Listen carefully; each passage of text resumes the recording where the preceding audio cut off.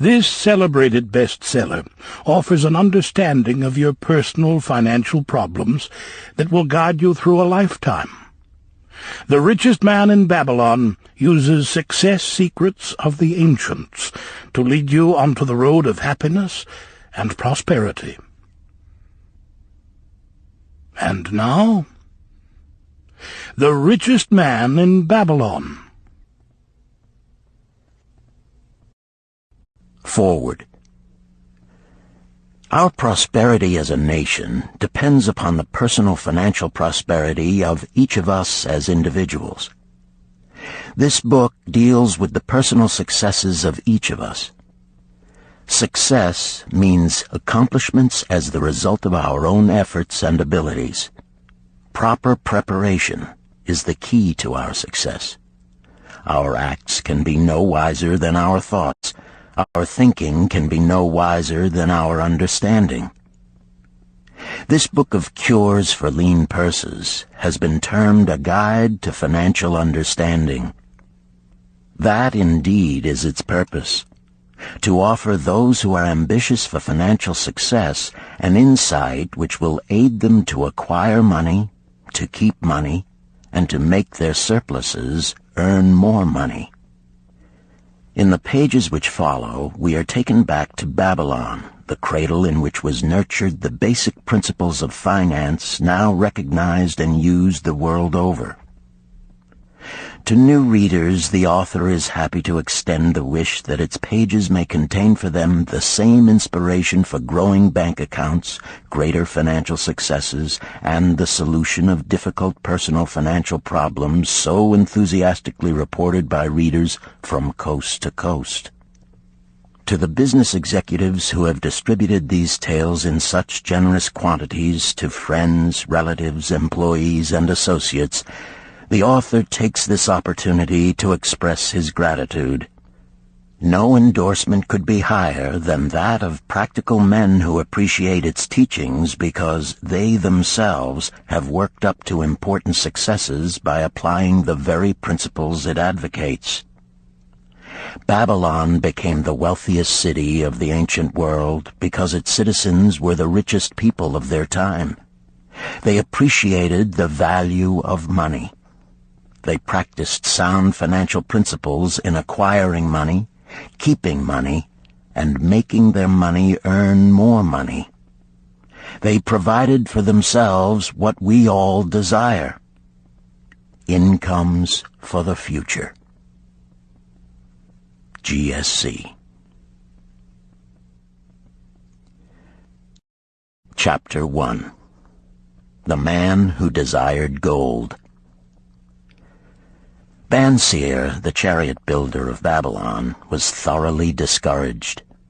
From his seat upon the low wall surrounding his property, he gazed sadly at his simple home and the open workshop in which stood a partially completed chariot. His wife frequently appeared at the open door. Her furtive glances in his direction reminded him that the meal bag was almost empty and he should be at work finishing the chariot, hammering and hewing, polishing and painting, stretching taut the leather over the wheel rims, preparing it for delivery so he could collect from his wealthy customer. Nevertheless, his fat, muscular body sat stolidly upon the wall. His slow mind was struggling patiently with a problem for which he could find no answer. The hot tropical sun, so typical of this valley of the Euphrates, beat down upon him mercilessly. Beads of perspiration formed upon his brow and trickled down unnoticed to lose themselves in the hairy jungle on his chest. Beyond his home towered the high terraced walls surrounding the king's palace. Nearby, cleaving the blue heavens, was the painted tower of the Temple of Bel. In the shadow of such grandeur was his simple home and many others far less neat and well cared for. Babylon was like this, a mixture of grandeur and squalor, of dazzling wealth and direst poverty, crowded together without plan or system within the protecting walls of the city. Behind him, had he cared to turn and look, The noisy chariots of the rich jostled and crowded aside the sandaled tradesmen as well as the barefooted beggars. Even the rich were forced to turn into the gutters to clear the way for the long lines of slave water carriers on the king's business, each bearing a heavy goatskin of water to be poured upon the hanging gardens. Bansir was too engrossed in his own problem to hear or heed the confused hubbub of the busy city. It was the unexpected twanging of the strings from a familiar lyre that aroused him from his reverie. He turned and looked into the sensitive, smiling face of his best friend, Kabai, the musician. "May the gods bless thee with great liberality, my good friend," began Kabai with an elaborate salute. "Yet it does appear they have already been so generous thou needst not to labor. I rejoice with thee in thy good fortune. More, I would even share it with thee. Pray, from thy purse, which must be bulging, else thou wouldst be busy in yon shop, extract but 2 humble shekels and lend them to me until after the nobleman's feast this night. Thou wilt not miss them ere they are returned." "If I did have 2 shekels," Bansir responded gloomily, "to no one could I lend them. Not even to you, my best of friends, for they would be my fortune, my entire fortune." No one lends his entire fortune, not even to his best friend. "What?" exclaimed Kabai with genuine surprise. "Thou hast not 1 shekel in thy purse, yet sit like a statue upon a wall. Why not complete that chariot? How else canst thou provide for thy noble appetite? 'Tis not like thee, my friend. Where is thy endless energy? Doth something distress thee? Have the gods brought to thee troubles?" "A torment from the gods it must be," Bansir agreed. "It began with a dream, a senseless dream in which I thought I was a man of means. From my belt hung a handsome purse, heavy with coins. There were shekels which I cast with careless freedom to the beggars. There were pieces of silver with which I did buy finery for my wife and whatever I did desire for myself. There were pieces of gold which made me feel assured of the future and unafraid to spend the silver. A glorious feeling of contentment was within me. You would not have known me for thy hard-working friend, nor wouldst have known my wife, so free from wrinkles was her face and shining with happiness. She was again the smiling maiden of our early married days." "A pleasant dream indeed," commented Kabai. "But why should such pleasant feelings as it aroused turn thee into a glum statue upon the wall?" "Why, indeed? Because when I awoke and remembered how empty was my purse, a feeling of rebellion swept over me. Let us talk it over together, for, as the sailors do say, we ride in the same boat, we two. As youngsters we went together to the priests to learn wisdom. As young men we shared each other's pleasures. As grown men we have always been close friends. We have been contented subjects of our kind. We have been satisfied to work long hours and spend our earnings freely.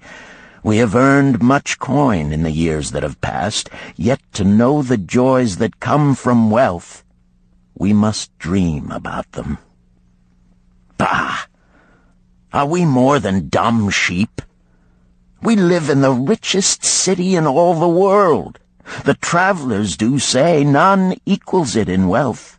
About us is much display of wealth, but of it we ourselves have not. After half a lifetime of hard labor, thou, my best of friends, hast an empty purse, and sayest to me, may I borrow such a trifle as 2 shekels until after the nobleman's feast this night? Then what do I reply? Do I say, here is my purse, its contents will I gladly share? No, I admit that my purse is as empty as thine. What is the matter? Why cannot we acquire silver and gold, more than enough for food and robes? Consider also our sons, Bansir continued. Are they not following in the footsteps of their fathers? Need they and their families, and their sons' families, live all their lives in the midst of such treasures of gold, and yet, like us, be content to banquet upon sour goat's milk and porridge? Never in all the years of our friendship didst thou talk like this before, Bansir. Kabai was puzzled. Never in all those years did I think like this before. From early dawn until darkness stopped me, I have labored to build the finest chariots any man could make, soft-heartedly hoping some day the gods would recognize my worthy deeds and bestow upon me great prosperity. This they have never done. At last I realize this they will never do. Therefore my heart is sad. I wish to be a man of means. I wish to own lands and cattle, to have fine robes and coins in my purse.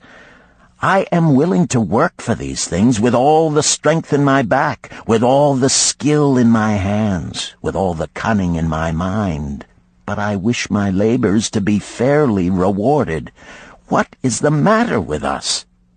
Again, I ask you, why cannot we have our just share of the good things so plentiful for those who have the gold with which to buy them?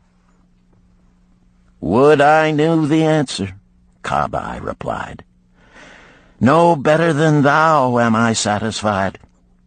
My earnings from my lyre are quickly gone. Often must I plan and scheme that my family be not hungry. Also within my breast is a deep longing for a lyre large enough that it may truly sing the strains of music that do surge through my mind. With such an instrument could I make music finer than even the king has ever heard before. Such a lyre thou shouldst have. No man in all Babylon could make it sing more sweetly. Could make it sing so sweetly not only the king, but the gods themselves would be delighted. But how mayest thou secure it while we both of us are as poor as the king's slaves? Listen to the bell. Here they come.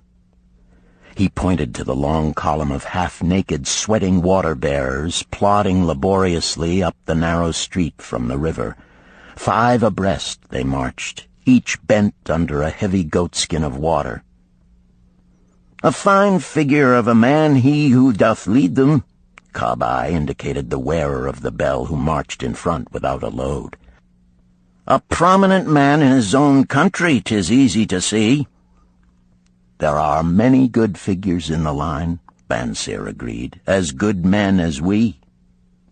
Tall, blond men from the north, laughing black men from the south, little brown men from the nearer countries, all marching together from the river to the gardens, back and forth, day after day, year after year, naught of happiness to look forward to, beds of straw upon which to sleep, hard grain porridge to eat.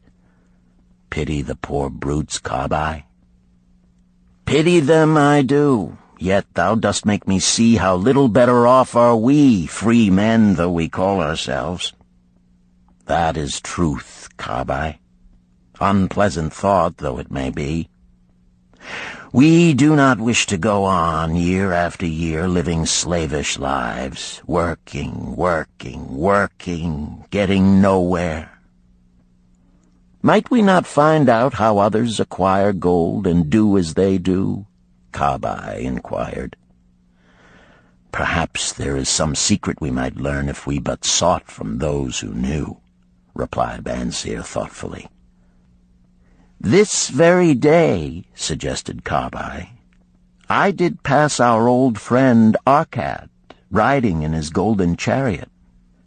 This I will say, he did not look over my humble head as many in his station might consider his right. Instead, he did wave his hand that all onlookers might see him pay greetings and bestow his smile of friendship upon Kabai, the musician.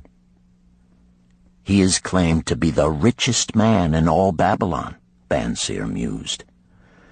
So rich, the king is said to seek his golden aid in affairs of the treasury, Kabai replied.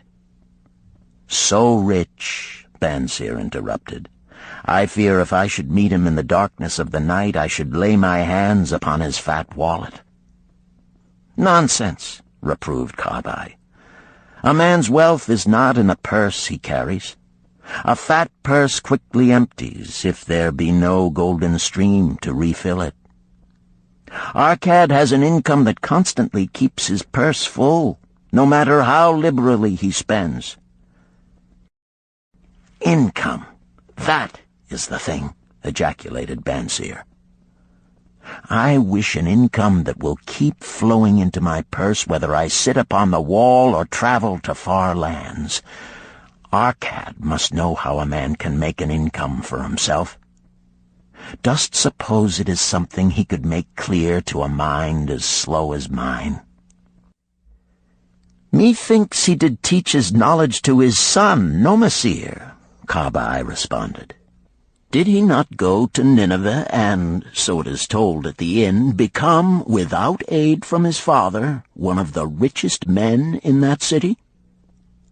Kabai, thou bringest to me a rare thought. A new light gleamed in Bansir's eyes. It costs nothing to ask wise advice from a good friend, and Arkad was always that. Never mind though our purses be as empty as the falcon's nest of a year ago. Let that not detain us. We are weary of being without gold in the midst of plenty. We wish to become men of means. Come, let us go to Arkad and ask how we also may acquire incomes for ourselves. Thou speakest with true inspiration, Bansir. Thou bringest to my mind a new understanding. Thou makest me to realize the reason why we have never found any measure of wealth. We never sought it. Thou hast labored patiently to build the staunchest chariots in Babylon. To that purpose was devoted your best endeavors. Therefore, at it thou didst succeed. I strove to become a skillful lyre player, and at it I did succeed. In those things toward which we exerted our best endeavors, we succeeded. The gods were content to let us continue thus. Now at last we see a light, bright like that from the rising sun. It biddeth us to learn more, that we may prosper more. With a new understanding, we shall find honorable ways to accomplish our desires.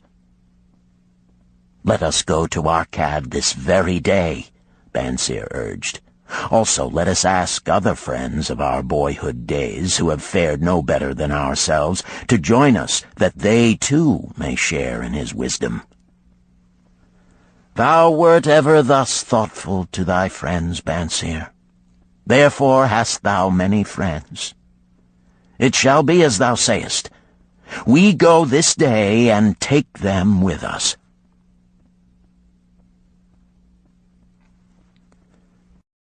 Chapter 2.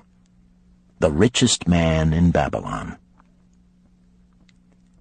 In old Babylon there once lived a certain very rich man named Arkad. Far and wide he was famed for his great wealth. Also was he famed for his liberality. He was generous in his charities. He was generous with his family. He was liberal in his own expenses. But nevertheless, each year his wealth increased more rapidly than he spent it. And there were certain friends of younger days who came to him and said, You, Arkad, are more fortunate than we. You have become the richest man in all Babylon, while we struggle for existence. You can wear the finest garments, and you can enjoy the rarest foods, while we must be content if we can clothe our families in raiment that is presentable and feed them as best we can. Yet once we were equal. We studied under the same master. We played in the same games, and in neither the studies nor the games did you outshine us. And in the years since, you have been no more an honorable citizen than we. Nor have you worked harder or more faithfully in so far as we can judge. Why, then, should a fickle fate single you out to enjoy all the good things of life and ignore us who are equally deserving? Thereupon Arcad remonstrated with them, saying, If you have not acquired more than a bare existence in the years since we were youths, it is because you either have failed to learn the laws that govern the building of wealth, or else you do not observe them. Fickle fate is a vicious goddess who brings no permanent good to anyone. On the contrary, she brings ruin to almost every man upon whom she showers unearned gold. She makes wanton spenders who soon dissipate all they receive and are left beset by overwhelming appetites and desires they have not the ability to gratify. Yet others whom she favors become misers and hoard their wealth, fearing to spend what they have, knowing they do not possess the ability to replace it. They further are beset by fear of robbers and doom themselves to lives of emptiness and secret misery. Others there probably are who can take unearned gold and add to it and continue to be happy and contented citizens, but so few are they, I know of them but by hearsay. Think you of the men who have inherited sudden wealth, and see if these things are not so. His friends admitted that of the men they knew who had inherited wealth, these words were true, and they besought him to explain to them how he had become possessed of so much prosperity, so he continued.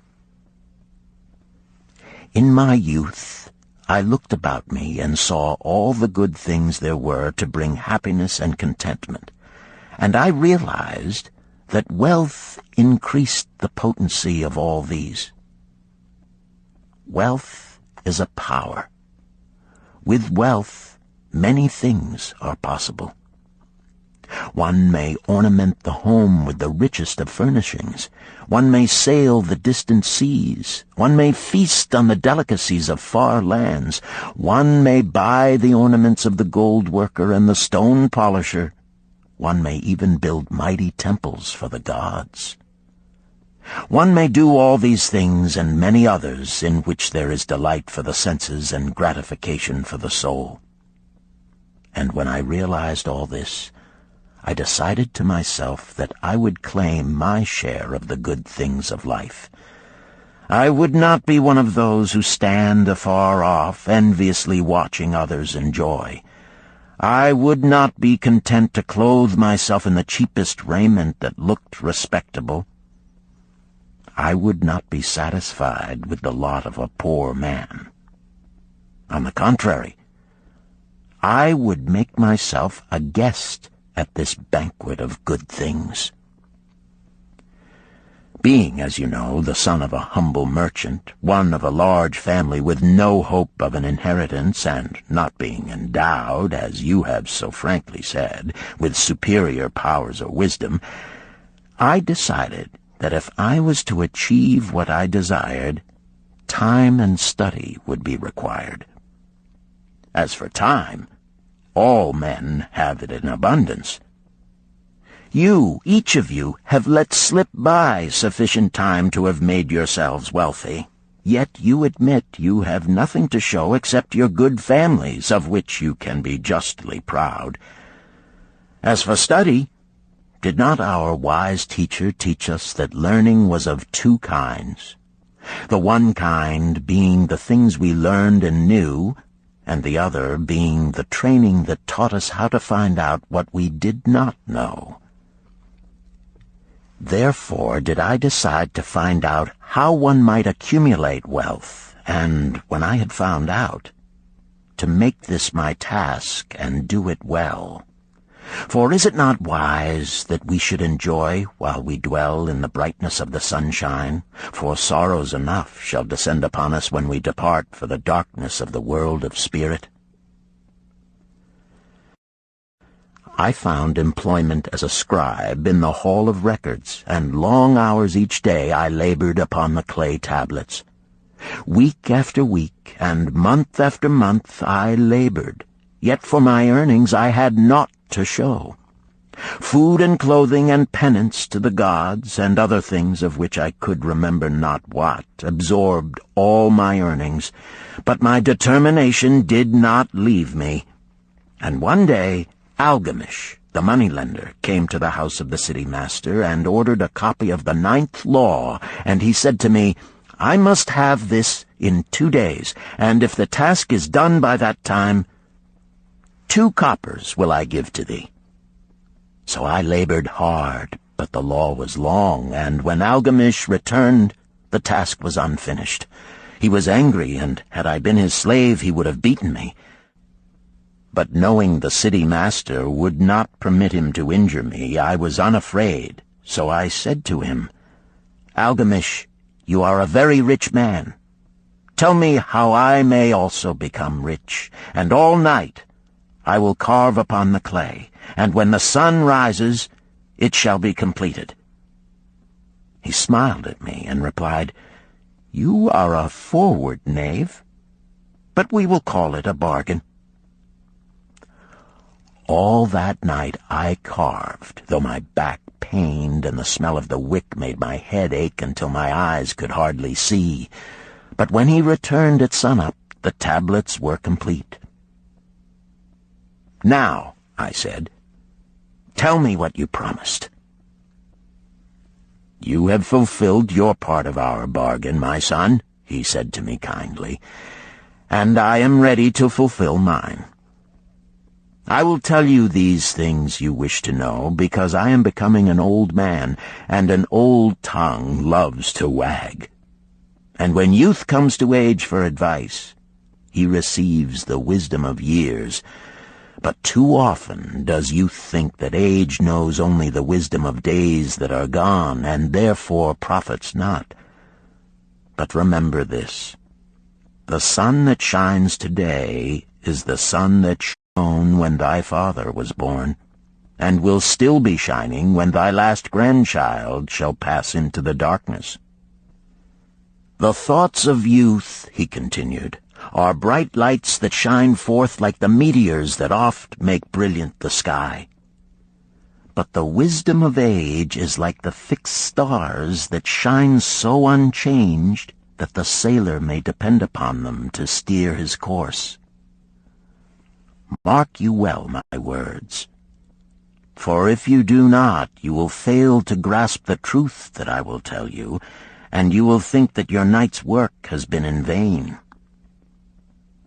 Then he looked at me shrewdly from under his shaggy brows and said in a low, forceful tone, I found the road to wealth when I decided that a part of all I earned was mine to keep.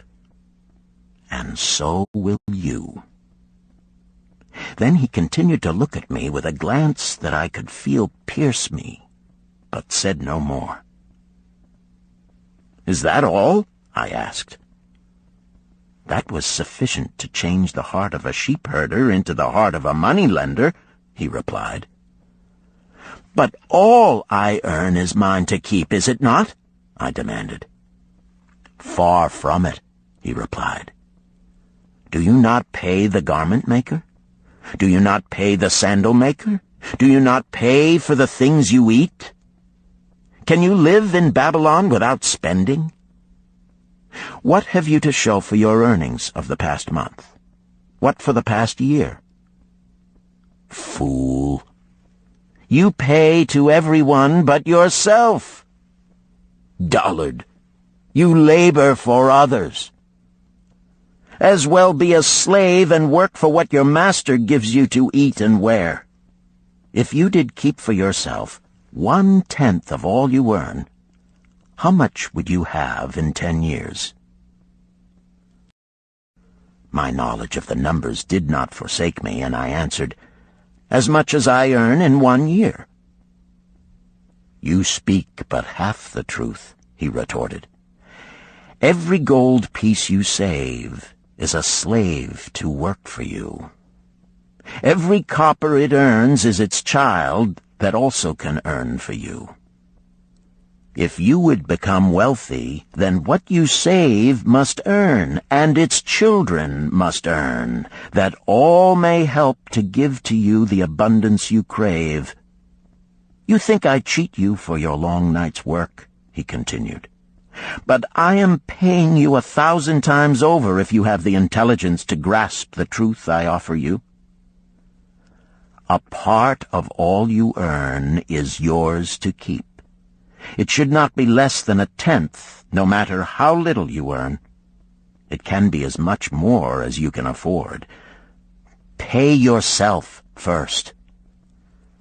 Do not buy from the clothes maker and the sandal maker more than you can pay out of the rest and still have enough for food and charity and penance to the gods. Wealth, like a tree, grows from a tiny seed. The first copper you save is the seed from which your tree of wealth shall grow. The sooner you plant that seed, the sooner shall the tree grow. And the more faithfully you nourish and water that tree with consistent savings, the sooner may you bask in contentment beneath its shade." So saying, he took his tablets and went away. I thought much about what he had said to me, and it seemed reasonable, so I decided that I would try it. Each time I was paid, I took 1 from each 10 pieces of copper and hid it away. And strange as it may seem, I was no shorter of funds than before. I noticed little difference as I managed to get along without it. But often I was tempted, as my hoard began to grow, to spend it for some of the good things the merchants displayed, brought by camels and ships from the land of the Phoenicians. But I wisely refrained. A 12th month after Algamish had gone, he again returned and said to me, "Son, have you paid to yourself not less than 1/10 of all you have earned for the past year?" I answered proudly, "Yes, master, I have." "That is good," he answered, beaming upon me.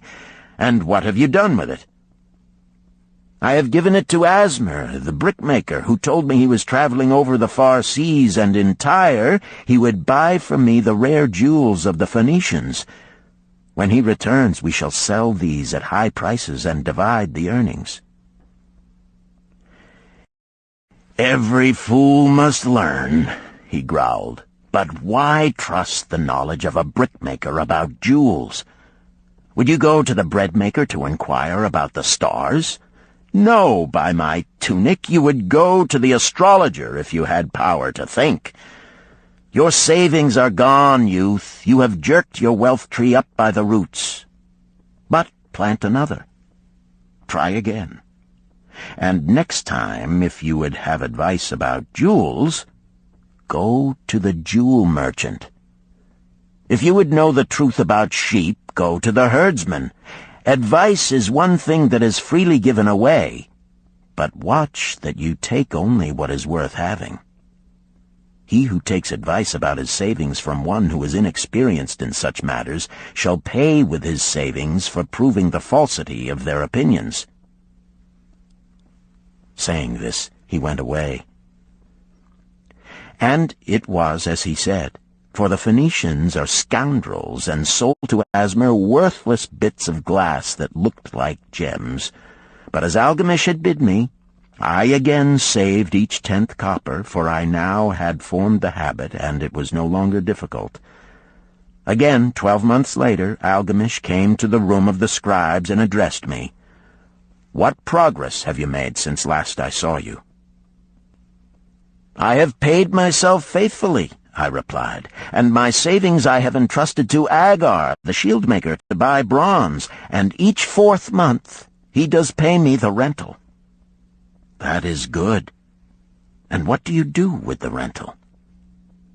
I do have a great feast with honey and fine wine and spiced cake.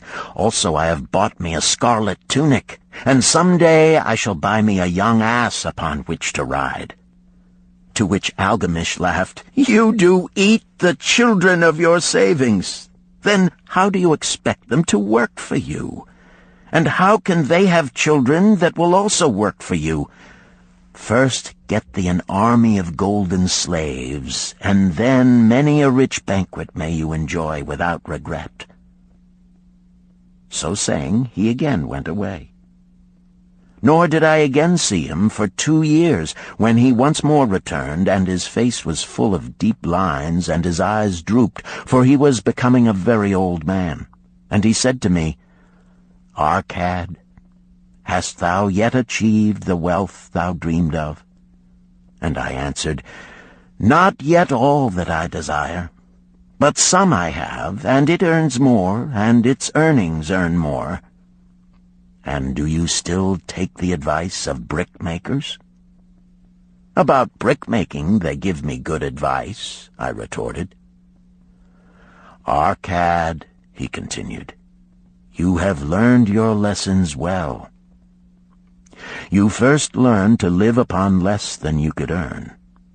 Next, you learned to seek advice from those who were competent through their own experiences to give it. And lastly, you have learned to make gold work for you. You have taught yourself how to acquire money, how to keep it, and how to use it. Therefore, you are competent for a responsible position.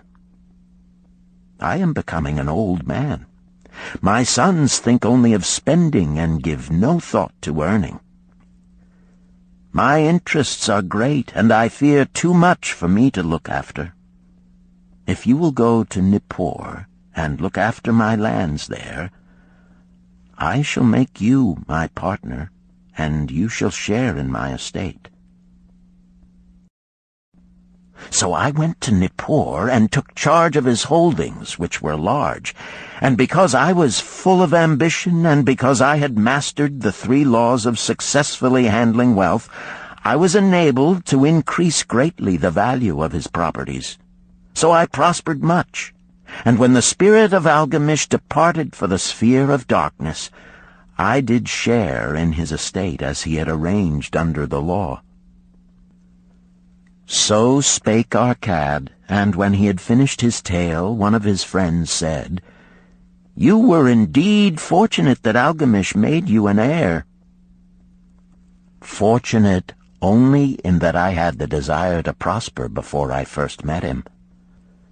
For 4 years did I not prove my definiteness of purpose by keeping 1/10 of all I earned? Would you call a fisherman lucky who for years so studied the habits of the fish that with each changing wind he could cast his nets about them? Opportunity is a haughty goddess who wastes no time with those who are unprepared. You had strong willpower to keep on after you lost your first year's savings. You are unusual in that way," spoke up another. "Willpower," retorted Arcad. "What nonsense! Do you think willpower gives a man the strength to lift a burden the camel cannot carry, or to draw a load the oxen cannot budge? Willpower is but the unflinching purpose to carry a task you set for yourself to fulfillment. If I set for myself a task, be it ever so trifling, I shall see it through.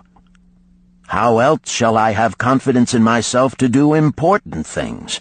Should I say to myself, for 100 days as I walk across the bridge into the city, I will pick from the road a pebble and cast it into the stream, I would do it.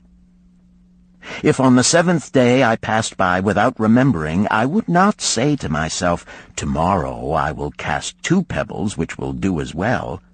Instead, I would retrace my steps and cast the pebble. Nor on the 20th day would I say to myself, Arcad, this is useless. What does it avail you to cast a pebble every day? Throw in a handful and be done with it. No, I would not say that, nor do it. When I set a task for myself, I complete it.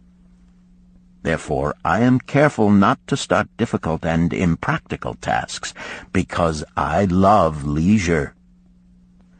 And then another friend spoke up and said, "If what you tell is true, and it does seem, as you have said, reasonable, then being so simple, if all men did it, there would not be enough wealth to go around." "Wealth grows wherever men exert energy," Arcad replied. "If a rich man builds him a new palace, is the gold he pays out gone? No, the brickmaker has part of it, and the laborer has part of it, and the artist has part of it, and everyone who labors upon the house has part of it. Yet, when the palace is completed, is it not worth all it cost? And is the ground upon which it stands not worth more because it is there? And is the ground that adjoins it not worth more because it is there? Wealth grows in magic ways. No man can prophesy the limit of it. Have not the Phoenicians built great cities on barren coasts with the wealth that comes from their ships of commerce on the seas? "What then do you advise us to do that we also may become rich?" asked still another of his friends. "The years have passed, and we are no longer young men, and we have nothing put by." "I advise that you take the wisdom of Algamish and say to yourselves, 'A part of all I earn is mine to keep.' Say it in the morning when you first arise, say it at noon, say it at night. Say it each hour of every day. Say it to yourself until the words stand out like letters of fire across the sky. Impress yourself with the idea. Fill yourself with the thought. Then take whatever portion seems wise. Let it be not less than 1/10, and lay it by. Arrange your other expenditures to do this if necessary, but lay by that portion first. Soon you will realize what a rich feeling it is to own a treasure upon which you alone have claim. As it grows, it will stimulate you. A new joy of life will thrill you. Greater efforts will come to you to earn more. For of your increased earnings, will not the same percentage be also yours to keep? Then learn to make your treasure work for you. Make it your slave. Make its children and its children's children work for you. Ensure an income for thy future.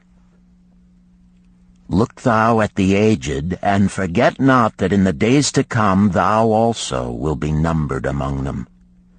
Therefore invest thy treasure with greatest caution that it be not lost. Usurious rates of return are deceitful sirens that sing but to lure the unwary upon the rocks of loss and remorse. Provide also that thy family may not want should the gods call thee to their realms. For such protection it is always possible to make provision with small payments at regular intervals. Therefore the provident man delays not in expectation of a large sum becoming available for such a wise purpose. Counsel with wise men. Seek the advice of men whose daily work is handling money. Let them save you from such an error as I myself made in entrusting my money to the judgment of Asmer, the brickmaker. A small return and a safe one is far more desirable than risk. Enjoy life while you are here. Do not overstrain or try to save too much. If 1/10 of all you earn is as much as you can comfortably keep, be content to keep this portion. Live otherwise according to your income, and let not yourself get niggardly and afraid to spend. Life is good, and life is rich with things worthwhile and things to enjoy. His friends thanked him and went away. Some were silent because they had no imagination and could not understand. Some were sarcastic because they thought that one so rich should divide with old friends not so fortunate. But some had in their eyes a new light. They realized that Algamish had come back each time to the room of the scribes because he was watching a man work his way out of darkness into light. When that man had found the light, a place awaited him. No one could fill that place until he had for himself worked out his own understanding, until he was ready for opportunity. These latter were the ones who, in the following years, frequently revisited Arcad, who received them gladly.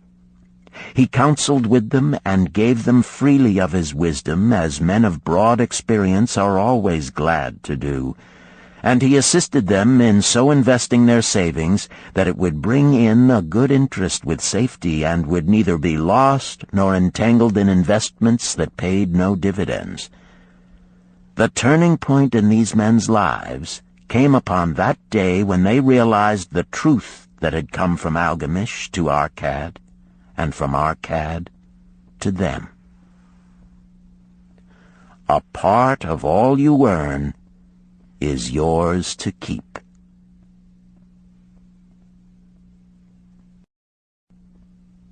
Chapter 3. 7 Cures for a Lean Purse. The glory of Babylon endures. Down through the ages, its reputation comes to us as the richest of cities, its treasures as fabulous. Yet it was not always so. The riches of Babylon were the results of the wisdom of its people. They first had to learn how to become wealthy. When the good King Sargon returned to Babylon after defeating his enemies, the Elamites, he was confronted with a serious situation.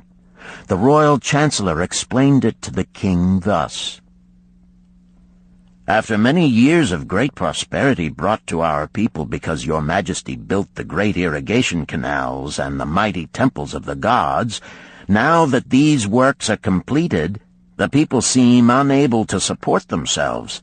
The laborers are without employment. The merchants have few customers. The farmers are unable to sell their produce. The people have not enough gold to buy food." "But where has all the gold gone that we spent for these great improvements?" demanded the king. "It has found its way, I fear," responded the chancellor, "into the possession of a few very rich men of our city. It filtered through the fingers of most of our people as quickly as the goat's milk goes through the strainer. Now that the stream of gold has ceased to flow, most of our people have nothing to show for their earnings." The king was thoughtful for some time. Then he asked, "Why should so few men be able to acquire all the gold?" "Because they know how," replied the chancellor. "One may not condemn a man for succeeding because he knows how. Neither may one with justice take away from a man what he has fairly earned, to give to men of less ability." "But why," demanded the king, "should not all the people learn how to accumulate gold and therefore become themselves rich and prosperous?" "Quite possible, Your Excellency. But who can teach them? Certainly not the priests, because they know naught of money-making." "Who knows best in all our city how to become wealthy, Chancellor?" asked the king. "Thy question answers itself, Your Majesty. Who has amassed the greatest wealth in Babylon?" "Well said, my able Chancellor. It is Arcad. He is the richest man in Babylon. Bring him before me on the morrow."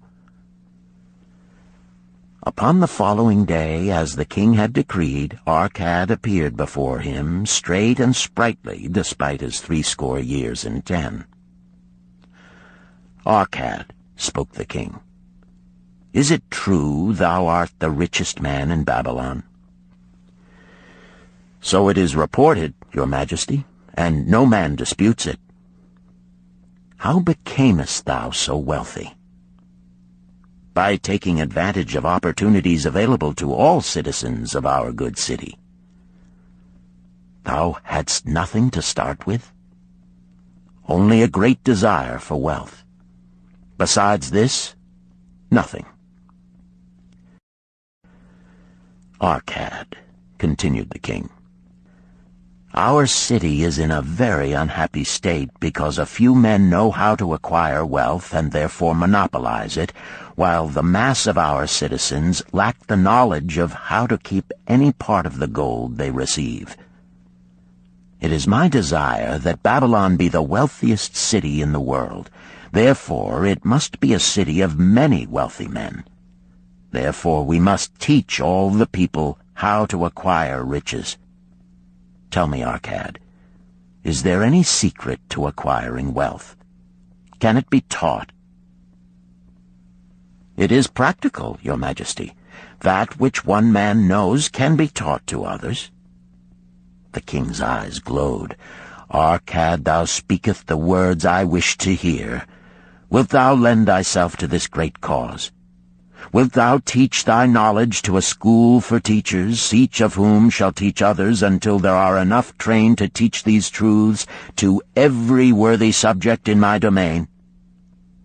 Arcad bowed and said, I am thy humble servant to command. Whatever knowledge I possess will I gladly give for the betterment of my fellow men and the glory of my king.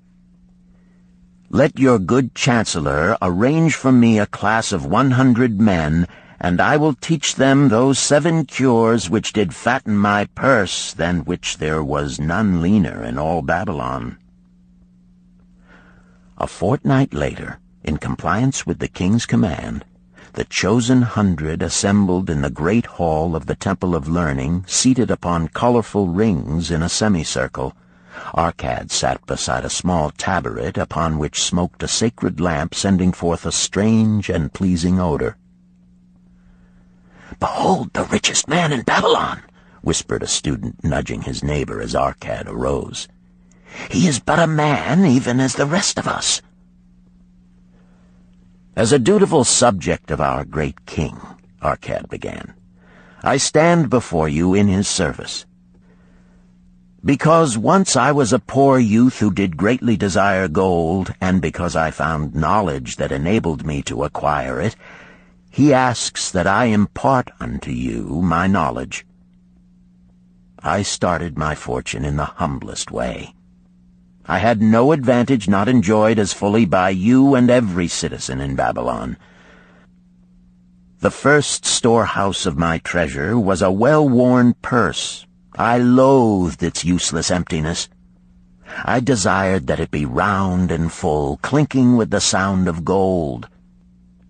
Therefore I sought every remedy for a lean purse. I found 7.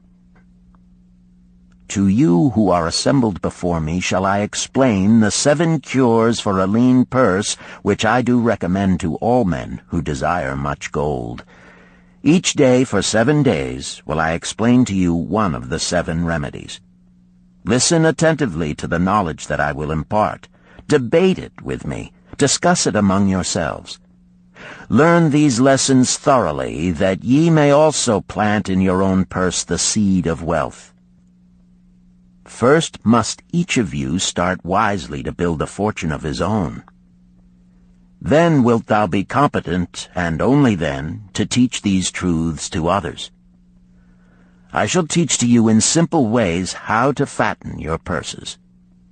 This is the first step leading to the Temple of Wealth, and no man may climb who cannot plant his feet firmly upon the first step.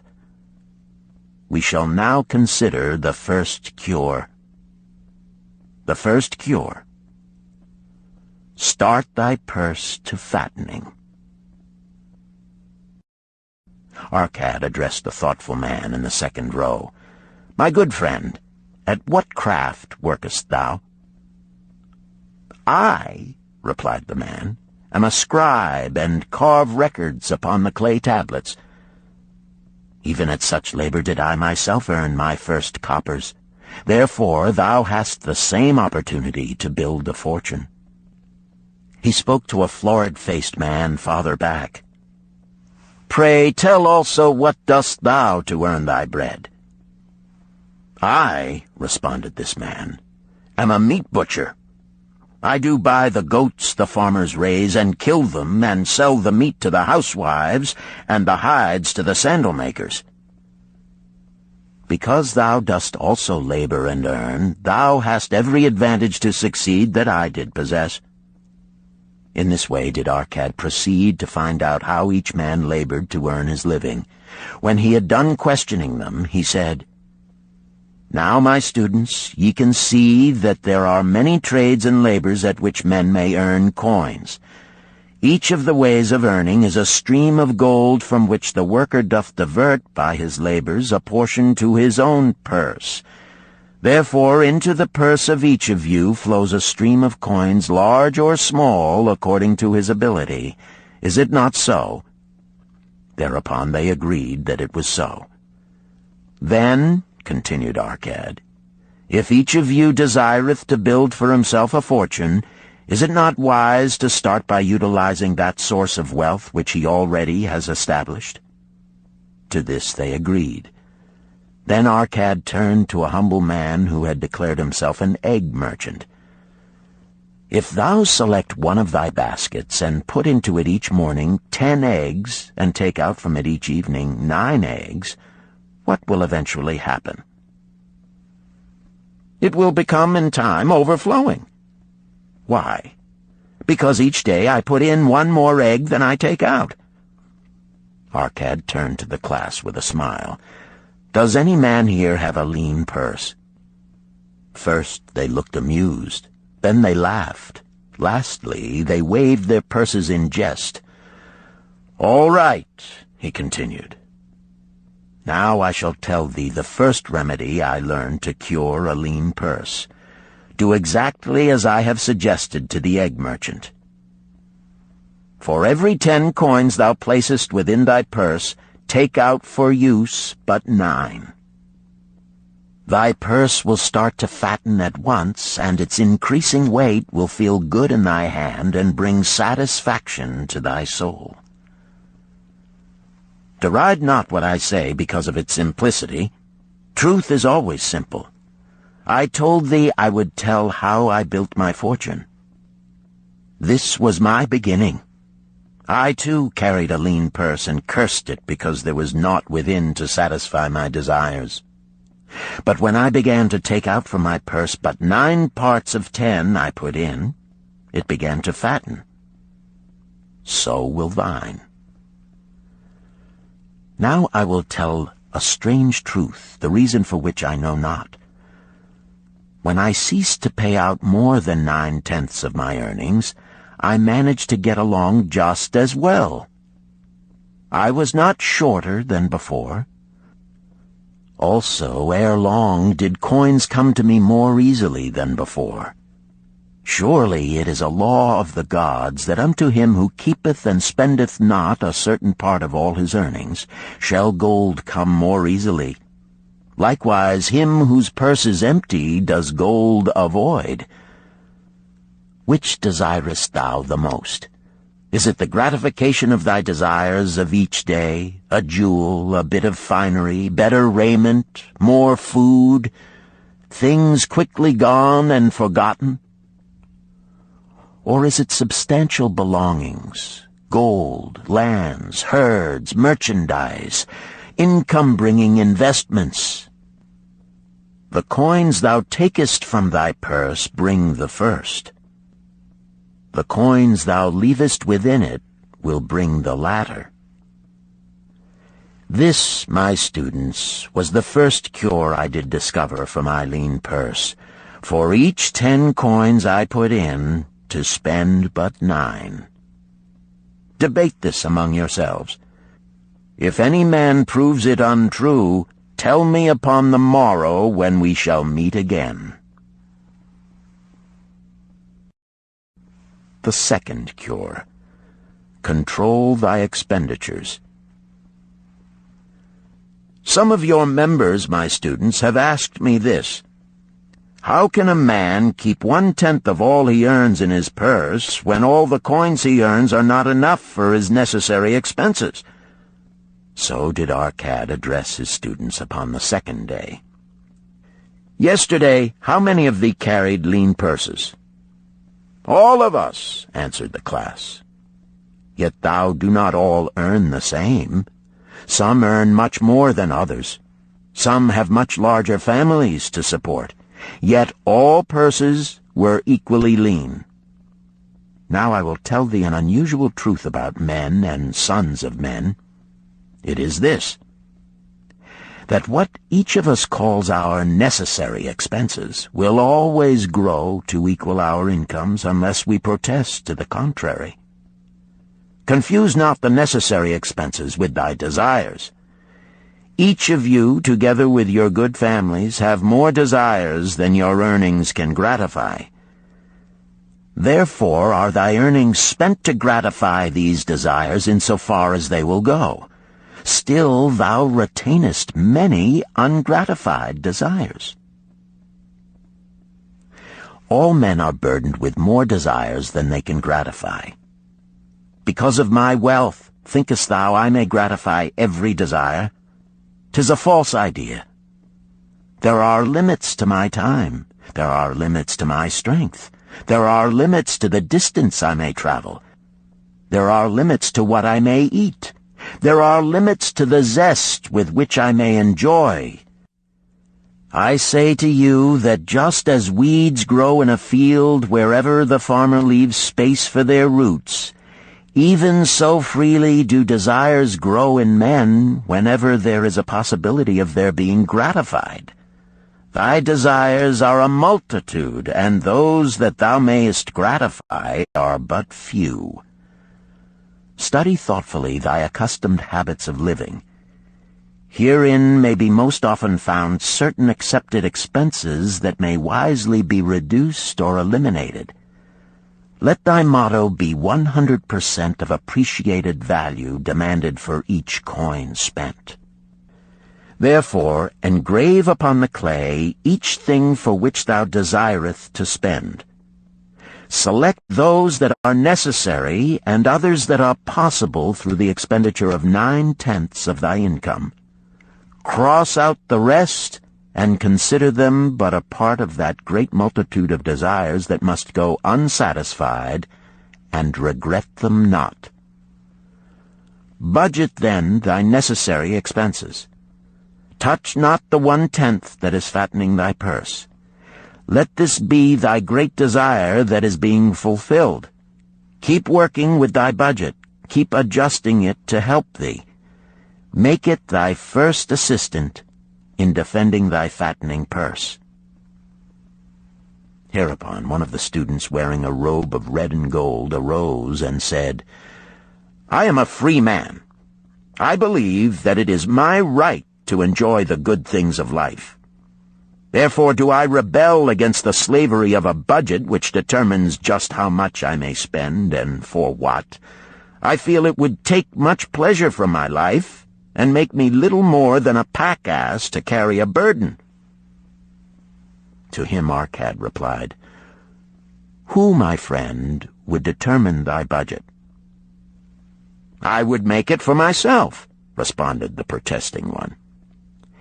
"In that case, were a pack-ass to budget his burden, would he include therein jewels and rugs and heavy bars of gold? Not so. He would include hay and grain and a bag of water for the desert trail. The purpose of a budget is to help thy purse to fatten. It is to assist thee to have thy necessities and, insofar as attainable, thy other desires. It is to enable thee to realize thy most cherished desires by defending them from thy casual wishes. Like a bright light in a dark cave, thy budget shows up the leaks from thy purse and enables thee to stop them and control thy expenditures for definite and gratifying purposes. This, then, is the second cure for a lean purse. Budget thy expenses, that thou mayest have coins to pay for thy necessities, to pay for thy enjoyments, and to gratify thy worthwhile desires without spending more than 9/10 of thy earnings. The third cure: make thy gold multiply. Behold, thy lean purse is fattening.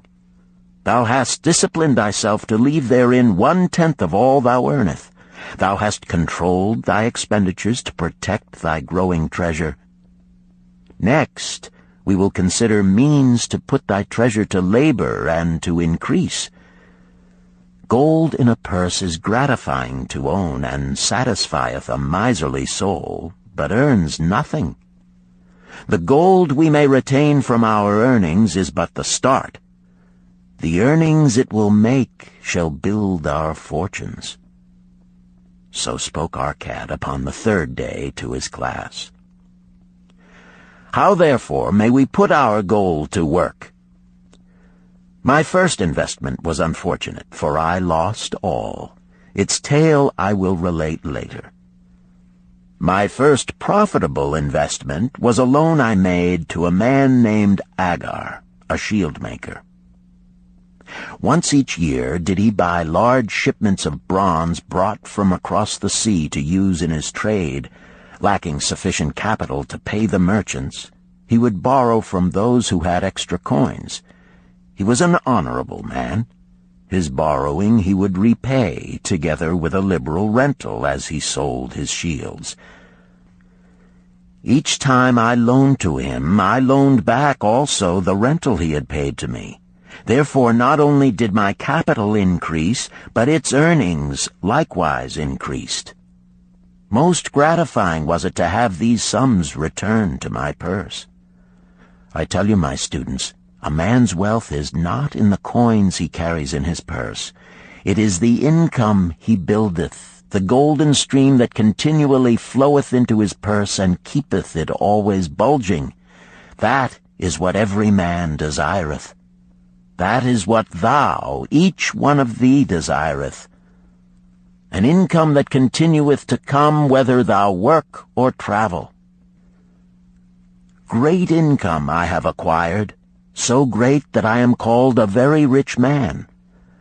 My loans to Agar were my first training in profitable investment. Gaining wisdom from this experience, I extended my loans and investments as my capital increased. From a few sources at first, from many sources later, flowed into my purse a golden stream of wealth available for such wise uses as I should decide. Behold, from my humble earnings, I had begotten a horde of golden slaves, each laboring and earning more gold. As they labored for me, so their children also labored, and their children's children, until great was the income from their combined efforts.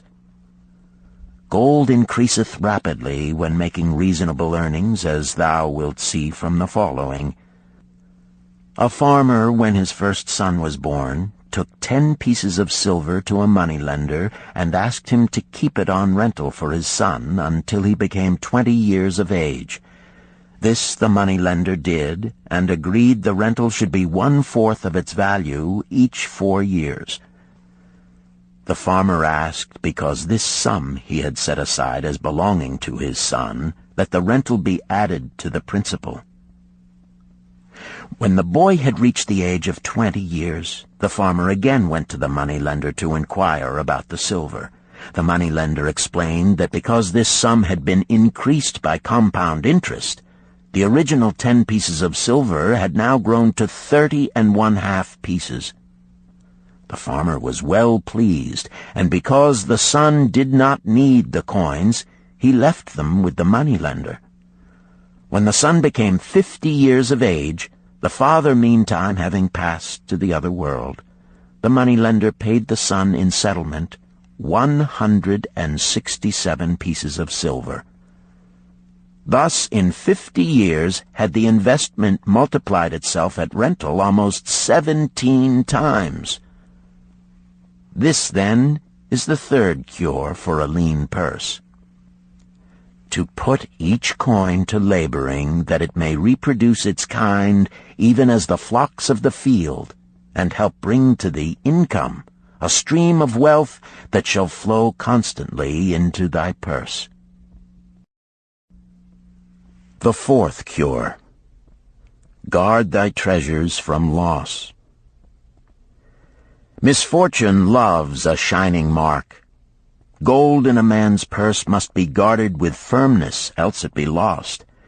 Thus it is wise that we must first secure small amounts and learn to protect them before the gods entrust us with larger.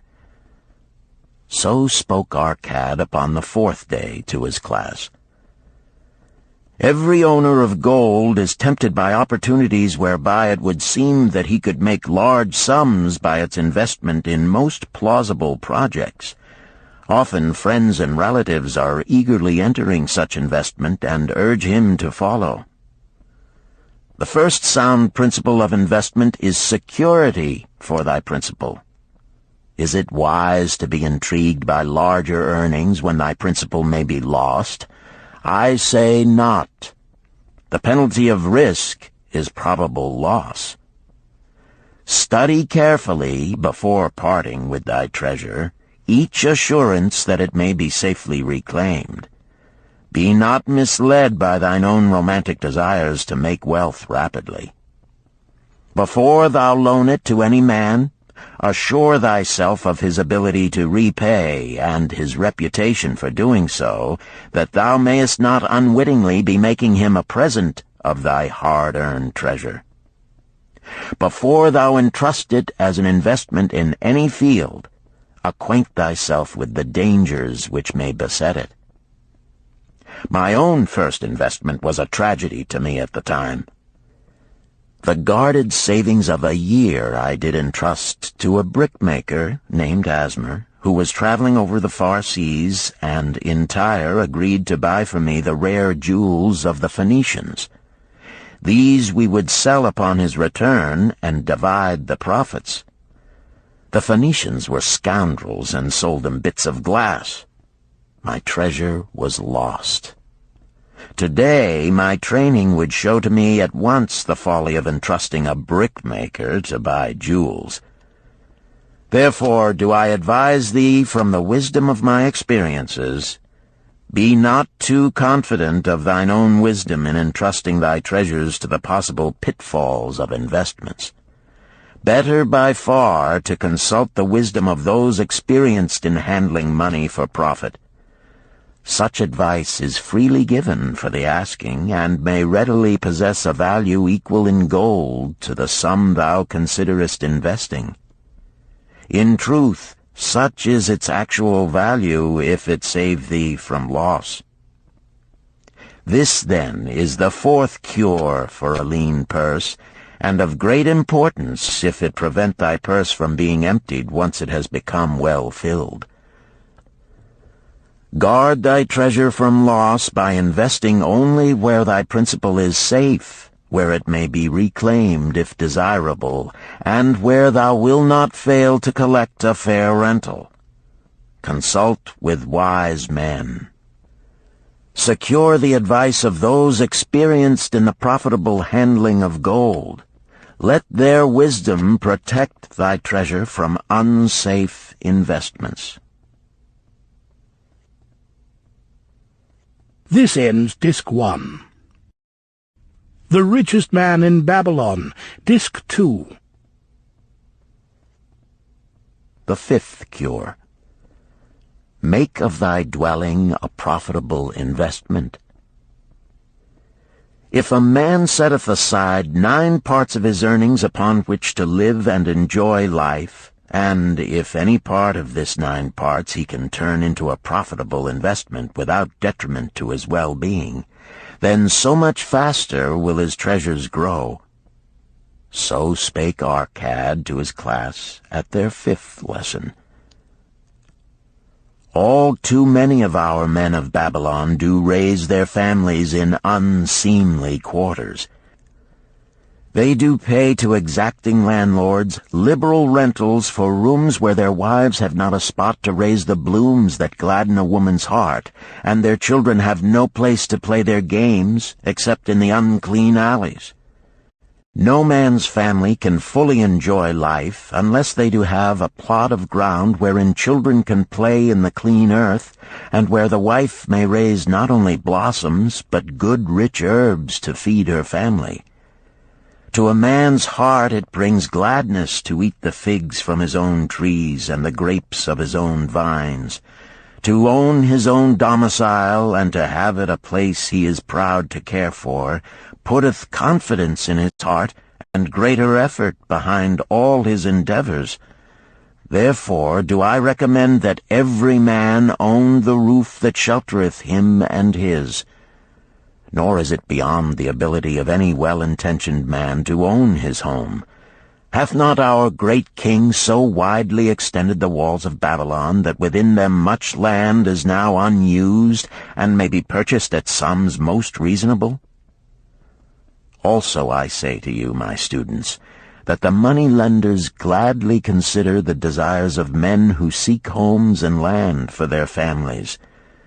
Readily may thou borrow to pay the brickmaker and the builder for such commendable purposes, if thou can show a reasonable portion of the necessary sum which thou thyself hast provided for the purpose. Then when the house be built, thou canst pay the money-lender with the same regularity as thou didst pay the landlord, because each payment will reduce thy indebtedness to the money-lender. A few years will satisfy his loan. Then will thy heart be glad, because thou wilt own in thy own right a valuable property, and thy only cost will be the king's taxes. Also wilt thy good wife go more often to the river to wash thy robes, that each time returning she may bring a goatskin of water to pour upon the growing things. Thus come many blessings to the man who owneth his own house, and greatly will it reduce his cost of living, making available more of his earnings for pleasures and the gratification of his desires. This, then, is the fifth cure for a lean purse. Own thy own home. The sixth cure. Ensure a future income. The life of every man proceedeth from his childhood to his old age. This is the path of life, and no man may deviate from it, unless the gods call him prematurely to the world beyond. Therefore do I say that it behooves a man to make preparation for a suitable income in the days to come, when he is no longer young, and to make preparations for his family, should he be no longer with them to comfort and support them. This lesson shall instruct thee in providing a full purse when time has made thee less able to earn.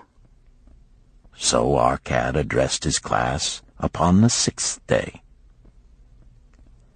The man who, because of his understanding of the laws of wealth, acquireth a growing surplus, should give thought to those future days. He should plan certain investments or provisions that may endure safely for many years, yet will be available when the time arrives which he has so wisely anticipated. There are diverse ways by which a man may provide with safety for his future. He may provide a hiding place and there bury a secret treasure. Yet no matter with what skill it be hidden, it may nevertheless become the loot of thieves. For this reason I recommend not this plan. A man may buy houses or lands for this purpose. If wisely chosen as to their usefulness and value in the future, they are permanent in their value and their earnings, or their sale will provide well for his purpose. A man may loan a small sum to the moneylender and increase it at regular periods. The rental which the moneylender adds to this will largely add to its increase. I do know a sandal-maker named Ansan, who explained to me not long ago that each week for 8 years he had deposited with his moneylender 2 pieces of silver. The moneylender had but recently given him an accounting over which he greatly rejoiced. The total of his small deposits with their rental at the customary rate of 1/4 their value for each 4 years had now become 1,040 pieces of silver. I did gladly encourage him further by demonstrating to him with my knowledge of the numbers that in 12 years more, if he would keep his regular deposits of but 2 pieces of silver each week, the moneylender would then owe him 4,000 pieces of silver, a worthy competence for the rest of his life. Surely when such a small payment made with regularity doth produce such profitable results, no man can afford not to insure a treasure for his old age and the protection of his family, no matter how prosperous his business and his investments may be. I would that I might say more about this.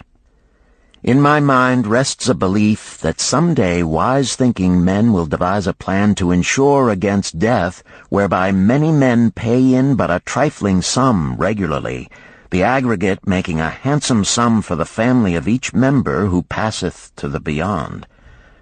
This do I see as something desirable and which I could highly recommend. But today it is not possible, because it must reach beyond the life of any man or any partnership to operate. It must be as stable as the king's throne. Some day do I feel that such a plan shall come to pass, and be a great blessing to many men, because even the first small payment will make available a snug fortune for the family of a member, should he pass on. But because we live in our own day, and not in the days which are to come, must we take advantage of those means and ways of accomplishing our purposes. Therefore do I recommend to all men that they, by wise and well-thought-out methods, do provide against a lean purse in their mature years. For a lean purse to a man no longer able to earn, or to a family without its head, is a sore tragedy. This, then, is the 6th cure for a lean purse. Provide in advance for the needs of thy growing age and the protection of thy family. The 7th cure. Increase thy ability to earn. This day do I speak to thee, my students, of one of the most vital remedies for a lean purse. Yet I will not talk of gold, but of yourselves, of the men beneath the robes of many colors who do sit before me. I will talk to you of those things within the minds and lives of men which do work for or against their success. So did Arcad address his class upon the 7th day. Not long ago came to me a young man seeking to borrow. When I questioned him the cause of his necessity, he complained that his earnings were insufficient to pay his expenses. Thereupon I explained to him, this being the case, he was a poor customer for the moneylender, as he possessed no surplus earning capacity to repay the loan. What you need, young man, I told him, is to earn more coins. What dost thou to increase thy capacity to earn? All that I can do, he replied. 6 times within 2 moons have I approached my master to request my pay be increased, but without success. No man can go oftener than that. We may smile at his simplicity, yet he did possess one of the vital requirements to increase his earnings. Within him was a strong desire to earn more, a proper and commendable desire. Preceding accomplishment must be desire. Thy desires must be strong and definite. General desires are but weak longings. For a man to wish to be rich is of little purpose. For a man to desire 5 pieces of gold is a tangible desire which he can press to fulfillment. After he has backed his desire for 5 pieces of gold with strength of purpose to secure it, next he can find similar ways to obtain 10 pieces, and then 20 pieces, and later 1,000 pieces, and, behold, he has become wealthy. In learning to secure his one definite small desire, he hath trained himself to secure a larger one. This is the process by which wealth is accumulated, first in small sums, then in larger ones as a man learns and becomes more capable. Desires must be simple and definite. They defeat their own purpose should they be too many, too confusing, or beyond a man's training to accomplish. As a man perfecteth himself in his calling, even so doth his ability to earn increase. In those days when I was a humble scribe, carving upon the clay for a few coppers each day, I observed that other workers did more than I, and were paid more. Therefore did I determine that I would be exceeded by none. Nor did it take long for me to discover the reason for their greater success. More interest in my work, more concentration upon my task, more persistence in my effort, and, behold, few men could carve more tablets in a day than I. With reasonable promptness my increased skill was rewarded, nor was it necessary for me to go 6 times to my master to request recognition. The more of wisdom we know, the more we may earn. That man who seeks to learn more of his craft shall be richly rewarded. If he is an artisan, he may seek to learn the methods and the tools of those most skillful in the same line.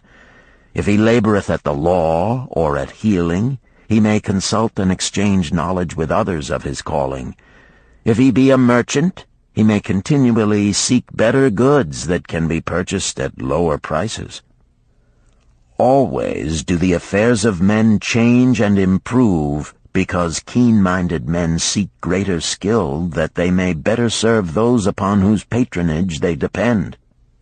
Therefore I urge all men to be in the front rank of progress, and not to stand still, lest they be left behind.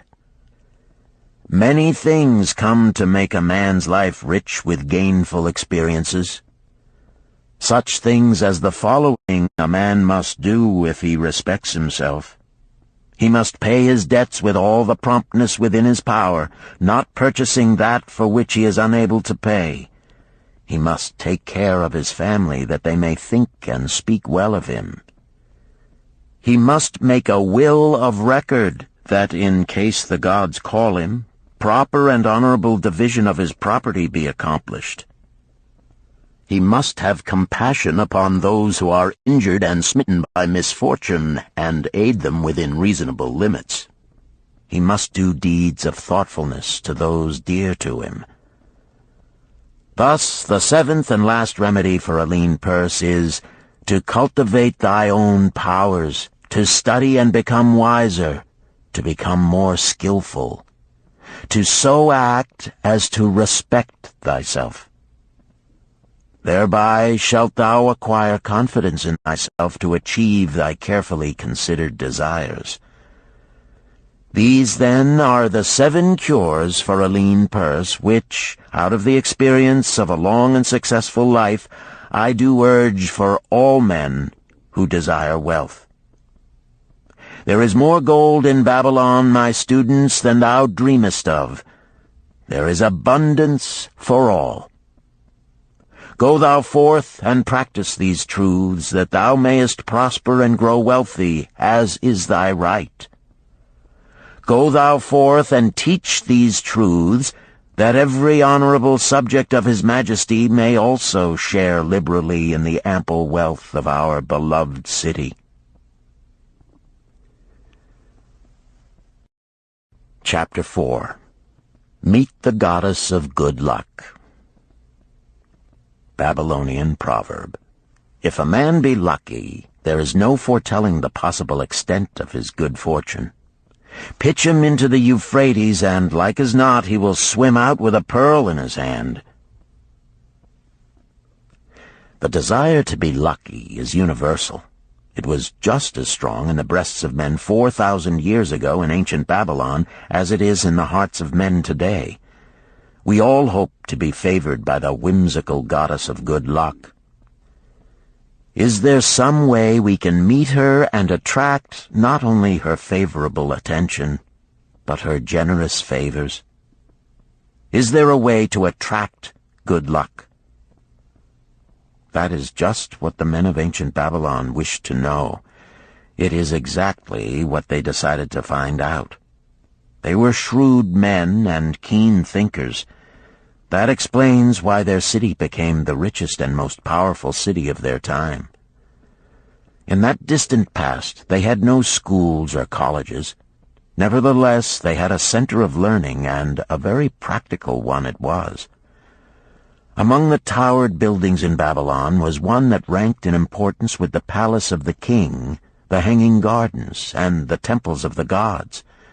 You will find scant mention of it in the history books, more likely no mention at all, yet it exerted a powerful influence upon the thought of that time. This building was the temple of learning, where the wisdom of the past was expounded by voluntary teachers, and where subjects of popular interest were discussed in open forums. Within its walls, all men met as equals. The humblest of slaves could dispute with impunity the opinions of a prince of the royal house.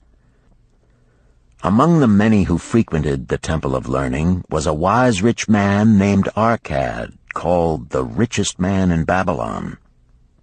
He had his own special hall where almost any evening a large group of men, some old, some very young, but mostly middle-aged, gathered to discuss and argue interesting subjects. Suppose we listen in to see whether they knew how to attract good luck. The sun had just set like a great red ball of fire shining through the haze of desert dust when Arcad strolled to his accustomed platform. Already full 80 men were awaiting his arrival, reclining on their small rugs spread upon the floor. More were still arriving. "What shall we discuss this night?" Arcad inquired. After a brief hesitation, a tall cloth weaver addressed him, arising as was the custom. "I have a subject I would like to hear discussed, yet hesitate to offer, lest it seem ridiculous to you, Arcad, and my good friends here." Upon being urged to offer it, both by Arcad and by calls from the others, he continued, "This day I have been lucky, for I have found a purse in which there are pieces of gold. To continue to be lucky is my great desire. Feeling that all men share with me this desire, I do suggest we debate how to attract good luck, that we may discover ways it can be enticed to one." "A most interesting subject has been offered," Arcad commented. "One most worthy of our discussion. To some men, good luck bespeaks but a chance happening that, like an accident, may befall one without purpose or reason. Others do believe that the instigator of all good fortune is our most bounteous goddess Ashtar, ever anxious to reward with generous gifts those who please her. Speak up, my friends, what say you? Shall we seek to find if there be means by which good luck may be enticed to visit each and all of us?" "Yea, and much of it," responded the growing group of eager listeners. Thereupon Arcad continued, "To start our discussion, let us first hear from those among us who have enjoyed experiences similar to that of the cloth weaver in finding or receiving, without effort upon their part, valuable treasures or jewels." There was a pause in which all looked about, expecting someone to reply, but no one did. "What? No one?" Arcad asked. then rare indeed must be this kind of good luck. Who now will offer a suggestion as to where we shall continue our search?" "That I will do," spoke a well-robed young man, arising. "When a man speaketh of luck, is it not natural that his thoughts turn to the gaming tables? Is it not there we find many men courting the favor of the goddess in hope she will bless them with rich winnings?" As he resumed his seat, a voice called, "Do not stop! Continue thy story. Tell us, didst thou find favor with the goddess at the gaming tables? Did she turn the cubes with red side up, so thou filled thy purse at the dealer's expense? Or did she permit the blue sides to come up, so the dealer raked in thy hard-earned pieces of silver?" The young man joined the good-natured laughter, then replied, "I am not averse to admitting she seemed not to know I was even there. But how about the rest of you? Have you found her waiting about such places to roll the cubes in your favor? We are eager to hear as well as to learn." "A wise start," broke in Arcad. "We meet here to consider all sides of each question. To ignore the gaming table would be to overlook an instinct common to most men, the love of taking a chance with a small amount of silver in the hope of winning much gold." "That doth remind me of the races but yesterday," called out another listener. "If the goddess frequents the gaming tables, certainly she does not overlook the races where the gilded chariots and the foaming horses offer far more excitement. Tell us honestly, Arcad, didst she whisper to you to place your bet upon those gray horses from Nineveh yesterday? I was standing just behind thee, and could scarce believe my ears when I heard thee place thy bet upon the grays. Thou knowest as well as any of us that no team in all Assyria can beat our beloved bays in a fair race. Didst the goddess whisper in thy ear to bet upon the grays, because at the last turn the inside black would stumble and so interfere with our bays that the grays would win the race and score an unearned victory?" Arcad smiled indulgently at the banter. "What reason have we to feel the good goddess would take that much interest in any man's bet upon a horse race? To me she is a goddess of love and dignity, whose pleasure it is to aid those who are in need and to reward those who are deserving. I look to find her, not at the gaming tables or the races where men lose more gold than they win, but in other places where the doings of men are more worthwhile and more worthy of reward. In tilling the soil, in honest trading, in all of man's occupations, there is opportunity to make a profit upon his efforts and his transactions. Perhaps not all the time will he be rewarded, because sometimes his judgment may be faulty, and other times the winds and the weather may defeat his efforts. Yet, if he persists, he may usually expect to realize his profit. This is so because the chances of profit are always in his favor. But when a man playeth the games, the situation is reversed, for the chances of profit are always against him, and always in favor of the gamekeeper. The game is so arranged that it will always favor the keeper. It is his business at which he plans to make a liberal profit for himself from the coins bet by the players. Few players realize how certain are the gamekeeper's profits and how uncertain are their own chances to win. For example, let us consider wagers placed upon the cube. Each time it is cast, we bet which side will be uppermost. If it be the red side, the game master pays to us 4 times our bet. But if any other of the 5 sides come uppermost, we lose our bet. Thus, the figures show that for each cast we have 5 chances to lose, but because the red pays 4 for 1, we have 4 chances to win. In a night's play, the game master can expect to keep for his profit 1/5 of all the coins wagered. Can a man expect to win more than occasionally against odds so arranged that he should lose 1/5 of all his bets? Yet some men do win large sums at times, volunteered one of the listeners. Quite so, they do, Arcad continued. Realizing this, the question comes to me whether money secured in such ways brings permanent value to those who are thus lucky. Among my acquaintances are many of the successful men of Babylon, yet among them I am unable to name a single one who started his success from such a source. You who are gathered here tonight know many more of our substantial citizens. To me, it would be of much interest to learn how many of our successful citizens can credit the gaming tables with their start to success. Suppose each of you tell of those you know. What say you? After a prolonged silence, a wag ventured, "Wouldst thy inquiry include the gamekeepers?" "If you think of no one else," Arcad responded. "If not one of you can think of anyone else, then how about yourselves? Are there any consistent winners with us who hesitate to advise such a source for their incomes?"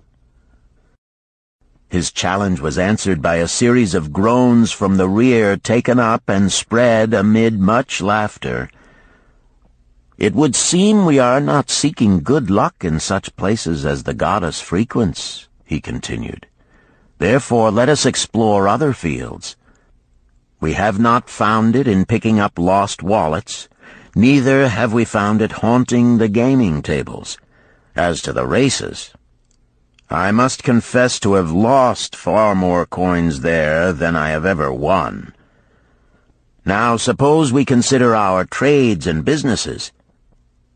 Is it not natural, if we conclude a profitable transaction, to consider it not good luck, but a just reward for our efforts? I am inclined to think we may be overlooking the gifts of the goddess. Perhaps she really does assist us when we do not appreciate her generosity. Who can suggest further discussion?" Thereupon an elderly merchant arose, smoothing his genteel white robe. "With thy permission, most honorable Arcad and my friends, I offer a suggestion. If, as you have said, we take credit to our own industry and ability for our business success, why not consider the successes we almost enjoyed but which escaped us, happenings which would have been most profitable? They would have been rare examples of good luck if they had actually happened. Because they were not brought to fulfillment, we cannot consider them as our just rewards. Surely many men here have such experiences to relate." "Here is a wise approach," Arcad approved. "Who among you have had good luck within your grasp only to see it escape?" Many hands were raised, among them that of the merchant. Arcad motioned to him to speak. "As you suggested this approach, we should like to hear first from you." "I will gladly relate a tale," he resumed, "that doth illustrate how closely unto a man good luck may approach, and how blindly he may permit it to escape, much to his loss and later regret. Many years ago, when I was a young man, just married and well started to earning, my father did come one day and urge most strongly that I enter upon an investment. The son of one of his good friends had taken notice of a barren tract of land not far beyond the outer walls of our city. It lay high above the canal where no water could reach it. The son of my father's friend devised a plan to purchase this land, build 3 large water wheels that could be operated by oxen, and thereby raise the life-giving waters to the fertile soil. This accomplished, he planned to divide it into small tracts and sell to the residents of the city for herb patches. The son of my father's friend did not possess sufficient gold to complete such an undertaking. Like myself, he was a young man earning a fair sum. His father, like mine, was a man of large family and small means. He therefore decided to interest a group of men to enter the enterprise with him. The group was to comprise 12, each of whom must be a money earner and agree to pay 1/10 of his earnings into the enterprise until the land was made ready for sale. All would then share justly in the profits in proportion to their investment. "Thou, my son," bespoke my father unto me, "art now in thy young manhood. It is my deep desire that thou begin the building of a valuable estate for thyself, that thou mayest become respected among men. I desire to see thou profit from a knowledge of the thoughtless mistakes of thy father." "This do I most ardently desire, my father," I replied. "Then this do I advise. Do what I should have done at thy age. From thy earnings keep out 1/10 to put into favorable investments. With this 1/10 of thy earnings, and what it will also earn, thou canst, before thou art my age, accumulate for thyself a valuable estate." "Thy words are words of wisdom, my father. Greatly do I desire riches. Yet there are many uses to which my earnings are called. Therefore do I hesitate to do as thou dost advise. I am young. There is plenty of time." "So I thought at thy age. Yet behold, many years have passed, and I have not yet made the beginning." "We live in a different age, my father. I shall avoid thy mistakes." "Opportunity stands before thee, my son. It is offering a chance that may lead to wealth. I beg of thee, do not delay. Go upon the morrow to the son of my friend, and bargain with him to pay 10% of thy earnings into this investment. Go promptly upon the morrow. Opportunity waits for no man. Today it is here, soon it is gone, therefore delay not." In spite of the advice of my father, I did hesitate. There were beautiful new robes just brought by the tradesmen from the East, robes of such richness and beauty my good wife and I felt we must each possess one. Should I agree to pay 1/10 of my earnings into the enterprise, we must deprive ourselves of these and other pleasures we dearly desired. I delayed making a decision until it was too late, much to my subsequent regret. The enterprise did prove to be more profitable than any man had prophesied. This is my tale, showing how I did permit good luck to escape. In this tale, we see how good luck waits to come to that man who accepts opportunity, commented a swarthy man of the desert. To the building of an estate, there must always be the beginning. That start may be a few pieces of gold or silver which a man diverts from his earnings to his first investment. I, myself, am the owner of many herds. The start of my herds I did begin when I was a mere boy, and did purchase with 1 piece of silver a young calf. This, being the beginning of my wealth, was of great importance to me. To take his first start to building an estate is as good luck as can come to any man. With all men, that first step, which changes them from men who earn from their own labor to men who draw dividends from the earnings of their gold, is important. Some fortunately take it when young and thereby outstrip in financial success those who do take it later, or those unfortunate men, like the father of this merchant, who never take it. Had our friend the merchant taken this step in his early manhood when this opportunity came to him, this day he would be blessed with much more of this world's goods. Should the good luck of our friend the cloth weaver cause him to take such a step at this time, it will indeed be but the beginning of much greater good fortune. "Thank you. I like to speak also," a stranger from another country arose. "I am a Syrian. Not so well do I speak your tongue. I wish to call this friend, the merchant, a name. Maybe you think it not polite, this name. Yet I wish to call him that. But, alas, I not know your word for it. If I do call it in Syrian, you will not understand. Therefore, please, some good gentleman, tell me that right name you call man who puts off doing those things that mighty good for him." "Procrastinator!" called a voice. "That's him!"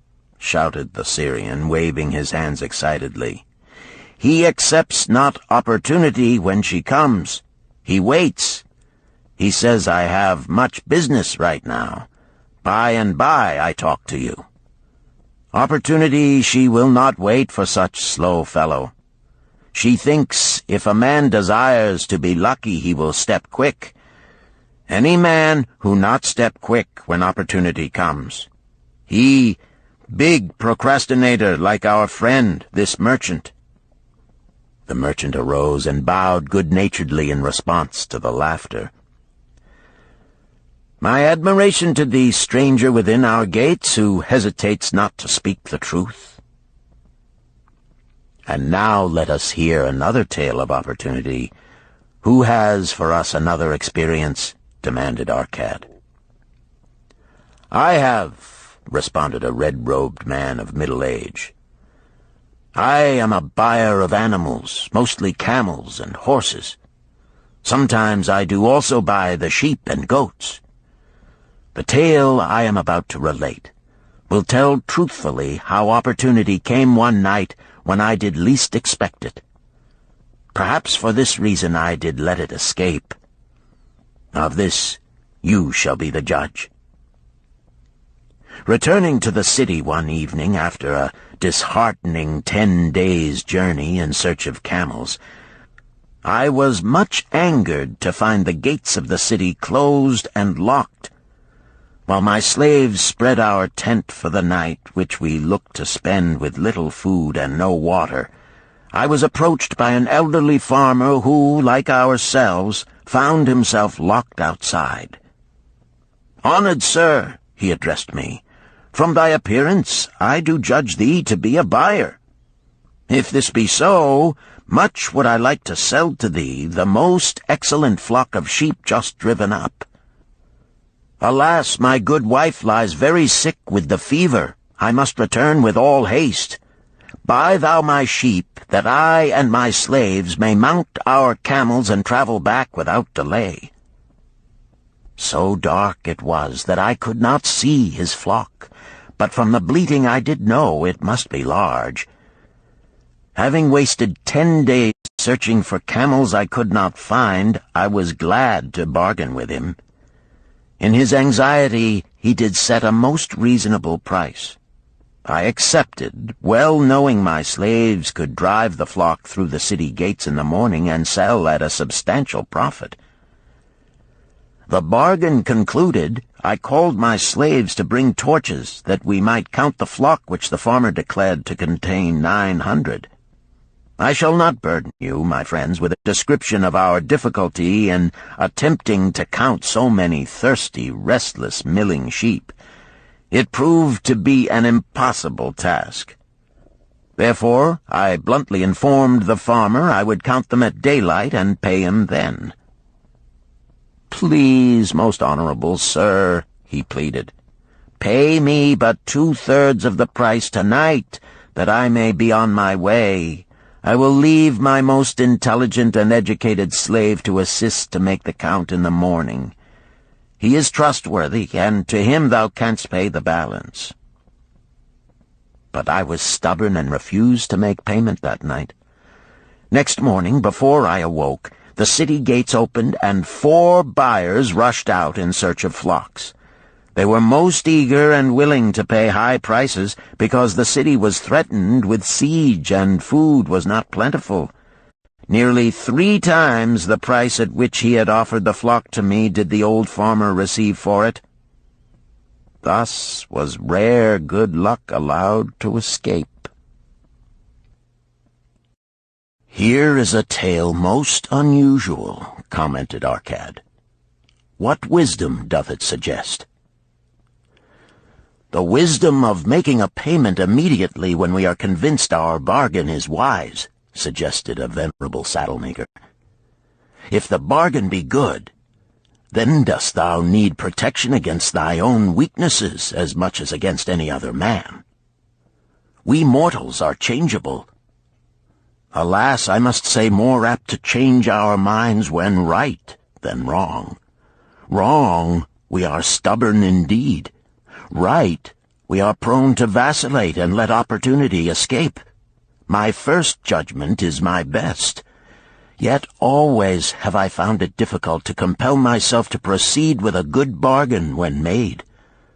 Therefore, as a protection against my own weaknesses, I do make a prompt deposit thereon. This doth save me from later regrets for the good luck that should have been mine." "Thank you. Again I like to speak." The Syrian was upon his feet once more. "These tales much alike. Each time opportunity fly away for same reason. Each time she come to procrastinator, bringing good plan. Each time they hesitate, not say, right now, best time, I do it quick. How can men succeed that way?" "Wise are thy words, my friend," responded the buyer. "Good luck fled from procrastination in both these tales. Yet this is not unusual. The spirit of procrastination is within all men. We desire riches, yet how often, when opportunity doth appear before us, that spirit of procrastination from within doth urge various delays in our acceptance. In listening to it, we do become our own worst enemies. In my younger days, I did not know it by this long word our friend from Syria doth enjoy. I did think at first it was my own poor judgment that did cause me loss at many profitable trades. Later I did credit it to my stubborn disposition. At last I did recognize it for what it was, a habit of needless delaying where action was required, action prompt and decisive. How I did hate it when its true character stood revealed. With the bitterness of a wild ass hitched to a chariot, I did break loose from this enemy to my success. "Thank you. I like ask question from Mr. Merchant," the Syrian was speaking. "You wear fine robes, not like those of poor man. You speak like successful man. Tell us, do you listen now when procrastination whispers in your ear?" "Like our friend the buyer, I also had to recognize and conquer procrastination," responded the merchant. "To me, it proved to be an enemy ever watching and waiting to thwart my accomplishments. The tale I did relate is but one of many similar instances I could tell to show how it drove away my opportunities. 'Tis not difficult to conquer once understood. No man willingly permits the thief to rob his bins of grain, nor does any man willingly permit an enemy to drive away his customers and rob him of his profits. When once I did recognize that such acts as these my enemy was committing, with determination I conquered him. So must every man master his own spirit of procrastination before he can expect to share in the rich treasures of Babylon. What sayest, Arcad? Because thou art the richest man in Babylon, many do proclaim thee to be the luckiest. Dost agree with me that no man can arrive at a full measure of success until he hath completely crushed the spirit of procrastination within him? It is even as thou sayest, Arcad admitted. During my long life, I have watched generation following generation, marching forward along those avenues of trade, science, and learning that lead to success in life. Opportunities came to all these men. Some grasped theirs and moved steadily to the gratification of their deepest desires, but the majority hesitated, faltered, and fell behind. Arcad turned to the cloth-weaver. Thou didst suggest that we debate good luck. Let us hear what thou now thinkest upon the subject. I do see good luck in a different light. I had thought of it as something most desirable that might happen to a man without effort upon his part. Now I do realize such happenings are not the sort of thing one may attract to himself. From our discussion have I learned that to attract good luck to oneself, it is necessary to take advantage of opportunities. Therefore, in the future, I shall endeavor to make the best of such opportunities as do come to me. Thou hast well grasped the truths brought forth in our discussion, Arcad replied. Good luck, we do find, often follows opportunity, but seldom comes otherwise.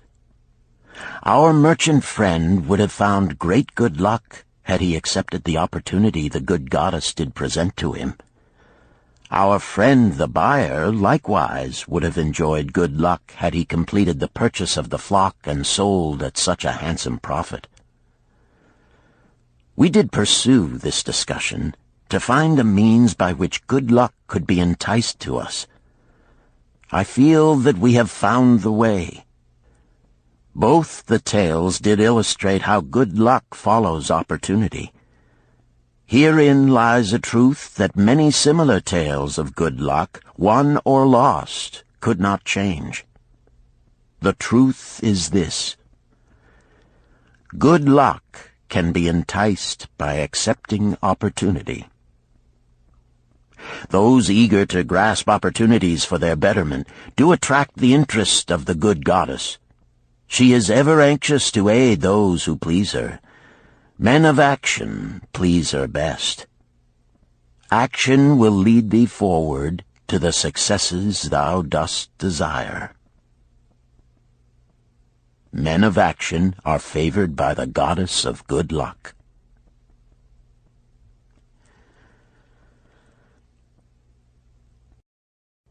Chapter 5. The 5 Laws of Gold. A bag heavy with gold, or a clay tablet carved with words of wisdom. If thou hadst thy choice, which wouldst thou choose? By the flickering light from the fire of desert shrubs, the sun-tanned faces of the listeners gleamed with interest. "The gold! The gold!" chorused the 27. Old Calibab smiled knowingly. "Hark!" he resumed, raising his hand. "Hear the wild dogs out there in the night? They howl and wail because they are lean with hunger. Yet feed them, and what do they?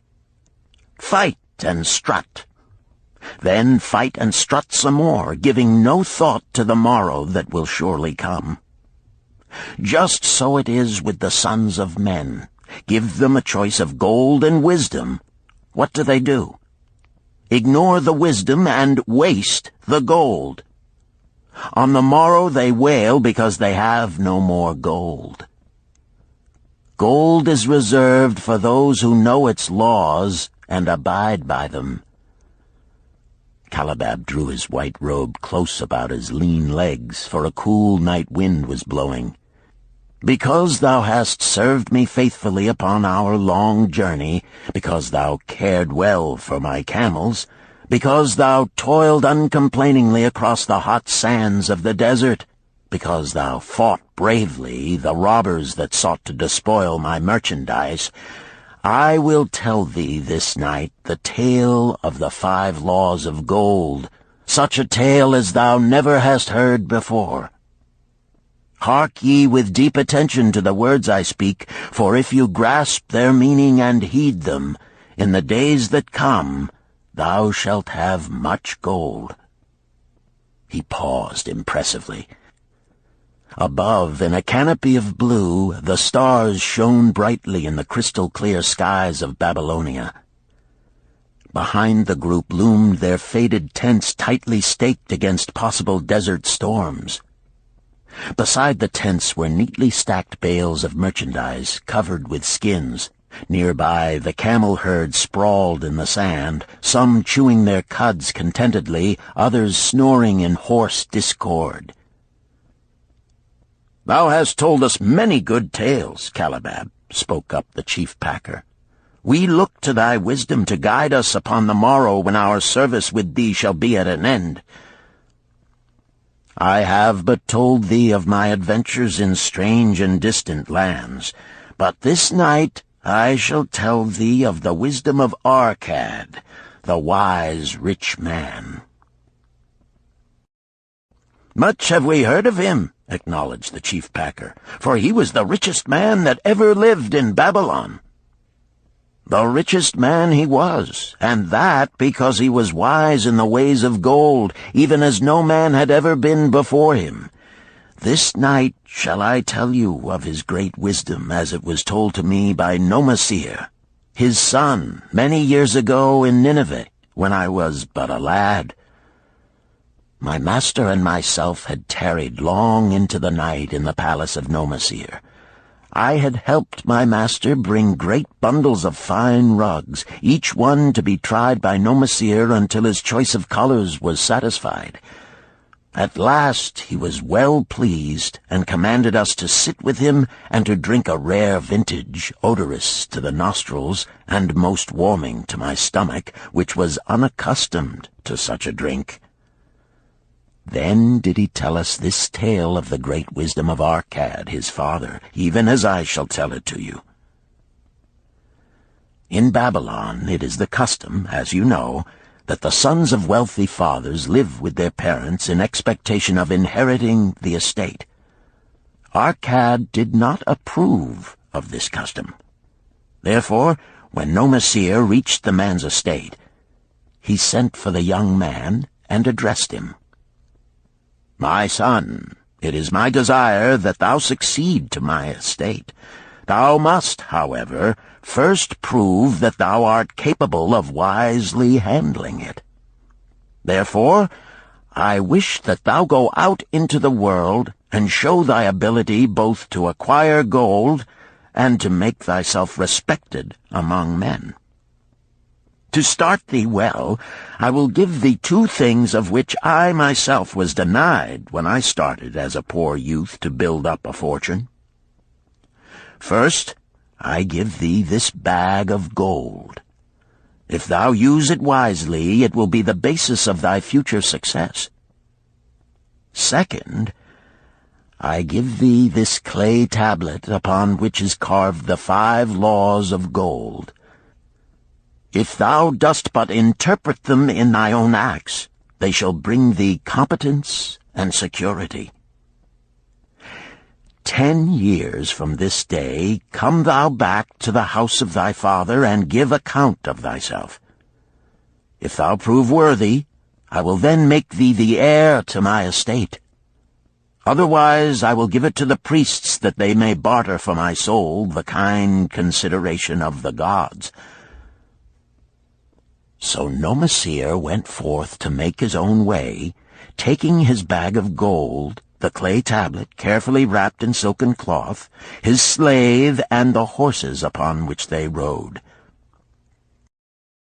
The 10 years passed, and Nomasir, as he had agreed, returned to the house of his father, who provided a great feast in his honor, to which he invited many friends and relatives. After the feast was over, the father and mother mounted their throne-like seats at one side of the great hall, and Nomasir stood before them to give an account of himself as he had promised his father. It was evening. The room was hazy with smoke from the wicks of the oil lamps that but dimly lighted it. Slaves in white woven jackets and tunics fanned the humid air rhythmically with long-stemmed palm leaves. A stately dignity colored the scene. The wife of Nomasir and his 2 young sons, with friends and other members of the family, sat upon rugs behind him, eager listeners. "My father," he began deferentially, "I bow before thy wisdom. 10 years ago, when I stood at the gates of manhood, thou bade me go forth and become a man among men, instead of remaining a vassal to thy fortune. Thou gave me liberally of thy gold. Thou gave me liberally of thy wisdom.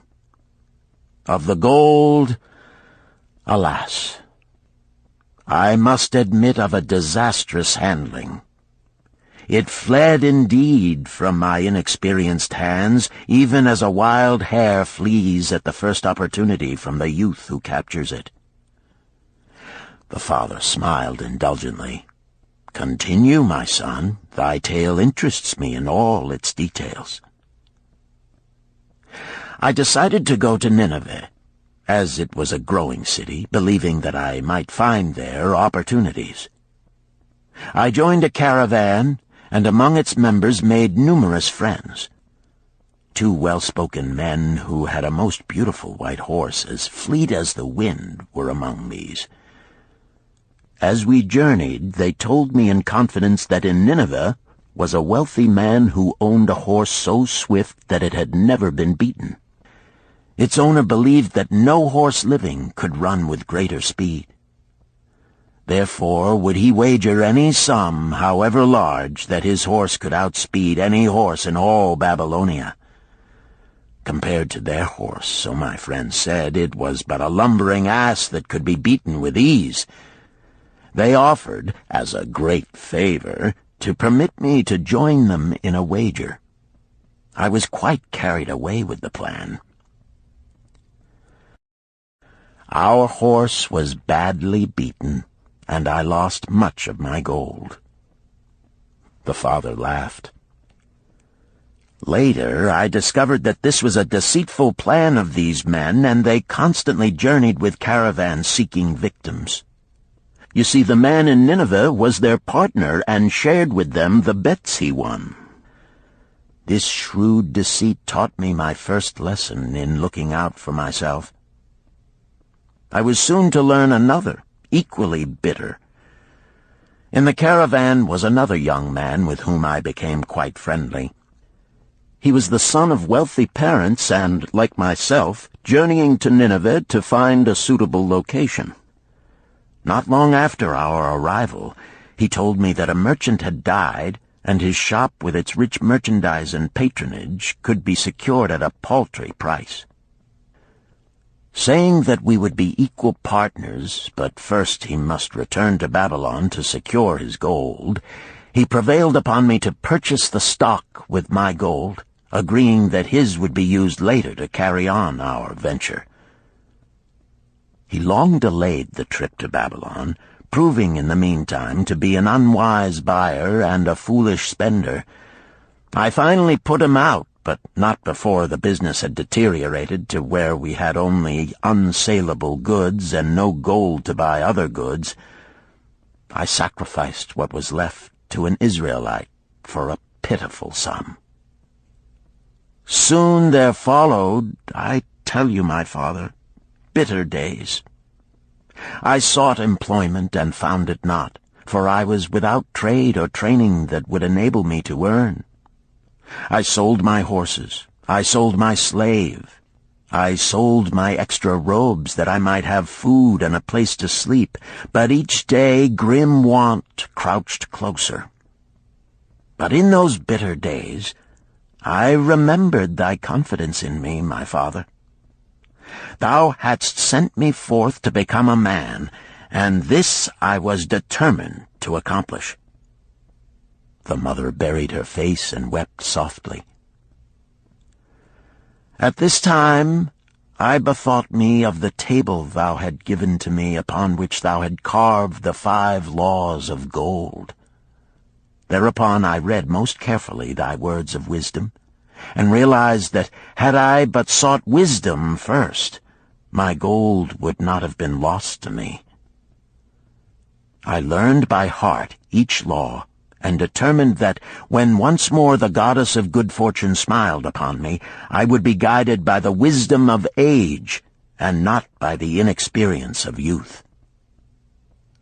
For the benefit of you who are seated here this night, I will read the wisdom of my father as engraved upon the clay tablet which he gave to me 10 years ago.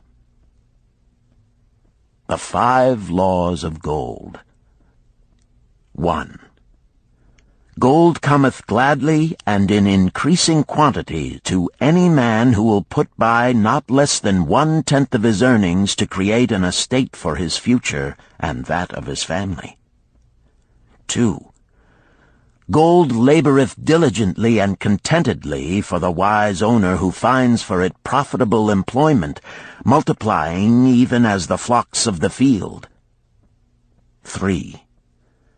Gold clingeth to the protection of the cautious owner who invests it under the advice of men wise in its handling. 4. Gold slippeth away from the man who invests it in businesses or purposes with which he is not familiar, or which are not approved by those skilled in its keep. 5. Gold flees the man who would force it to impossible earnings, or who followeth the alluring advice of tricksters and schemers, or who trusts it to his own inexperience and romantic desires in investment. These are the 5 laws of gold as written by my father. I do proclaim them as of greater value than gold itself, as I will show by the continuance of my tale. He again faced his father. I have told thee of the depth of poverty and despair to which my inexperience brought me. However, there is no chain of disasters that will not come to an end. Mine came when I secured employment managing a crew of slaves working upon the new outer wall of the city. Profiting from my knowledge of the first law of gold, I saved a copper from my first earnings, adding to it at every opportunity until I had a piece of silver. It was a slow procedure, for one must live. I did spend grudgingly, I admit, because I was determined to earn back before the 10 years were over as much gold as you, my father, had given to me. One day the slave-master with whom I had become quite friendly said to me, "Thou art a thrifty youth who spends not wantonly what he earns. Hast thou gold put by that is not earning?" "Yes," I replied. "It is my greatest desire to accumulate gold, to replace that which my father gave to me and which I have lost. 'Tis a worthy ambition, I will grant. And do you know that the gold which you have saved can work for you and earn much more gold?"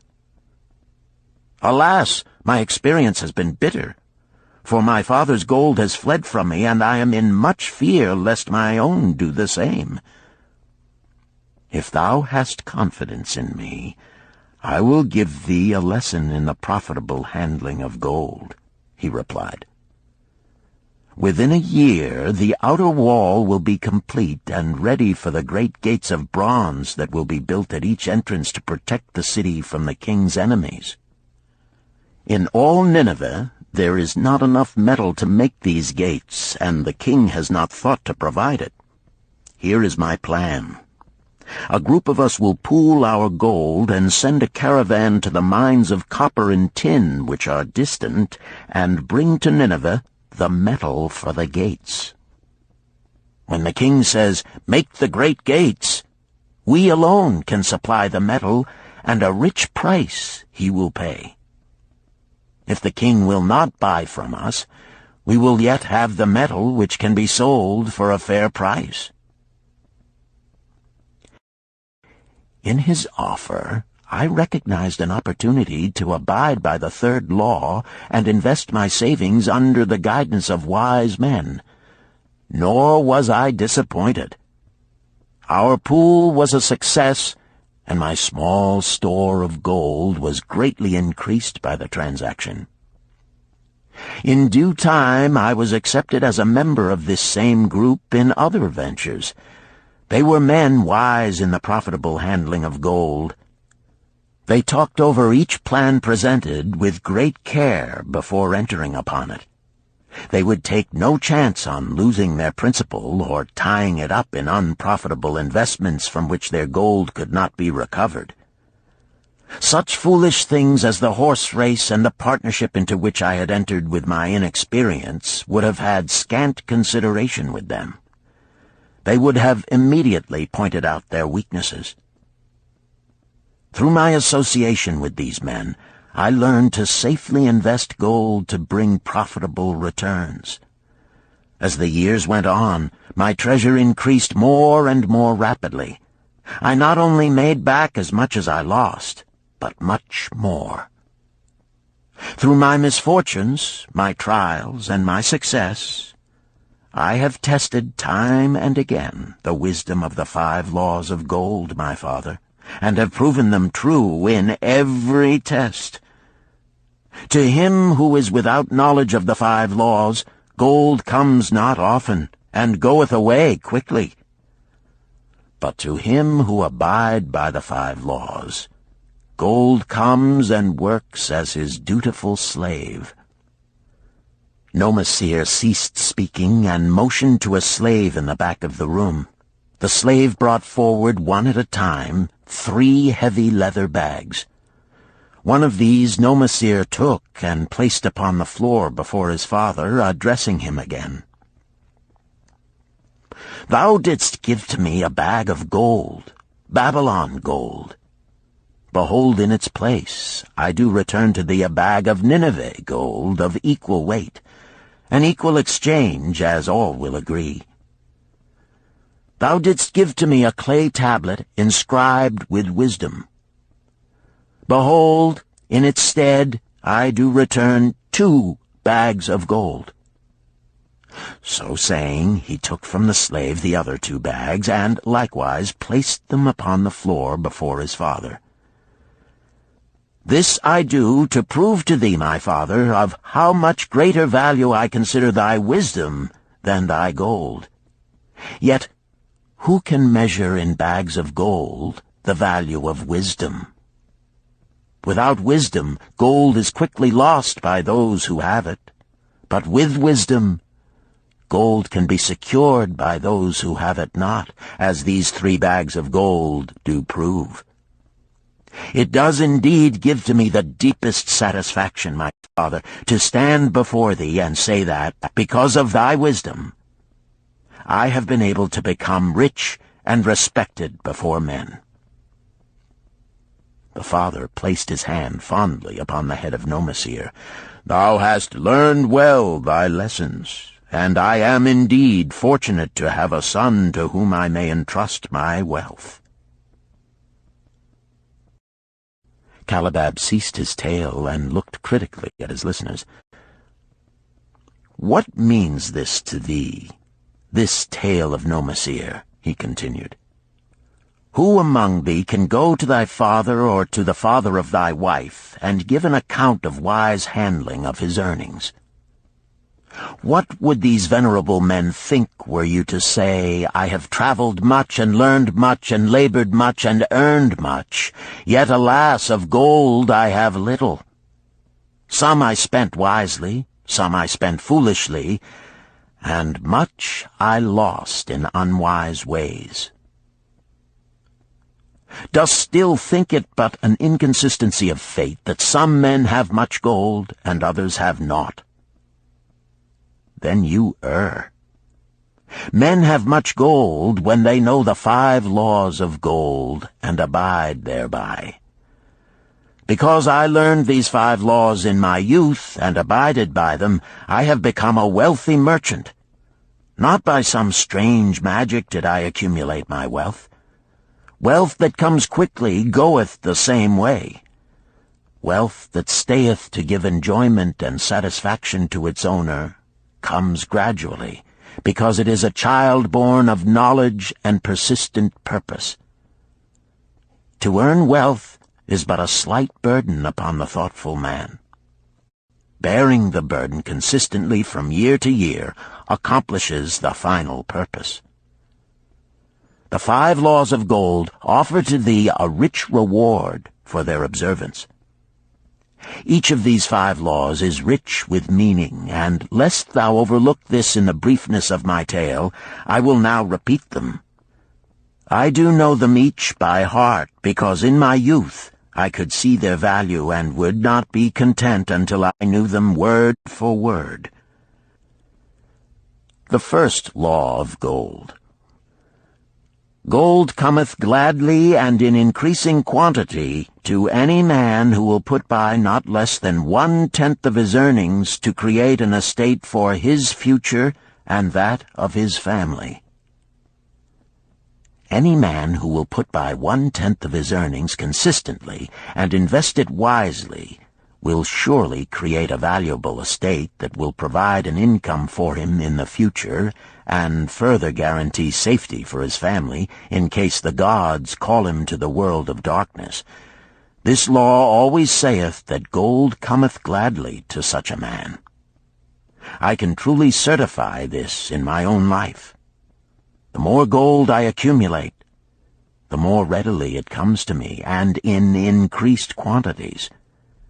The gold which I save earns more, even as yours will, and its earnings earn more, and this is the working out of the first law. The second law of gold. Gold laboreth diligently and contentedly for the wise owner who finds for it profitable employment, multiplying even as the flocks of the field. Gold indeed is a willing worker. It is ever eager to multiply when opportunity presents itself. To every man who hath a store of gold set by, opportunity comes for its most profitable use.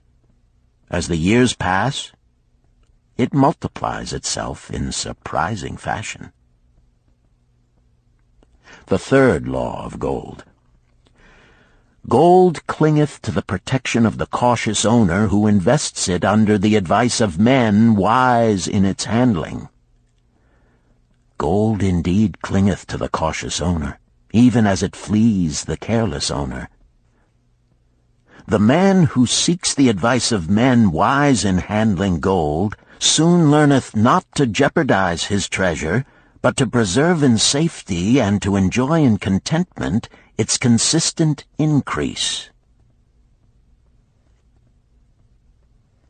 This ends Disc 2. The Richest Man in Babylon, Disc 3. The fourth law of gold.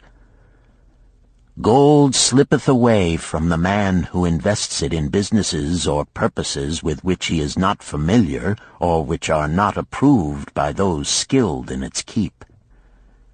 To the man who hath gold yet is not skilled in its handling, many uses for it appear most profitable. Too often these are fraught with danger of loss, and if properly analyzed by wise men, show small possibility of profit. Therefore, the inexperienced owner of gold who trusts to his own judgment and invests it in businesses or purposes with which he is not familiar, too often finds his judgment imperfect and pays with his treasure for his inexperience. Wise indeed is he who investeth his treasures under the advice of men skilled in the ways of gold. the 5th law of gold. Gold flees the man who would force it to impossible earnings, or who followeth the alluring advice of tricksters and schemers, or who trusts it to his own inexperience and romantic desires in investment. Fanciful propositions that thrill like adventure tales always come to the new owner of gold. These appear to endow his treasure with magic powers that will enable it to make impossible earnings. Yet heed ye the wise men, for verily they know the risks that lurk behind every plan to make great wealth suddenly. Forget not the rich men of Nineveh, who would take no chance of losing their principal or tying it up in unprofitable investments. This ends my tale of the 5 laws of gold. In telling it to thee, I have told the secrets of my own success. Yet they are not secrets, but truths which every man must first learn and then follow, who wishes to step out of the multitude that, like yon wild dogs, must worry each day for food to eat. Tomorrow we enter Babylon. Look, see the fire that burns eternal above the temple of Bel? We are already in sight of the golden city. Tomorrow each of thee shall have gold, the gold thou hast so well earned by thy faithful services. 10 years from this night, what can you tell about this gold? If there be men among you who, like Nomasir, will use a portion of their gold to start for themselves an estate and be thenceforth wisely guided by the wisdom of Arkad, 10 years from now, 'tis a safe wager, like the son of Arkad, they will be rich and respected among men. Our wise acts accompany us through life to please us and to help us. Just as surely our unwise acts follow us to plague and torment us. Alas, they cannot be forgotten.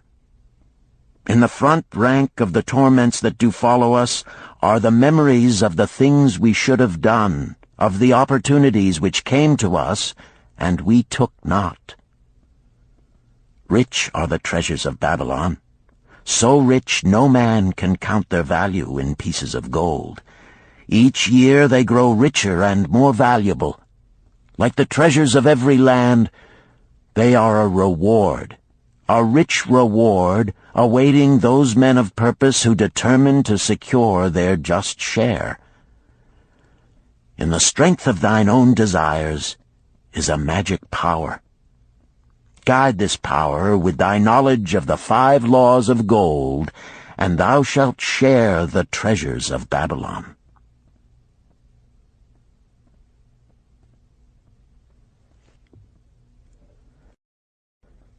Chapter 6. The Gold Lender of Babylon. 50 pieces of gold. Never before had Rodan, the spearmaker of old Babylon, carried so much gold in his leather wallet. Happily down the king's highway from the palace of his most liberal majesty he strode.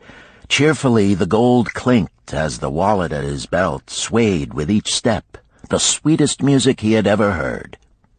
50 pieces of gold, all his. He could hardly realize his good fortune. What power in those clinking discs! They could purchase anything he wanted. A grand house, land, cattle, camels, horses, chariots, whatever he might desire. What use should he make of it? This evening, as he turned into a side street toward the home of his sister, he could think of nothing he would rather possess than those same glittering, heavy pieces of gold, his to keep. It was upon an evening some days later that a perplexed Rodan entered the shop of Mathon, the lender of gold and dealer in jewels and rare fabrics. Glancing neither to the right nor the left at the colorful articles artfully displayed, he passed through to the living quarters at the rear.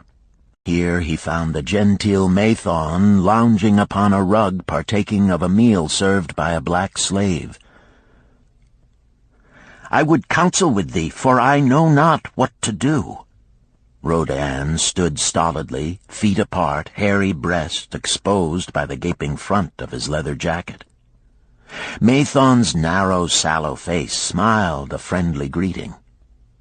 "What indiscretions hast thou done that thou shouldst seek the lender of gold? Hast been unlucky at the gaming table? Or hath some plump dame entangled thee?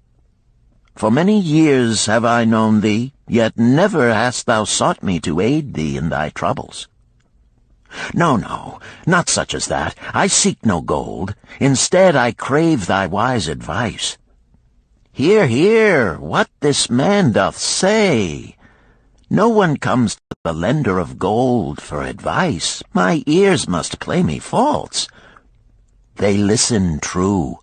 Can this be so? Rodan, the spear-maker, doth display more cunning than all the rest, for he comes to Mathon not for gold, but for advice. Many men come to me for gold to pay for their follies, but as for advice, they want it not. Yet who is more able to advise than the lender of gold, to whom many men come in trouble? Thou shalt eat with me, Rodan, he continued. Thou shalt be my guest for the evening. Ando, he commanded of the black slave, draw up a rug for my friend Rodan, the spear-maker, who comes for advice. He shall be mine honored guest. Bring to him much food, and get for him my largest cup. Choose well of the best wine, that he may have satisfaction in the drinking. Now tell me, what troubles thee? It is the king's gift. The king's gift?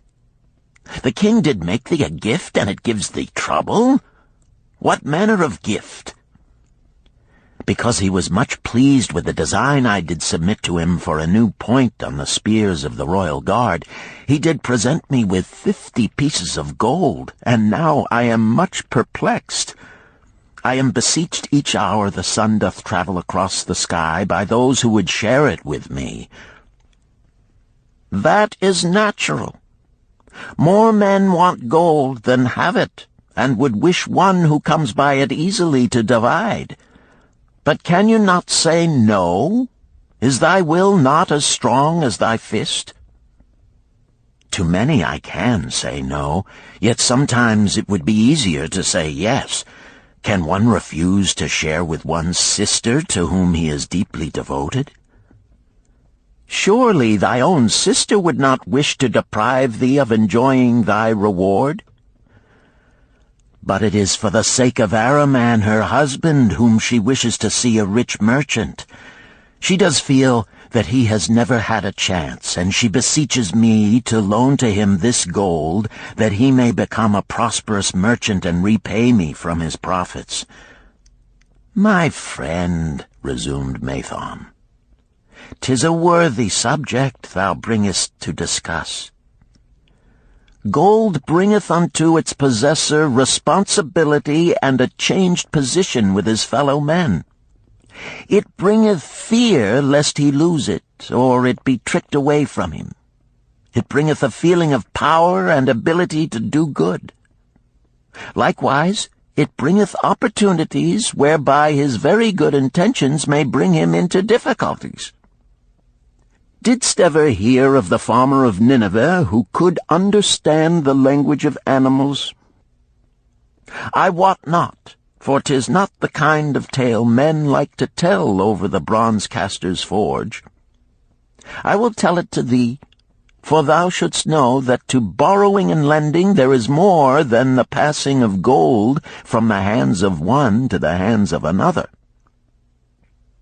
This farmer, who could understand what the animals said to each other, did linger in the farmyard each evening just to listen to their words.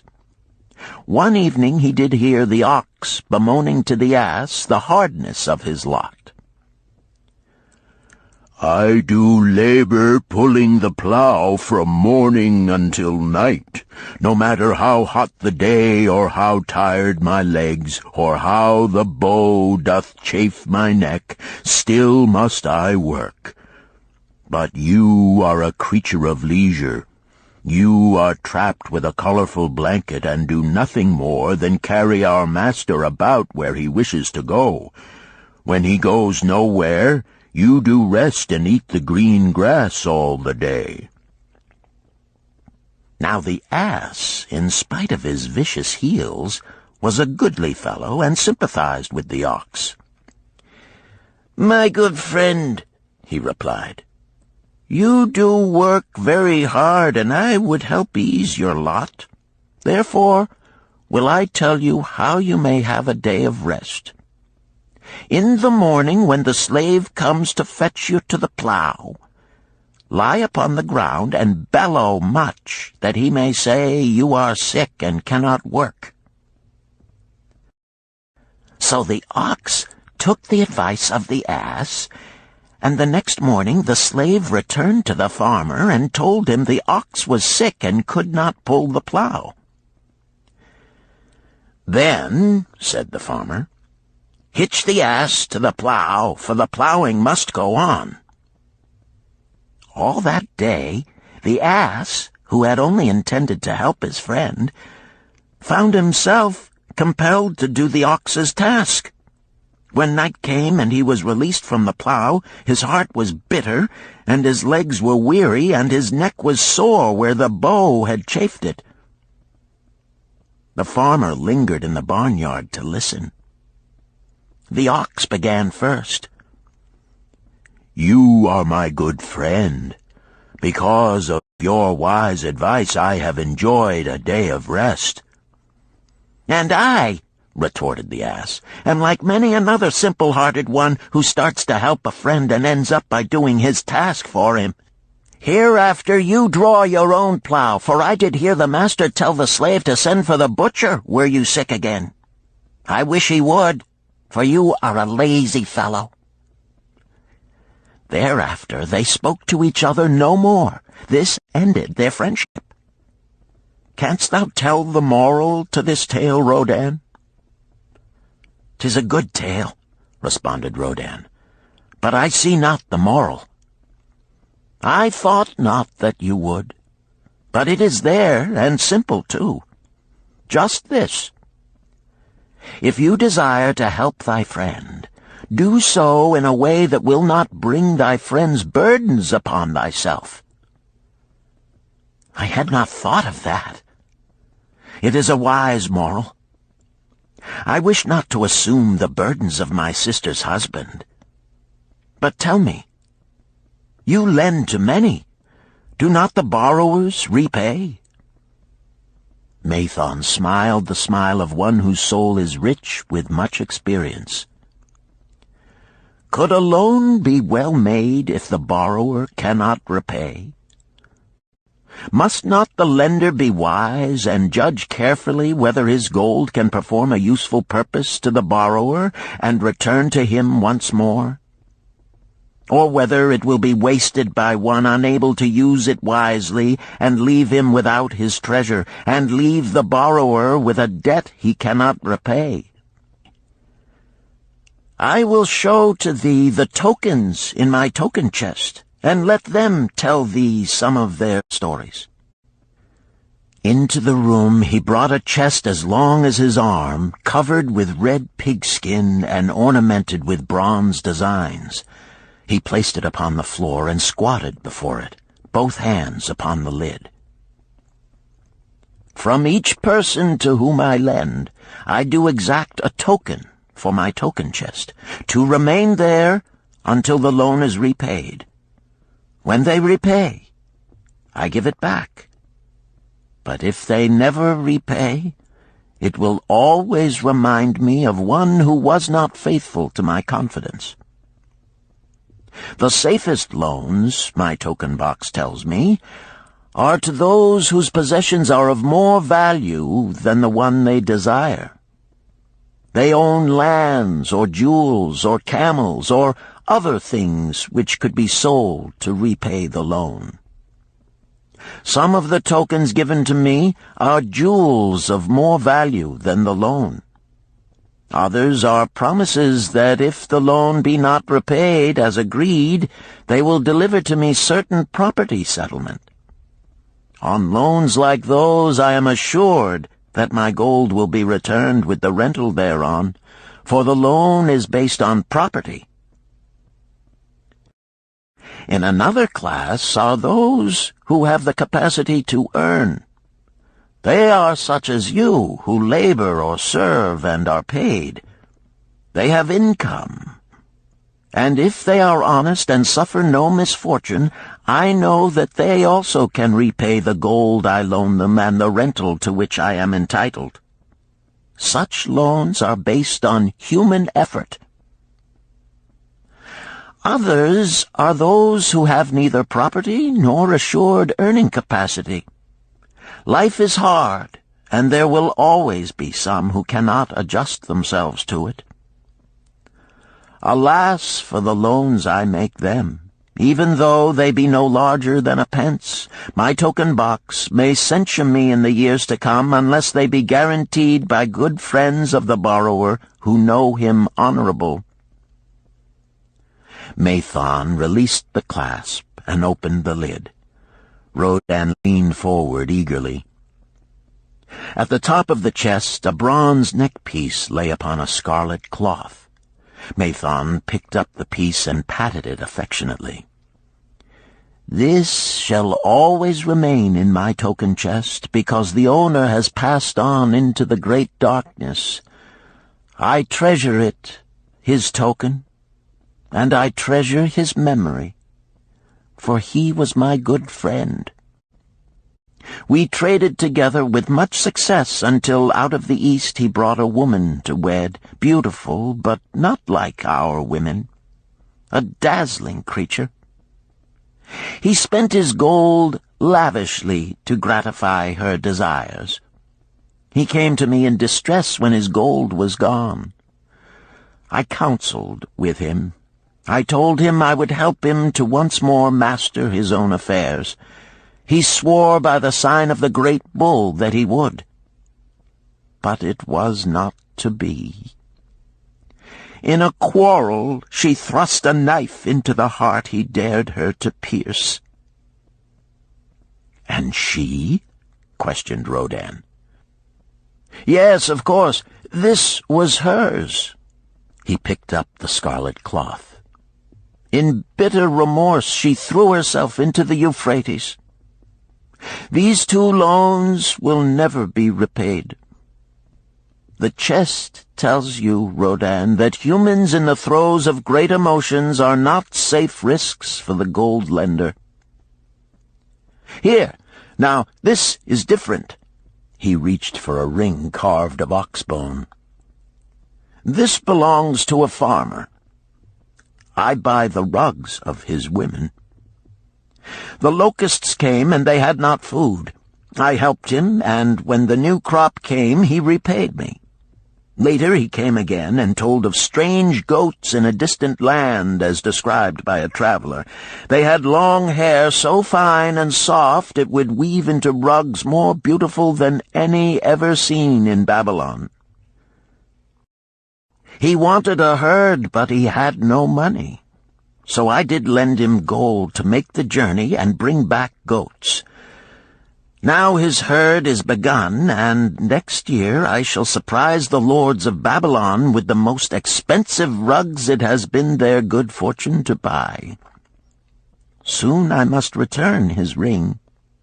He doth insist on repaying promptly." "Some borrowers do that?" queried Rodan. "If they borrow for purposes that bring money back to them, I find it so. But if they borrow because of their indiscretions, I warn thee to be cautious if thou wouldst ever have thy gold back in hand again." "Tell me about this," requested Rodan, picking up a heavy gold bracelet inset with jewels in rare designs. "The women do appeal to my good friend," bantered Mathon. "I am still much younger than you," retorted Rodin. "I grant that, but this time thou doth suspicion romance where it is not. The owner of this is fat and wrinkled, and doth talk so much and say so little, she drives me mad. Once they had much money and were good customers, but ill times came upon them. She has a son of whom she would make a merchant. So she came to me and borrowed gold that he might become a partner of a caravan owner who travels with his camels, bartering in one city what he buys in another. This man proved a rascal, for he left the poor boy in a distant city without money and without friends, pulling out early while the youth slept. Perhaps when this youth has grown to manhood he will repay. Until then I get no rental for the loan, only much talk. But I do admit the jewels are worthy of the loan." "Did this lady ask thy advice as to the wisdom of the loan?" "Quite otherwise. She had pictured to herself this son of hers as a wealthy and powerful man of Babylon. To suggest the contrary was to infuriate her. A fair rebuke I had. I knew the risk for this inexperienced boy, but as she offered security, I could not refuse her." "This," continued Mathon, waving a bit of pack rope tied into a knot, "belongs to Nebator, the camel trader.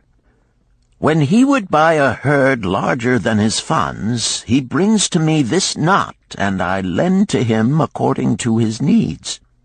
He is a wise trader. I have confidence in his good judgment and can lend him freely. Many other merchants of Babylon have my confidence because of their honorable behavior. Their tokens come and go frequently in my token box. Good merchants are an asset to our city, and it profits me to aid them to keep trade moving that Babylon be prosperous." Mathon picked out a beetle carved in turquoise and tossed it contemptuously on the floor. "A bug from Egypt. The lad who owns this does not care whether I ever receive back my gold. When I reproach him, he replies, 'How can I repay when ill fate pursues me? You have plenty more. What can I do?' The token is his father's, a worthy man of small means who did pledge his land and herd to back his son's enterprises. The youth found success at first, and then was overzealous to gain great wealth. His knowledge was immature. His enterprises collapsed. Youth is ambitious. Youth would take shortcuts to wealth and the desirable things for which it stands.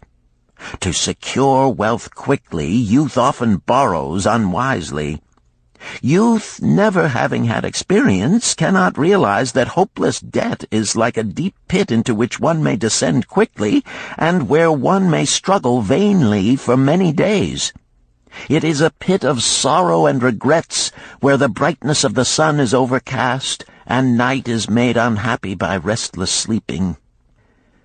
Yet I do not discourage borrowing gold. I encourage it. I recommend it if it be for a wise purpose. I myself made my first real success as a merchant with borrowed gold. Yet what should the lender do in such a case? The youth is in despair and accomplishes nothing. He is discouraged. He makes no effort to repay. My heart turns against depriving the father of his land and cattle." "You tell me much that I am interested to hear," ventured Rodin, "but I hear no answer to my question. Should I lend my 50 pieces of gold to my sister's husband? They mean much to me." "Thy sister is a sterling woman whom I do much esteem. Should her husband come to me and ask to borrow 50 pieces of gold, I should ask him for what purpose he would use it. If he answered that he desired to become a merchant like myself and deal in jewels and rich furnishings, I would say, 'What knowledge have you of the ways of trade? Do you know where you can buy at lowest cost? Do you know where you can sell at a fair price? Could he say yes to these questions? No, he could not, Rodin admitted. He has helped me much in making spears, and he has helped some in the shops. Then would I say to him that his purpose was not wise. Merchants must learn their trade. His ambition, though worthy, is not practical, and I would not lend him any gold. But supposing he could say, yes, I have helped merchants much. I know how to travel to Smyrna and to buy at low cost the rugs the housewives weave. I also know many of the rich people of Babylon to whom I can sell these at a large profit. Then I would say, your purpose is wise and your ambition honorable. I shall be glad to lend you the 50 pieces of gold if you can give me security that they will be returned. But would he say, I have no security other than that I am an honored man and will pay you well for the loan? Then would I reply, I treasure much each piece of gold. Were the robbers to take it from you as you journeyed to Smyrna, or take the rugs from you as you returned, then you would have no means of repaying me, and my gold would be gone. Gold, you see, Rodin, is the merchandise of the lender of money. It is easy to lend. If it is lent unwisely, then it is difficult to get back. The wise lender wishes not the risk of the undertaking, but the guarantee of safe repayment. "'Tis well," he continued, "to assist those that are in trouble. 'Tis well to help those upon whom fate has laid a heavy hand. 'Tis well to help those who are starting, that they may progress and become valuable citizens. But help must be given wisely, lest, like the farmer's ass, in our desire to help, we but take upon ourselves the burden that belongs to another." Again I wandered from thy question, Rodin, but hear my answer. Keep thy 50 pieces of gold. What thy labor earns for thee and what is given thee for reward is thine own, and no man can put an obligation upon thee to part with it, unless it do be thy wish. If thee wouldst lend it so that it may earn thee more gold, then lend with caution and in many places. I like not idle gold, even less I like too much of risk. How many years hast thou labored as a spear-maker? Fully 3. How much besides the king's gift hast saved? 3 gold pieces. Each year that thou hast labored, thou hast denied thyself good things to save from thine earnings 1 piece of gold? 'Tis as you say. Then mightest save in 50 years of labor 50 pieces of gold by thy self-denial? A lifetime of labor it would be. Thinkest thou thy sister would wish to jeopardize the savings of 50 years of labor over the bronze melting pot, that her husband might experiment on being a merchant? Not if I spoke in your words. Then go to her and say, 3 years I have labored each day except fast days, from morning until night, and I have denied myself many things that my heart craved.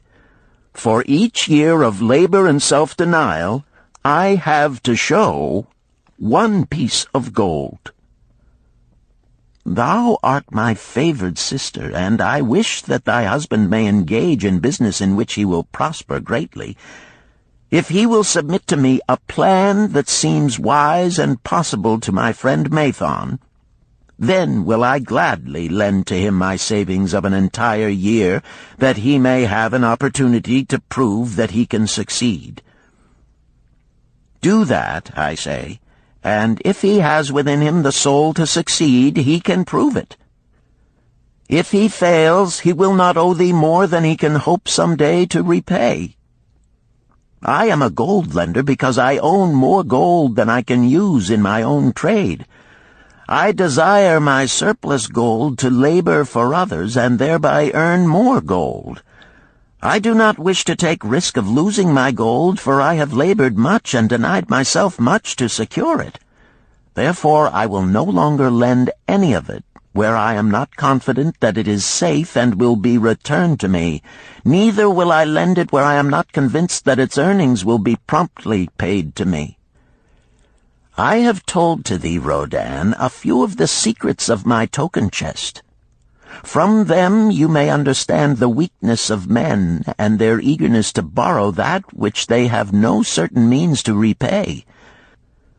From this you can see how often their high hopes of the great earnings they could make if they but had gold are but false hopes they have not the ability or training to fulfill. Thou, Rodan, now have gold which thou shouldst put to earning more gold for thee. Thou art about to become, even as I, a gold lender. If thou dost safely preserve thy treasure, it will produce liberal earnings for thee, and be a rich source of pleasure and profit during all thy days. But if thou dost let it escape from thee, it will be a source of constant sorrow and regret as long as thy memory doth last. What desirest thou most of this gold in thy wallet? To keep it safe. Wisely spoken, replied Mathon approvingly.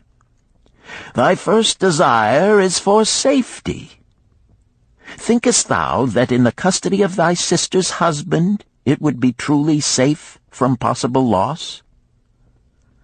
I fear not, for he is not wise in guarding gold.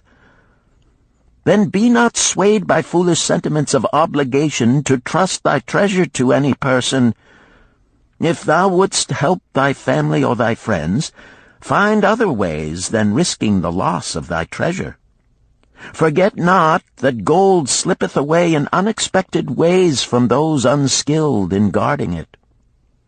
As well waste thy treasure in extravagance as let others lose it for thee. What next after safety dost desire of this treasure of thine?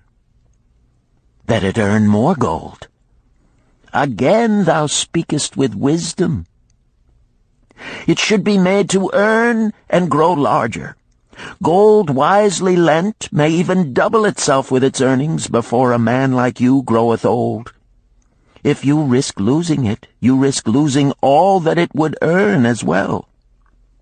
Therefore, be not swayed by the fantastic plans of impractical men who think they see ways to force thy gold to make earnings unusually large.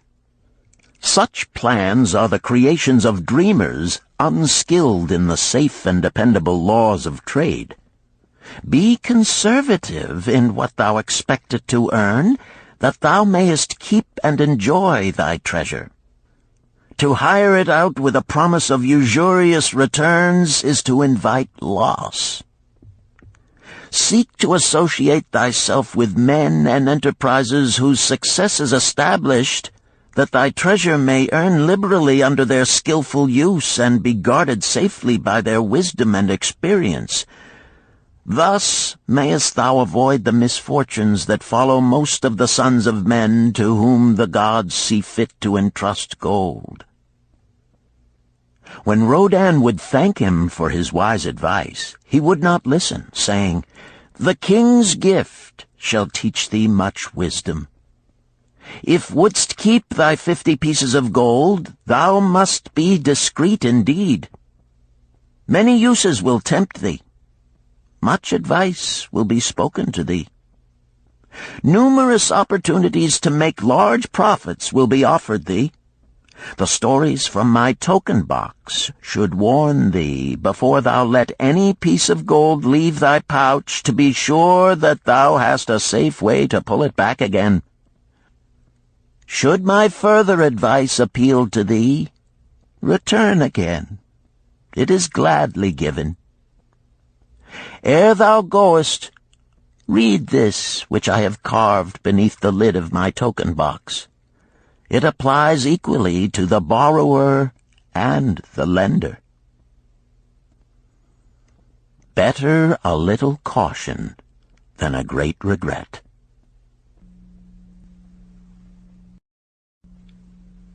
Chapter 7. The Walls of Babylon.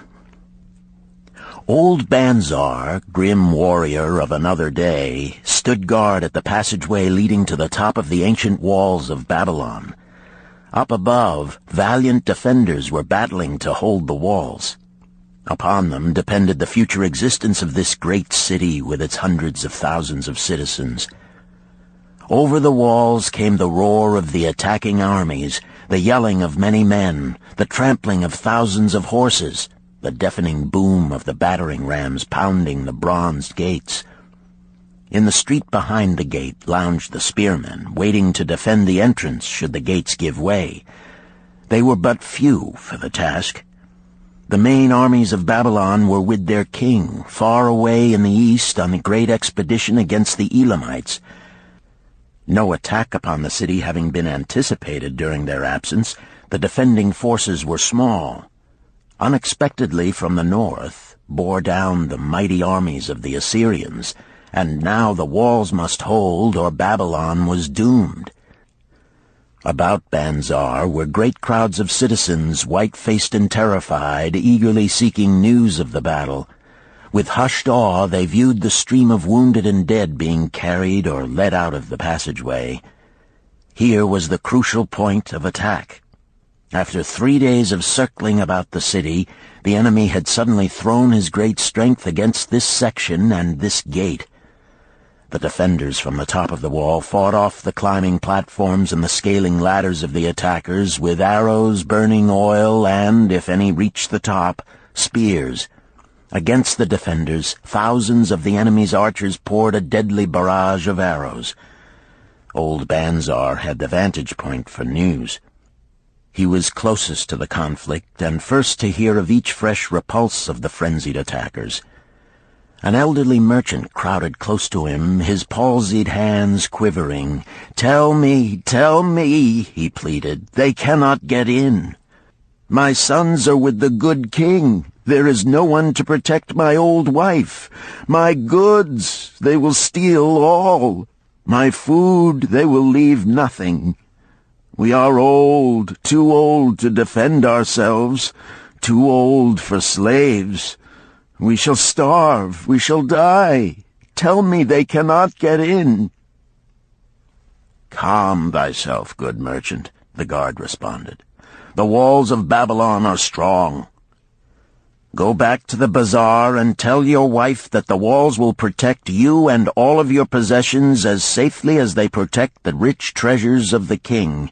Keep close to the walls, lest the arrows flying over strike you." A woman with a babe in arms took the old man's place as he withdrew. "Sergeant, what news from the top? Tell me truly that I may reassure my poor husband. He lies with fever from his terrible wounds, yet insists upon his armor and his spear to protect me, who am with child. Terrible, he says, will be the vengeful lust of our enemies should they break in." "Be thou good of heart, thou mother that is and is again to be. The walls of Babylon will protect you and your babes. They are high and strong. Hear ye not the yells of our valiant defenders as they empty the cauldrons of burning oil upon the ladder scalers?" "Yes, that do I hear, and also the roar of the battering rams that do hammer at our gates." "Back to thy husband. Tell him the gates are strong and withstand the rams. Also that the scalers climb the walls, but to receive the waiting spear thrust. Watch thy way, and hasten behind yon buildings." Banzar stepped aside to clear the passage for heavily armed reinforcements, as, with clanking bronze shields and heavy tread they tramped by, a small girl plucked at his girdle. "Tell me, soldier, are we safe?" she pleaded. "I hear the awful noises. I see the men all bleeding. I am so frightened. What will become of our family, of my mother, little brother, and the baby?" The grim old campaigner blinked his eyes and thrust forward his chin as he beheld the child. "Be not afraid, little one," he reassured her. "The walls of Babylon will protect you and mother and little brother and the baby. It was for the safety of such as you that the good Queen Semiramis built them over 100 years ago. Never have they been broken through. Go back and tell your mother and little brother and the baby that the walls of Babylon will protect them and they need have no fear." Day after day old Banzar stood at his post and watched the reinforcements file up the passageway, there to stay and fight until wounded or dead they came down once more. Around him unceasingly crowded the throngs of frightened citizens, eagerly seeking to learn if the walls would hold. To all he gave his answer with the fine dignity of an old soldier: "The walls of Babylon will protect you." For 3 weeks and 5 days the attack waged with scarcely ceasing violence. Harder and grimmer set the jaw of Banzar as the passage behind, wet with the blood of the many wounded, was churned into mud by the never-ceasing streams of men passing up and staggering down. Each day the slaughtered attackers piled up in heaps before the wall. Each night they were carried back and buried by their comrades. Upon the 5th night of the 4th week, the clamor without diminished. The first streaks of daylight illuminated the plains, disclosed great clouds of dust raised by the retreating armies. A mighty shout went up from the defenders. There was no mistaking its meaning. It was repeated by the waiting troops behind the walls. It was echoed by the citizens upon the streets. It swept over the city with the violence of a storm. People rushed from the houses. The streets were jammed with a throbbing mob.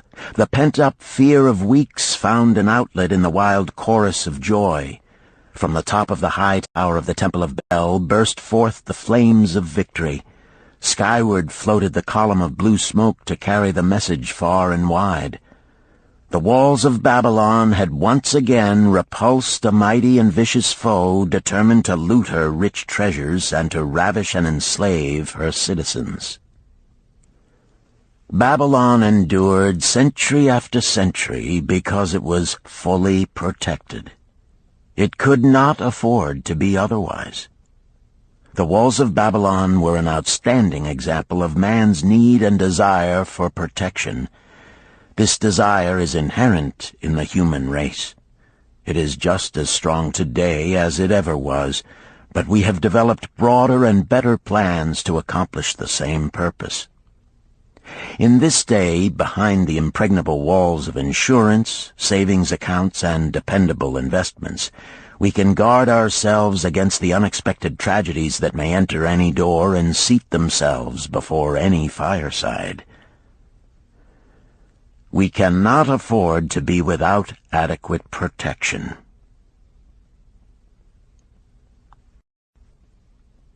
Chapter 8. The Camel Trader of Babylon. The hungrier one becomes, the clearer one's mind works. Also, the more sensitive one becomes to the odors of food. Tarkad, the son of Azure, certainly thought so. For 2 whole days he had tasted no food except 2 small figs purloined from over the wall of a garden. Not another could he grab before the angry woman rushed forth and chased him down the street. Her shrill cries were still ringing in his ears as he walked through the marketplace. They helped him to restrain his restless fingers from snatching the tempting fruits from the baskets of the market women. Never before had he realized how much food was brought to the markets of Babylon and how good it smelled. Leaving the market, he walked across to the inn and paced back and forth in front of the eating house. Perhaps here he might meet someone he knew, someone from whom he could borrow a copper that would gain him a smile from the unfriendly keeper of the inn and, with it, a liberal helping. Without the copper, he knew all too well how unwelcome he would be. In his abstraction, he unexpectedly found himself face to face with the one man he wished most to avoid, the tall, bony figure of Dabasir, the camel trader. Of all the friends and others from whom he had borrowed small sums, Dabasir made him feel the most uncomfortable because of his failure to keep his promises to repay promptly. Dabasir's face lighted up at the sight of him. "Ha! 'Tis Tarkad, just the one I have been seeking, that he might repay the 2 pieces of copper which I lent him a moon ago. Also the piece of silver which I lent to him before that. We are well met. I can make good use of the coins this very day. What say, boy, what say?" Tarkad stuttered, and his face flushed. He had naught in his empty stomach to nerve him to argue with the outspoken Dabasir. "I am sorry, very sorry," he mumbled weakly. "But this day I have neither the copper nor the silver with which I could repay." "Then get it," Dabasir insisted. "Surely thou canst get hold of a few coppers and a piece of silver to repay the generosity of an old friend of thy father, who aided thee whence thou wast in need." "'Tis because ill fortune does pursue me that I cannot pay." "Ill fortune? Wouldst blame the gods for thine own weakness? Ill fortune pursues every man who thinks more of borrowing than of repaying. Come with me, boy, while I eat. I am hungry, and I would tell thee a tale." Tarkad flinched from the brutal frankness of Dabasir, but here at least was an invitation to enter the coveted doorway of the eating-house. Dabasir pushed him to a far corner of the room where they seated themselves upon small rugs. When Koskor, the proprietor, appeared smiling, Dabasir addressed him with his usual freedom. "Fat lizard of the desert, bring to me a leg of the goat, very brown, with much juice, and bread and all of the vegetables, for I am hungry and want much food. Do not forget my friend here. Bring to him a jug of water. Have it cooled, for the day is hot." Tarkad's heart sank. Must he sit here and drink water while he watched this man devour an entire goat leg? He said nothing. He thought of nothing he could say. Dabasir, however, knew no such thing as silence. Smiling and waving his hand good-naturedly to the other customers, all of whom knew him, he continued. "I did hear from a traveler just returned from Urfa of a certain rich man who has a piece of stone cut so thin that one can look through it. He put it in the window of his house to keep out the rains. It is yellow, so this traveler does relate, and he was permitted to look through it, and all the outside world looks strange and not like it really is. What say you to that, Tarkad? Thinkest all the world could look to a man a different color from what it is?" "I dare say," responded the youth, much more interested in the fat leg of goat placed before Dabasir. "Well, I know it to be true, for I, myself, have seen the world all of a different color from what it really is, and the tale I am about to tell relates how I came to see it in its right color once more." "Dabasir will tell a tale," whispered a neighboring diner to his neighbor, and dragged his rug close. Other diners brought their food and crowded in a semicircle. They crunched noisily in the ears of Tarkad and brushed him with their meaty bones. He alone was without food. Dabasir did not offer to share with him, nor even motion him to a small corner of the hard bread that was broken off and had fallen from the platter to the floor. "The tale that I am about to tell," began Dabasir, pausing to bite a goodly chunk from the goat leg, "relates to my early life and how I came to be a camel trader. Didst anyone know that I once was a slave in Syria?" A murmur of surprise ran through the audience, to which Dabasir listened with satisfaction. "When I was a young man," continued Dabasir after another vicious onslaught on the goat leg, "I learned the trade of my father, the making of saddles. I worked with him in his shop and took to myself a wife. Being young and not greatly skilled, I could earn but little, just enough to support my excellent wife in a modest way. I craved good things which I could not afford. Soon I found that the shopkeepers would trust me to pay later, even though I could not pay at the time. Being young and without experience, I did not know that he who spends more than he earns is sowing the winds of needless self-indulgence from which he is sure to reap the whirlwinds of trouble and humiliation. So I indulged my whims for fine raiment and bought luxuries for my good wife and our home beyond our means. I paid as I could, and for a while all went well. But in time I discovered I could not use my earnings both to live upon and to pay my debts. Creditors began to pursue me to pay for my extravagant purchases, and my life became miserable. I borrowed from my friends, but could not repay them either. Things went from bad to worse. My wife returned to her father, and I decided to leave Babylon and seek another city where a young man might have better chances. For 2 years I had a restless and unsuccessful life working for caravan traders. From this I fell in with a set of likable robbers who scoured the desert for unarmed caravans. Such deeds were unworthy of the son of my father, but I was seeing the world through a colored stone and did not realize to what degradation I had fallen. We met with success on our first trip, capturing a rich haul of gold and silks and valuable merchandise. This loot we took to Ganir and squandered. The second time we were not so fortunate. Just after we had made our capture, we were attacked by the spearsmen of a native chief to whom the caravans paid for protection. Our 2 leaders were killed, and the rest of us were taken to Damascus, where we were stripped of our clothing and sold as slaves. I was purchased for 2 pieces of silver by a Syrian desert chief. With my hair shorn and but a loincloth to wear, I was not so different from the other slaves. Being a reckless youth, I thought it merely an adventure until my master took me before his 4 wives and told them they could have me for a eunuch. Then, indeed, did I realize the hopelessness of my situation.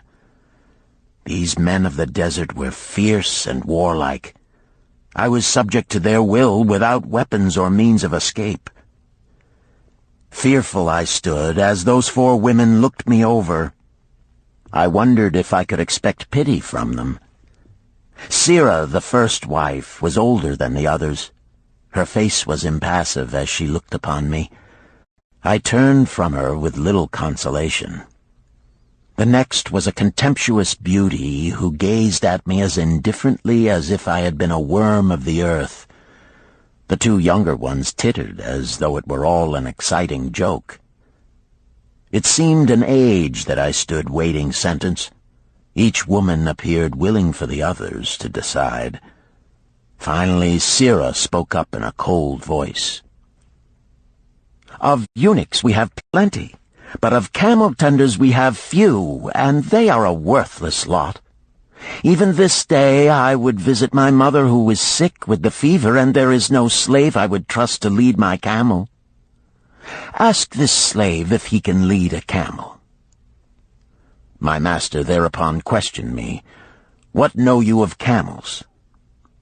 Striving to conceal my eagerness, I replied, "I can make them kneel, I can load them, I can lead them on long trips without tiring. If need be, I can repair their trappings." "The slave speaks forward enough," observed my master. "If thou so desire, Sirah, take this man for thy camel-tender." So I was turned over to Sirah, and that day I led her camel upon a long journey to her sick mother. I took the occasion to thank her for her intercession, and also to tell her that I was not a slave by birth, but the son of a freeman, an honorable saddle-maker of Babylon. I also told her much of my story. Her comments were disconcerting to me, and I pondered much afterward on what she said. How can you call yourself a free man when your weakness has brought you to this? If a man has in himself the soul of a slave, will he not become one, no matter what his birth, even as water seeks its level? If a man has within him the soul of a free man, will he not become respected and honored in his own city in spite of his misfortune? For over a year I was a slave and lived with the slaves, but I could not become as one of them. One day Sira asked me, "In the eventime, when the other slaves can mingle and enjoy the society of each other, why dost thou sit in thy tent alone?" To which I responded, "I am pondering what you have said to me. I wonder if I have the soul of a slave. I cannot join them, so I must sit apart." "I, too, must sit apart," she confided. "My dowry was large, and my lord married me because of it. Yet he does not desire me. What every woman longs for is to be desired. Because of this, and because I am barren and have neither son nor daughter, must I sit apart. Were I a man, I would rather die than be such a slave, but the conventions of our tribe make slaves of women." "What think thou of me by this time?" I asked her suddenly. "Have I the soul of a man, or have I the soul of a slave?"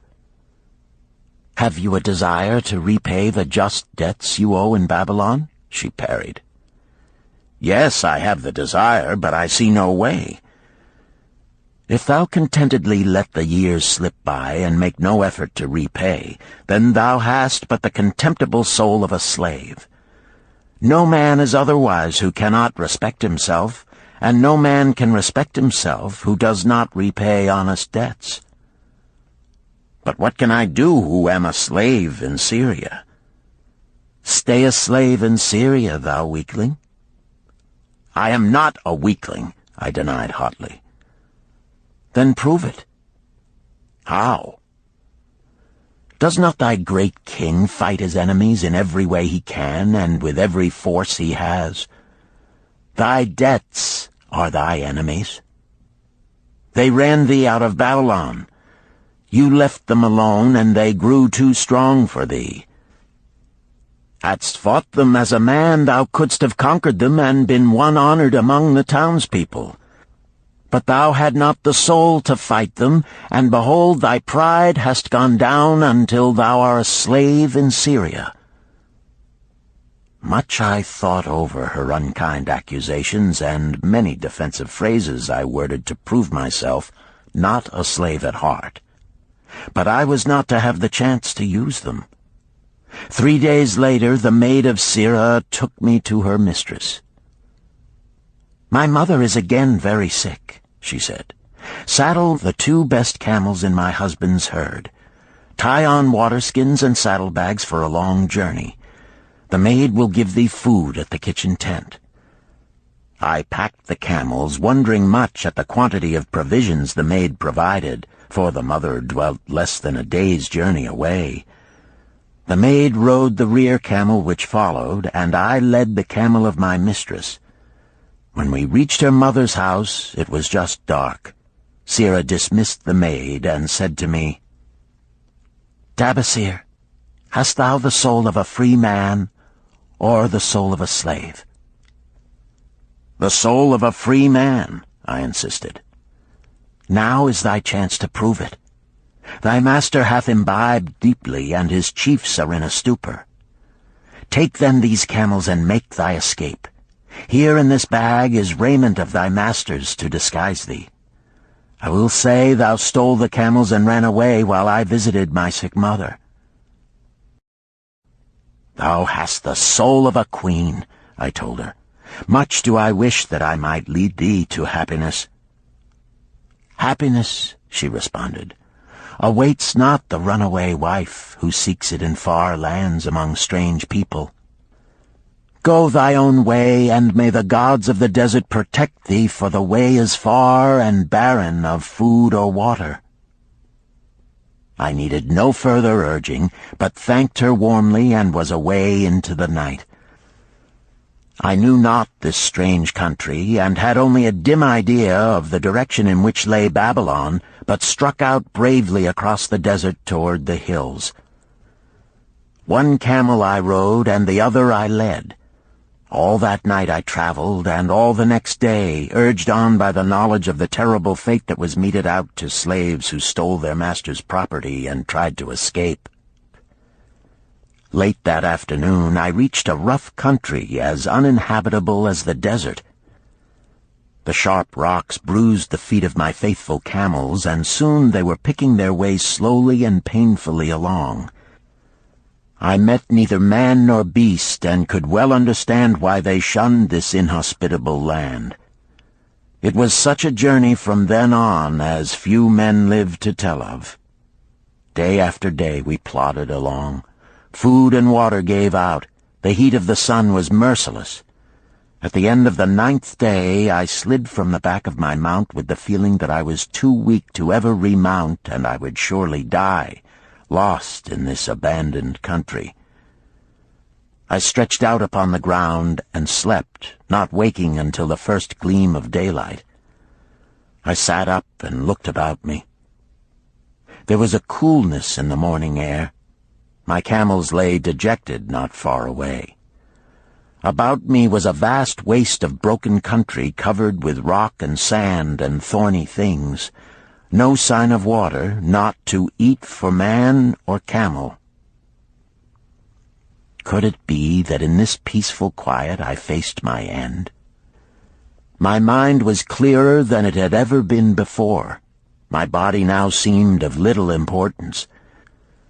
My parched and bleeding lips, my dry and swollen tongue, my empty stomach, all had lost their supreme agonies of the day before.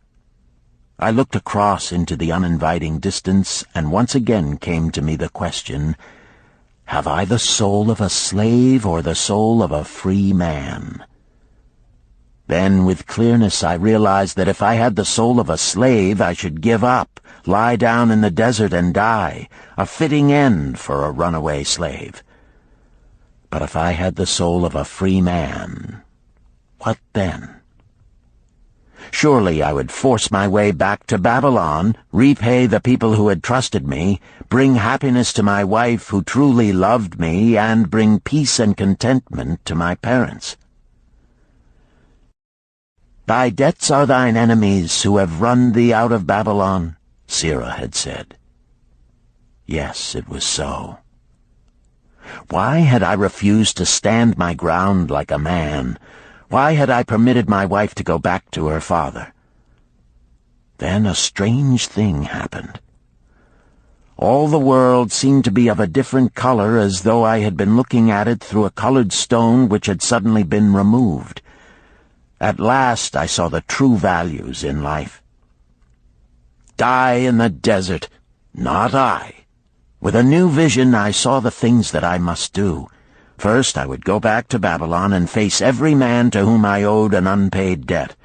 I should tell them that after years of wandering and misfortune, I had come back to pay my debts as fast as the gods would permit.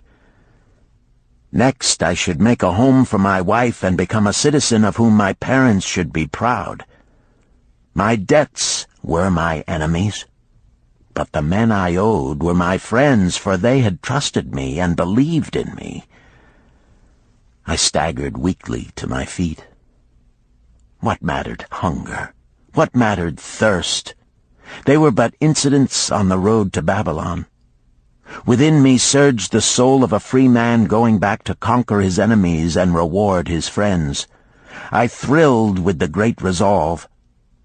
The glazed eyes of my camels brightened at the new note in my husky voice.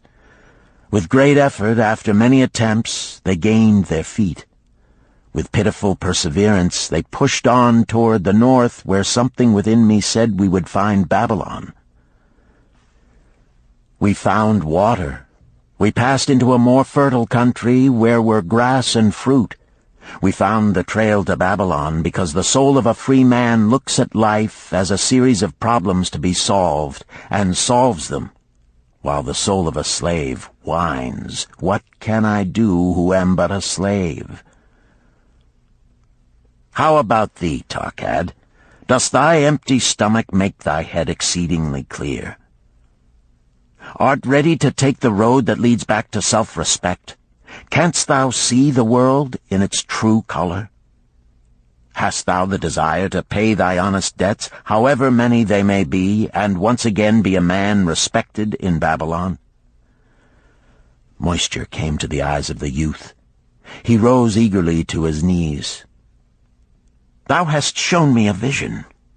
Already I feel the soul of a free man surge within me." "But how fared you upon your return?" questioned an interested listener. "Where the determination is, the way can be found," Dabasir replied. "I now had the determination, so I set out to find a way.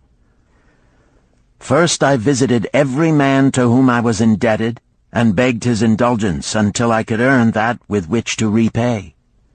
Most of them met me gladly. Several reviled me, but others offered to help me. One indeed did give me the very help I needed. It was Mathon, the gold lender. Learning that I had been a camel tender in Syria, he sent me to old Nebator, the camel trader, just commissioned by our good king to purchase many herds of sound camels for the great expedition. With him, my knowledge of camels I put to good use. Gradually, I was able to repay every copper and every piece of silver. Then at last I could hold up my head and feel that I was an honorable man among men." Again Dabasir turned to his food. "Kaskor, thou snail," he called loudly to be heard in the kitchen. "The food is cold. Bring me more meat fresh from the roasting. Bring thou also a very large portion for Tarkad, the son of my old friend, who is hungry and shall eat with me." So ended the tale of Dabasir, the camel trader of old Babylon. He found his own soul when he realized a great truth, a truth that had been known and used by wise men long before his time. It has led men of all ages out of difficulties and into success, and it will continue to do so for those who have the wisdom to understand its magic power. It is for any man to use who reads these lines.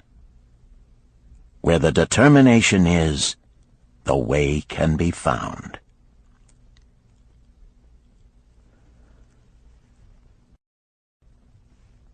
Chapter 9. The Clay Tablets from Babylon. St. Swithin's College, Nottingham University, Newark-on-Trent, Nottingham. October 21st, 1934. Professor Franklin Caldwell, care of British Scientific Expedition, Hilla, Mesopotamia.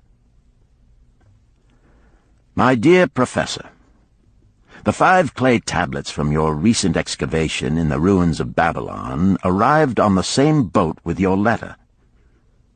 I have been fascinated no end and have spent many pleasant hours translating their inscriptions. I should have answered your letter at once, but delayed until I could complete the translations which are attached.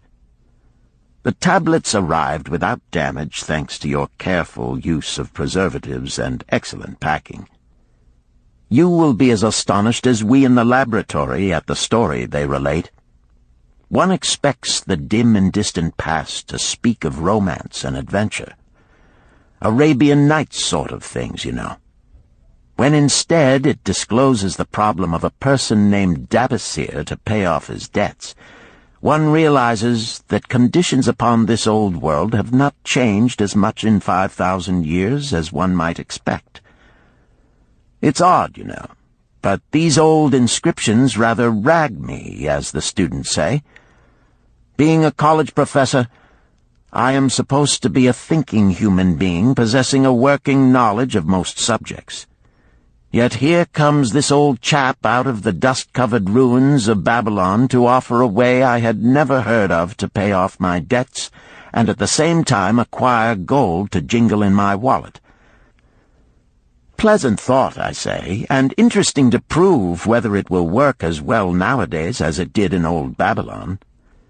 Mrs. Shrewsbury and myself are planning to try out his plan upon our own affairs, which could be much improved. Wishing you the best of luck in your worthy undertaking, and waiting eagerly another opportunity to assist, I am, yours sincerely, Alfred H. Shrewsbury, Department of Archaeology. Tablet 1.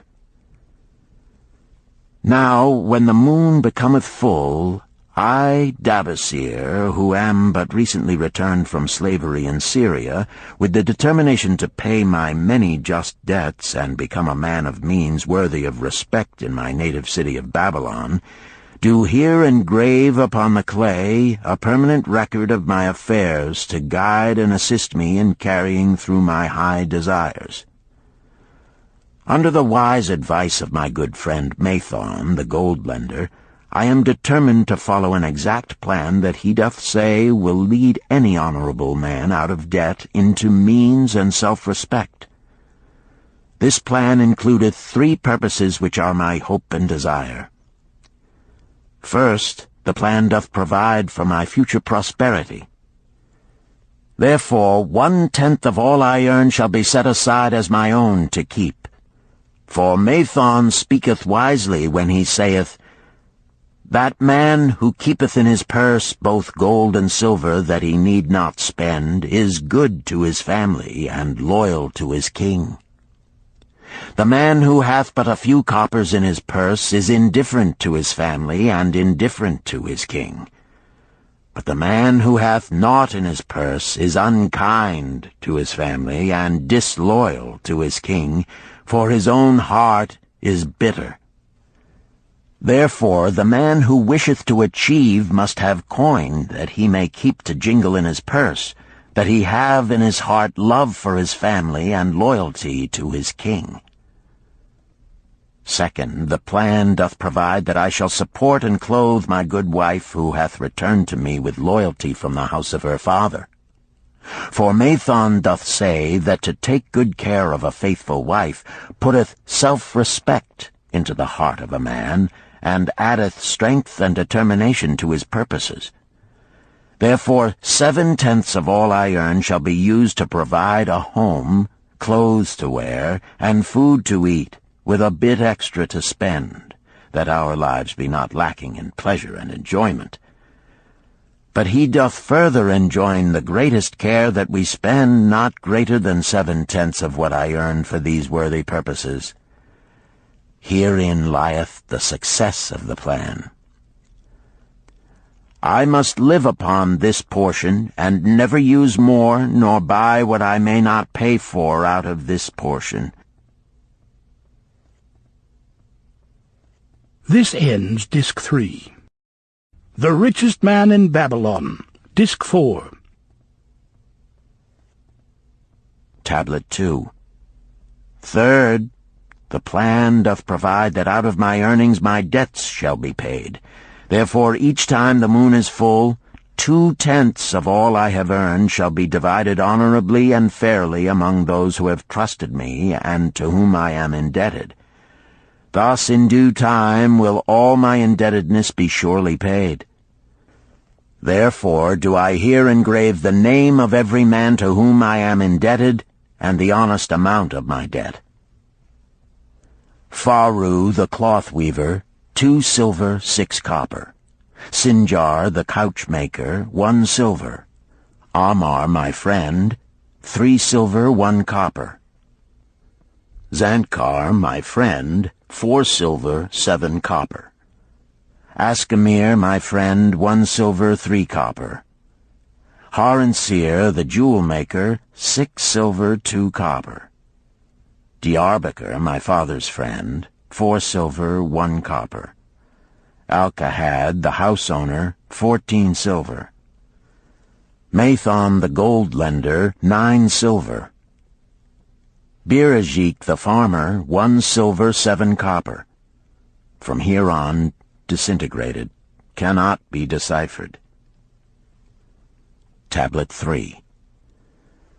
To these creditors do I owe in total 119 pieces of silver and 141 pieces of copper. Because I did owe these sums and saw no way to repay, in my folly I did permit my wife to return to her father, and didst leave my native city and seek easy wealth elsewhere, only to find disaster and to see myself sold into the degradation of slavery. Now that Mathon doth show me how I can repay my debts in small sums of my earnings, do I realize the great extent of my folly in running away from the results of my extravagances. Therefore have I visited my creditors and explained to them that I have no resources with which to pay except my ability to earn, and that I intend to apply 2/10 of all I earn upon my indebtedness evenly and honestly. This much can I pay, but no more. Therefore, if they be patient, in time my obligations will be paid in full. Amar, whom I thought my best friend, reviled me bitterly, and I left him in humiliation. Birajik, the farmer, pleaded that I pay him first, as he didst badly need help. Alcahad, the house owner, was indeed disagreeable, and insisted that he would make me trouble unless I did soon settle in full with him. All the rest willingly accepted my proposal. Therefore am I more determined than ever to carry through, being convinced that it is easier to pay one's just debts than to avoid them.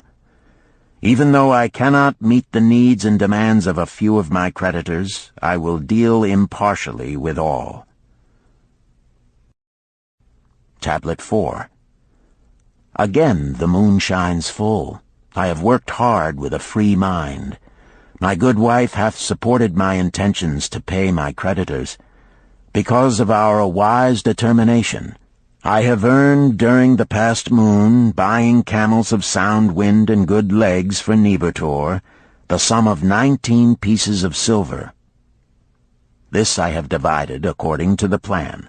1/10 have I set aside to keep as my own, 7/10 have I divided with my good wife to pay for our living, 2/10 have I divided among my creditors as evenly as could be done in coppers. I did not see Amar, but left it with his wife. Birajik was so pleased that he would kiss my hand. Old Alcahad alone was grouchy and said I must pay faster. To which I replied that if I were permitted to be well fed and not worried, that alone would enable me to pay faster. All the others thanked me and spoke well of my efforts. Therefore, at the end of one moon, my indebtedness is reduced by almost 4 pieces of silver, and I possess almost 2 pieces of silver besides, upon which no man hath claim. My heart is lighter than it hath been for a long time. Again the moon shines full. I have worked hard, but with poor success. Few camels have I been able to buy. Only 11 pieces of silver have I earned. Nevertheless, my good wife and I have stood by the plan, even though we have bought no new raiment and eaten little but herbs. Again I paid ourselves 1/10 of the 11 pieces, while we lived upon 7/10. I was surprised when Amar commended my payment, even though small. So did Birajik. Alcahad flew into a rage, but when told to give back his portion if he did not wish it, he became reconciled. The others, as before, were content. Again the moon shines full, and I am greatly rejoiced. I intercepted a fine herd of camels and bought many sound ones, therefore my earnings were 42 pieces of silver. This moon my wife and myself have bought much-needed sandals and raiment. Also we have dined well on meat and fowl. More than 8 pieces of silver we have paid to our creditors. Even Alcahad did not protest. Great is the plan, for it leadeth us out of debt, and giveth us wealth which is ours to keep. 3 times the moon hath been full since I last carved upon this clay. Each time I paid to myself 1/10 of all I earned. Each time my good wife and I have lived upon 7/10, even though at times it was difficult. Each time have I paid to my creditors 2/10. In my purse I now have 21 pieces of silver that are mine. It maketh my head to stand straight upon my shoulders, and maketh me proud to walk among my friends. My wife keepeth well our home, and is becomingly gowned. We are happy to live together. The plan is of untold value. Hath it not made an honorable man of an ex-slave?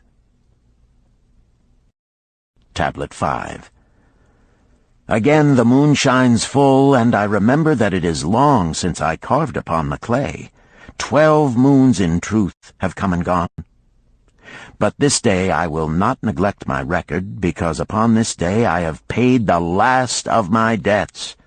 This is the day upon which my good wife and my thankful self celebrate with great feasting that our determination hath been achieved. Many things occurred upon my final visit to my creditors that I shall long remember.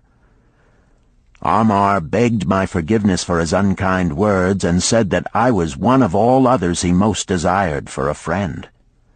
Old Alcahad is not so bad after all, for he said, "Thou wert once a piece of soft clay to be pressed and molded by any hand that touched thee, but now thou art a piece of bronze capable of holding an edge. If thou needst silver or gold at any time, come to me." Nor is he the only one who holdeth me in high regard. Many others speak deferentially to me. My good wife looketh upon me with a light in her eyes that doth make a man have confidence in himself. Yet it is the plan that hath made my success. It hath enabled me to pay all my debts and to jingle both gold and silver in my purse. I do commend it to all who wish to get ahead.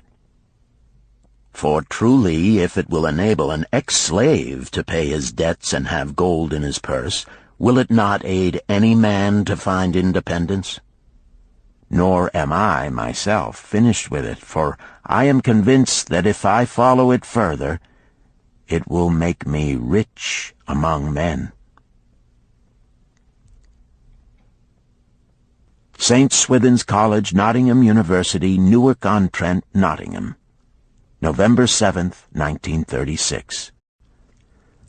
Professor Franklin Caldwell, care of British Scientific Expedition, Hilla, Mesopotamia. My dear Professor, if in your further digging into those ruins of Babylon you encounter the ghost of a former resident, an old camel trader named Dabasir, do me a favor. Tell him that his scribbling upon those clay tablets so long ago has earned for him the lifelong gratitude of a couple of college folks back here in England. You will possibly remember my writing a year ago that Mrs. Shrewsbury and myself intended to try his plan for getting out of debt and at the same time having gold to jingle. You may have guessed, even though we tried to keep it from our friends, our desperate straits. We were frightfully humiliated for years by a lot of old debts, and worried sick for fear some of the tradespeople might start a scandal that would force me out of the college. We paid and paid, every shilling we could squeeze out of income, but it was hardly enough to hold things even. Besides, we were forced to do all our buying where we could get further credit regardless of higher costs. It developed into one of those vicious circles that grow worse instead of better. Our struggles were getting hopeless. We could not move to less costly rooms because we owed the landlord. There did not appear to be anything we could do to improve our situation. Then here comes your acquaintance, the old camel trader from Babylon, with a plan to do just what we wished to accomplish. He jolly well stirred us up to follow his system. We made a list of all our debts, and I took it around and showed it to every one we owed. I explained how it was simply impossible for me to ever repay them the way things were going along. They could readily see this themselves from the figures. Then I explained that the only way I saw to pay in full was to set aside 20% of my income each month to be divided pro rata, which would pay them in full in a little over 2 years. That in the meantime we would go on a cash basis and give them the further benefit of our cash purchases. They were really quite decent. Our greengrocer, a wise old chap, put it in a way that helped to bring around the rest. If you pay for all you buy and then pay some on what you owe, that is better than you have done, for you ain't paid down the account none in 3 years. Finally, I secured all their names to an agreement binding them not to molest us as long as the 20% of income was paid regularly. Then we began scheming on how to live upon 70%. We were determined to keep that extra 10% to jingle. The thought of silver and possibly gold was most alluring. It was like having an adventure to make the change. We enjoyed figuring this way and that to live comfortably upon that remaining 70%. We started with rent and managed to secure a fair reduction.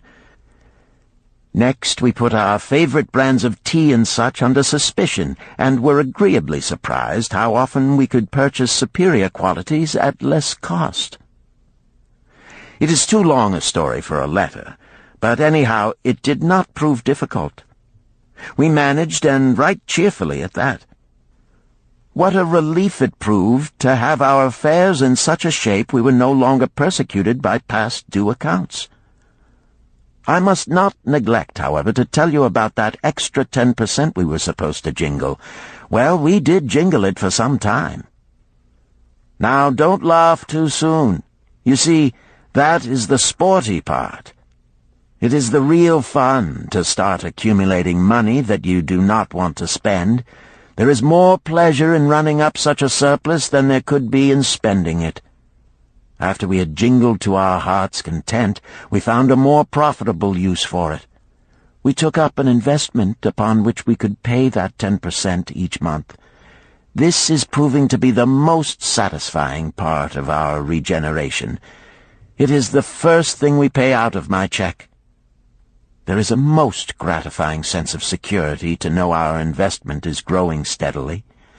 By the time my teaching days are over, it should be a snug sum, large enough so the income will take care of us from then on. All this out of my same old check. Difficult to believe, yet absolutely true. All our debts being gradually paid, and at the same time our investment increasing. Besides, we get along financially even better than before. Who would believe there could be such a difference in results between following a financial plan and just drifting along? At the end of the next year, when all our old bills shall have been paid, we will have more to pay upon our investment besides some extra for travel. We are determined never again to permit our living expenses to exceed 70% of our income. Now you can understand why we would like to extend our personal thanks to that old chap whose plan saved us from our hell on earth. He knew. He had been through it all. He wanted others to benefit from his own bitter experiences. That is why he spent tedious hours carving his message upon the clay. He had a real message for fellow sufferers, a message so important that after 5,000 years it has risen out of the ruins of Babylon just as true and just as vital as the day it was buried. Yours sincerely, Alfred H. Shrewsbury, Department of Archaeology. Chapter 10. The Luckiest Man in Babylon. At the head of his caravan proudly rode Shahrunada, the merchant prince of Babylon. He liked fine cloth and wore rich and becoming robes. He liked fine animals and sat easily upon his spirited Arabian stallion. To look at him, one would hardly have guessed his advanced years. Certainly they would not have suspected that he was inwardly troubled. The journey from Damascus is long, and the hardships of the desert many. These he minded not. The Arab tribes are fierce and eager to loot rich caravans. These he feared not, for his many fleet-mounted guards were a safe protection. About the youth at his side, whom he was bringing from Damascus, was he disturbed. This was Hayden Gula, the grandson of his partner of other years, Arid Gula, to whom he felt he owed a debt of gratitude which could never be repaid. He would like to do something for this grandson, but the more he considered this, the more difficult it seemed because of the youth himself. Eyeing the young man's rings and earrings, he thought to himself, "He thinks jewels are for men. Still, he has his grandfather's strong face. But his grandfather wore no such gaudy robes. Yet I sought him to come, hoping I might help him get a start for himself and get away from the wreck his father has made of their inheritance." Hayden Gula broke in upon his thoughts. "Why dost thou work so hard, riding always with thy caravan upon its long journeys? Dost thou never take time to enjoy life?" Shahrunada smiled. "To enjoy life?" he repeated. "What wouldst thou do to enjoy life if thou wert Shahrunada?" "If I had wealth equal to thine, I would live like a prince. Never across the hot desert would I ride. I would spend the shekels as fast as they came to my purse. I would wear the richest of robes and the rarest of jewels. That would be a life to my liking, a life worth living." Both men laughed. "Thy grandfather wore no jewels," Shahrunada spoke before he thought, then continued jokingly, "Wouldst thou leave no time for work?" "Work was made for slaves," Hayden Gula responded. Shahrunada bit his lip but made no reply, riding in silence until the trail led them to the slope. Here he reined his mount, and pointing to the green valley far away, "See, there is the valley. Look far down, and thou canst faintly see the walls of Babylon. The tower is the temple of Bel. If thine eyes are sharp, thou mayest even see the smoke from the eternal fire upon its crest." "So that is Babylon? Always have I longed to see the wealthiest city in all the world," Hayden Gula commented. "Babylon, where my grandfather started his fortune. Would he were still alive, we would not be so sorely pressed. Why wish his spirit to linger on earth beyond its allotted time? Thou and thy father can well carry on his good work. Alas, of us neither has his gift. Father and myself know not his secret for attracting the golden shekels." Shahrunada did not reply, but gave rein to his mount and rode thoughtfully down the trail to the valley. Behind them followed the caravan in a cloud of reddish dust. Some time later they reached the King's Highway and turned south through the irrigated farms. 3 old men plowing a field caught Shahrunada's attention. They seemed strangely familiar. How ridiculous! One does not pass a field after 40 years and find the same men plowing there. Yet something within him said they were the same. One, with an uncertain grip, held the plow. The others laboriously plodded beside the oxen, ineffectually beating them with their barrel staves to keep them pulling. 40 years ago, he had envied these men. How gladly he would have exchanged places. But what a difference now! With pride he looked back at his trailing caravan, well-chosen camels and donkeys loaded high with valuable goods from Damascus. All this was but one of his possessions. He pointed to the plowers, saying, "Still plowing the same field where they were 40 years ago. They look it, but why thinkest thou they are the same?" "I saw them there," Shahrunada replied. Recollections were racing rapidly through his mind. Why could he not bury the past and live in the present? Then he saw, as in a picture, the smiling face of Arid Gula. The barrier between himself and the cynical youth beside him dissolved. But how could he help such a superior youth with his spendthrift ideas and bejeweled hands? Work he could offer in plenty to willing workers, but not for men who considered themselves too good for work. Yet he owed it to Arid Gula to do something, not a half-hearted attempt. He and Arid Gula had never done things that way. They were not that sort of men. A plan came almost in a flash. There were objections. He must consider his own family and his own standing. It would be cruel. It would hurt. Being a man of quick decisions, he waived objections and decided to act.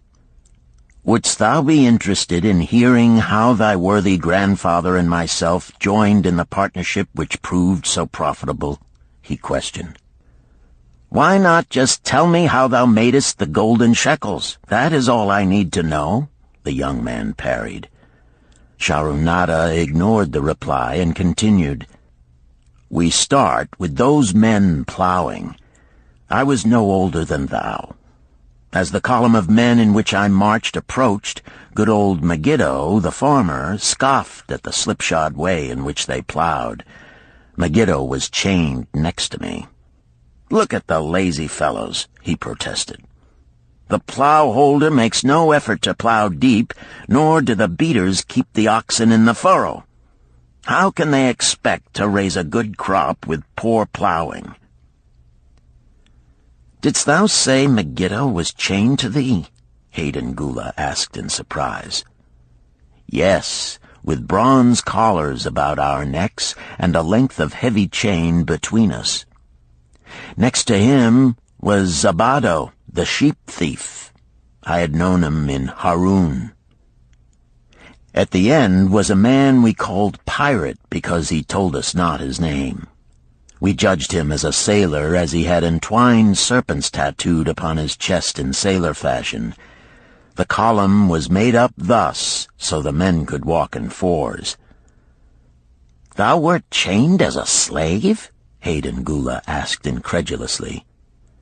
"Did not thy grandfather tell thee I was once a slave? He often spoke of thee, but never hinted of this. He was a man thou couldst trust with innermost secrets. Thou, too, are a man I may trust, am I not right?" Sharunada looked him squarely in the eye. "Thou mayest rely upon my silence, but I am amazed. Tell me, how didst thou come to be a slave?" Sharunada shrugged his shoulders. "Any man may find himself a slave. It was a gaming house and barley beer that brought me disaster. I was the victim of my brother's indiscretions. In a brawl he killed his friend. I was bonded to the widow by my father, desperate to keep my brother from being prosecuted under the law. When my father could not raise the silver to free me, she in anger sold me to the slave dealer." "What a shame and injustice!" Hayden Gula protested. "But tell me, how didst thou regain freedom?" "We shall come to that, but not yet. Let us continue my tale. As we passed, the plowers jeered at us. One did doff his ragged hat and bow low, calling out, 'Welcome to Babylon, guests of the king! He waits for thee on the city walls where the banquet is spread, mud bricks and onion soup.' With that, they laughed uproariously. Pirate flew into a rage and cursed them roundly. "What do those men mean by the king awaiting us on the walls?" I asked him. "To the city walls ye march to carry bricks until the back breaks. Maybe they beat thee to death before it breaks. They won't beat me. I'll kill 'em." Then Megiddo spoke up. "It doesn't make sense to me to talk of masters beating willing, hard-working slaves to death. Masters like good slaves and treat them well." "Who wants to work hard?" commented Zabato.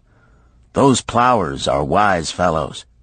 They're not breaking their backs, just letting on as if they be." "Thou can't get ahead by shirking," Megiddo protested. "If thou plow a hectare, that's a good day's work, and any only a half. That's shirking. I don't shirk. I like to work, and I like to do good work, for work is the best friend I've ever known. It has brought me all the good things I've had, my farm and cows and crops, everything." "Yea, and where be these things now?" scoffed Zabato. "I figure it pays better to be smart and get by without working. You watch Zabato. If we're sold to the walls, he'll be carrying the water bag or some easy job, when thou, who like to work, will be breaking thy back carrying bricks." He laughed his silly laugh. Terror gripped me that night. I could not sleep. I crowded close to the guard rope, and when the others slept, I attracted the attention of Godoso, who was doing the first guard watch. He was one of those brigand Arabs, the sort of rogue who, if he robbed thee of thy purse, would think he must also cut thy throat. "Tell me, Godoso," I whispered, "when we get to Babylon, will we be sold to the walls?" "Why want to know?" he questioned cautiously. "Canst thou not understand?" I pleaded. "I am young. I want to live. I don't want to be worked or beaten to death on the walls.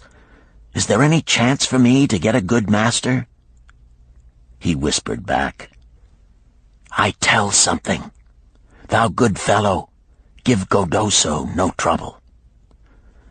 Most times we go first to slave market. Listen now. When buyers come, tell 'em you good worker, like to work hard for good master, make 'em want to buy. You not make 'em buy, next day you carry brick. Mighty hard work." After he walked away, I lay in the warm sand looking up at the stars and thinking about work. What Megiddo had said about it being his best friend made me wonder if it would be my best friend. Certainly it would be if it helped me out of this. When Megiddo awoke, I whispered my good news to him. It was our one ray of hope as we marched toward Babylon. Late in the afternoon, we approached the walls and could see the lines of men, like black ants, climbing up and down the steep diagonal paths. As we drew closer, we were amazed at the thousands of men working. Some were digging in the moat, others mixed the dirt into mud bricks. The greatest number were carrying the bricks in large baskets up those steep trails to the masons. Overseers cursed the laggards and cracked bullock whips over the backs of those who failed to keep in line. Poor, worn-out fellows were seen to stagger and fall beneath their heavy baskets, unable to rise again.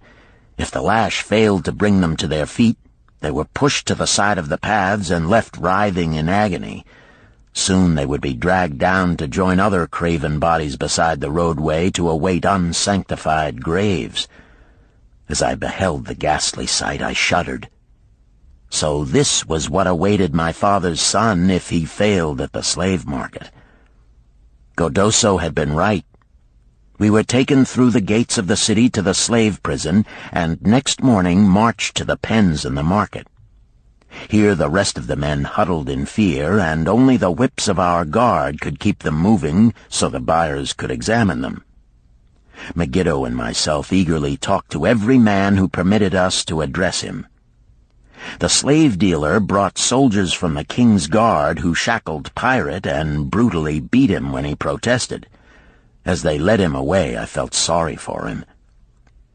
Megiddo felt that we would soon part. When no buyers were near, he talked to me earnestly to impress upon me how valuable work would be to me in the future. Some men hate it. They make it their enemy. Better to treat it like a friend. Make thyself like it. Don't mind because it is hard. If thou thinkest about what a good house thou build, then who cares if the beams are heavy and it is far from the well to carry the water for the plaster? Promise me, boy, if thou get a master, work for him as hard as thou canst. If he does not appreciate all thou do, never mind. Remember, work well done does good to the man who does it. It makes him a better man. He stopped as a burly farmer came to the enclosure and looked at us critically. Megiddo asked about his farm and crops, soon convincing him that he would be a valuable man. After violent bargaining with the slave dealer, the farmer drew a fat purse from beneath his robe, and soon Megiddo had followed his new master out of sight. A few other men were sold during the morning. At noon, Godoso confided to me that the dealer was disgusted and would not stay over another night, but would take all who remained at sundown to the king's buyer. I was becoming desperate when a fat, good-natured man walked up to the wall and inquired if there was a baker among us. I approached him, saying, "Why should a good baker like thyself seek another baker of inferior ways? Would it not be easier to teach a willing man like myself thy skilled ways? Look at me. I am young, strong, and like to work. Give me a chance, and I will do my best to earn gold and silver for thy purse." He was impressed by my willingness, and began bargaining with the dealer who had never noticed me since he had bought me, but now waxed eloquent on my abilities, good health, and good disposition. I felt like a fat ox being sold to a butcher. At last, much to my joy, the deal was closed. I followed my new master away, thinking I was the luckiest man in Babylon. My new home was much to my liking. Nananeid, my master, taught me how to grind the barley in the stone bowl that stood in the courtyard, how to build the fire in the oven, and then how to grind very fine the sesame flour for the honey cakes. I had a couch in the shed where his grain was stored. The old slave housekeeper, Swasti, fed me well and was pleased at the way I helped her with the heavy tasks. Here was the chance I had longed for to make myself valuable to my master, and, I hoped, to find a way to earn my freedom. I asked Nananeid to show me how to knead the bread and to bake. This he did, much pleased at my willingness. Later, when I could do this well, I asked him to show me how to make the honey cakes, and soon I was doing all the baking. My master was glad to be idle, but Swasti shook her head in disapproval. "No work to do is bad for any man," she declared. I felt it was time for me to think of a way by which I might start to earn coins to buy my freedom. As the baking was finished at noon, I thought Nananeid would approve if I found profitable employment for the afternoons and might share my earnings with me. Then the thought came to me, why not bake more of the honey cakes and peddle them to hungry men upon the streets of the city? I presented my plan to Nananeid this way. "If I can use my afternoons after the baking is finished to earn for thee coins, would it be only fair for thee to share my earnings with me that I might have money of my own to spend for those things which every man desires and needs?" Fair enough," he admitted. When I told him of my plan to peddle our honey cakes, he was well pleased. "Here is what we will do," he suggested. "Thou sellest them at 2 for a penny, then half of the pennies will be mine to pay for the flour and the honey and the wood to bake them. Of the rest I shall take half, and thou shalt keep half." I was much pleased by this generous offer that I might keep for myself 1/4 of my sales. That night I worked late to make a tray upon which to display them. Nananeid gave me one of his worn robes that I might look well, and Swasti helped me patch it and wash it clean. The next day I baked an extra supply of honey cakes. They looked brown and tempting upon the tray as I went along the street, loudly calling my wares. At first no one seemed interested, and I became discouraged. I kept on, and later in the afternoon, as men became hungry, the cakes began to sell, and soon my tray was empty. Nananeid was well pleased with my success and gladly paid me my share. I was delighted to own pennies. Megiddo had been right when he said a master appreciated good work from his slaves. That night I was so excited over my success I could hardly sleep, and tried to figure how much I could earn in a year and how many years would be required to buy my freedom. As I went forth with my tray of cakes every day, I soon found regular customers.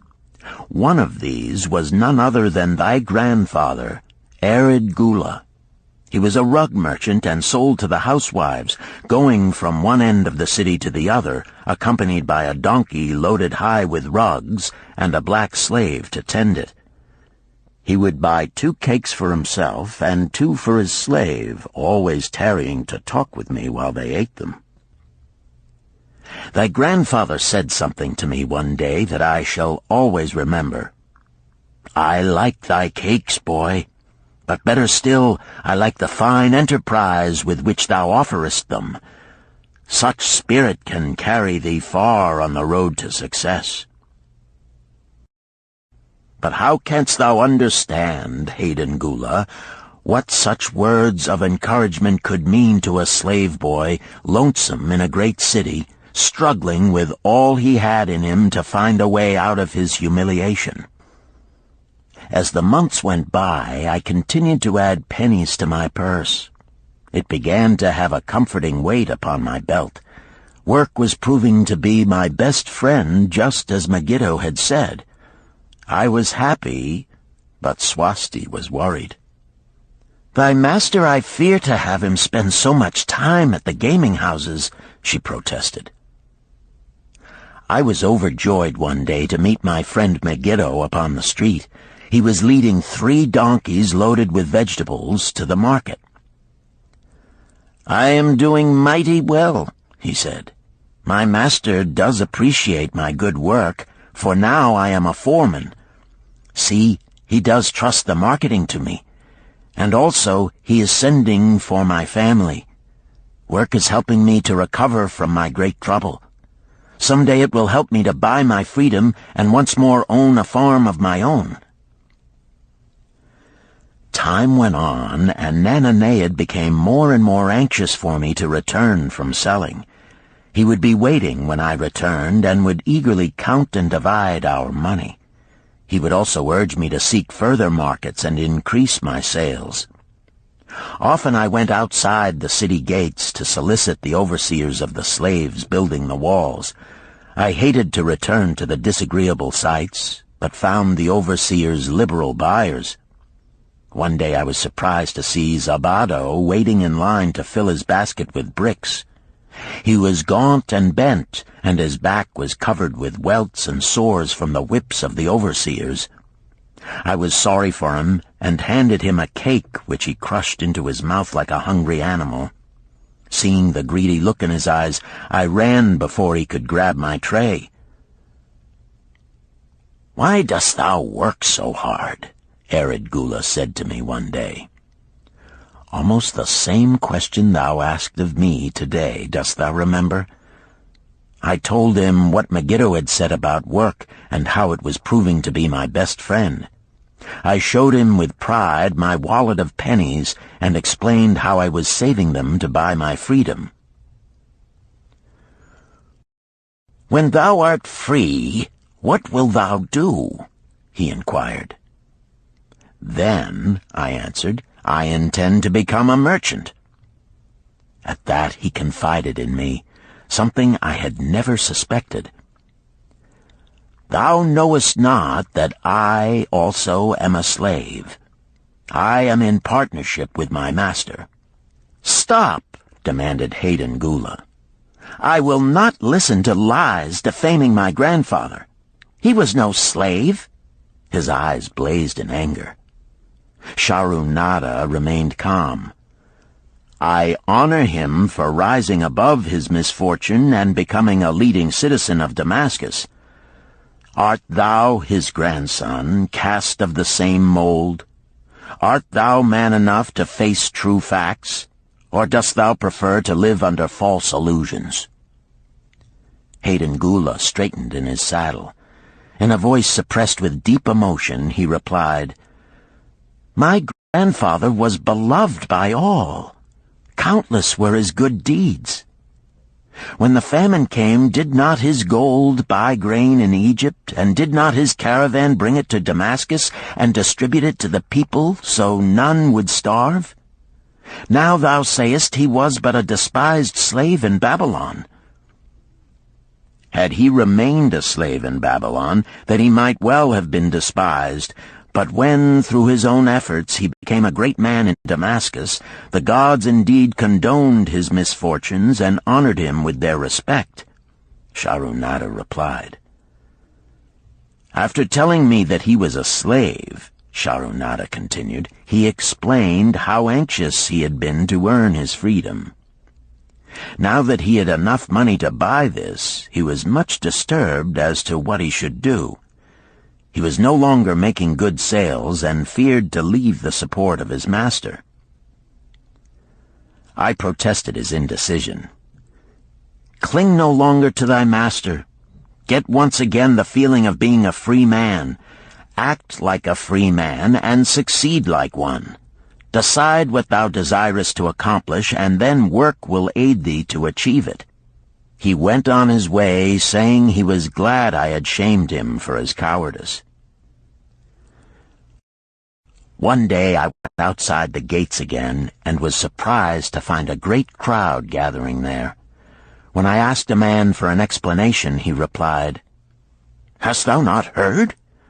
An escaped slave who murdered one of the king's guards has been brought to justice and will this day be flogged to death for his crime.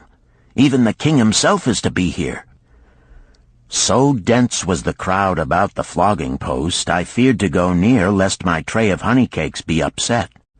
Therefore I climbed up the unfinished wall to see over the heads of the people. I was fortunate in having a view of Nebuchadnezzar himself as he rode by in his golden chariot. Never had I beheld such grandeur, such robes and hangings of gold cloth and velvet. I could not see the flogging, though I could hear the shrieks of the poor slave. I wondered how one so noble as our handsome king could endure to see such suffering, yet when I saw he was laughing and joking with his nobles, I knew he was cruel and understood why such inhuman tasks were demanded of the slaves building the walls. After the slave was dead, his body was hung upon a pole by a rope attached to his leg so all might see. As the crowd began to thin, I went close. On the hairy chest, I saw tattooed 2 entwined serpents. It was Pirate. The next time I met Arid Gula, he was a changed man. Full of enthusiasm, he greeted me. "Behold, the slave thou knewest is now a free man. There was magic in thy words. Already my sales and my profits are increasing. My wife is overjoyed. She was a free woman, the niece of my master. She much desires that we move to a strange city where no man shall know I was once a slave. Thus our children shall be above reproach for their father's misfortune. Work has become my best helper. It has enabled me to recapture my confidence and my skill to sell." I was overjoyed that I had been able, even in a small way, to repay him for the encouragement he had given me. One evening Swasti came to me in deep distress. "Thy master is in trouble. I fear for him. Some months ago he lost much at the gaming tables. He pays not the farmer for his grain, nor his honey. He pays not the money-lender. They are angry and threaten him." "Why should we worry over his folly? We are not his keepers," I replied thoughtlessly. "Foolish youth, thou understandest not. To the moneylender didst he give thy title to secure a loan? Under the law he can claim thee and sell thee. I know not what to do. He is a good master. Why, oh, why should such trouble come upon him? Not were Swasti's fears groundless. While I was doing the baking next morning, the moneylender returned with a man he called Sasi. This man looked me over and said I would do. The moneylender waited not for my master to return, but told Swasti to tell him he had taken me. With only the robe on my back and the purse of pennies hanging safely from my belt, I was hurried away from the unfinished baking. I was whirled away from my dearest hopes as the hurricane snatches the tree from the forest and casts it into the surging sea. Again a gaming house and barley beer had caused me disaster. Sasi was a blunt, gruff man. As he led me across the city, I told him of the good work I had been doing for Nananeid, and said I hoped to do good work for him. His reply offered no encouragement. I like not this work. My master likes it not. The king has told him to send me to build a section of the Grand Canal. Master tells Sasi to buy more slaves, work hard, and finish quick. Bah! How can any man finish a big job quick? Picture a desert with not a tree, just low shrubs and a sun burning with such fury the water in our barrels became so hot we could scarcely drink it. Then picture rows of men going down into the deep excavation and lugging heavy baskets of dirt up soft, dusty trails from daylight until dark. Picture food served in open troughs from which we helped ourselves like swine. We had no tents, no straw for beds. That was the situation in which I found myself. I buried my wallet in a marked spot, wondering if I would ever dig it up again. At first I worked with good will, but as the months dragged on I felt my spirit breaking. Then the heat fever took hold of my weary body. I lost my appetite and could scarcely eat the mutton and vegetables. At night I would toss in unhappy wakefulness. In my misery I wondered if Zabado had not the best plan, to shirk and keep his back from being broken in work. Then I recalled my last sight of him and knew his plan was not good. I thought of Pirate with his bitterness and wondered if it might be just as well to fight and kill.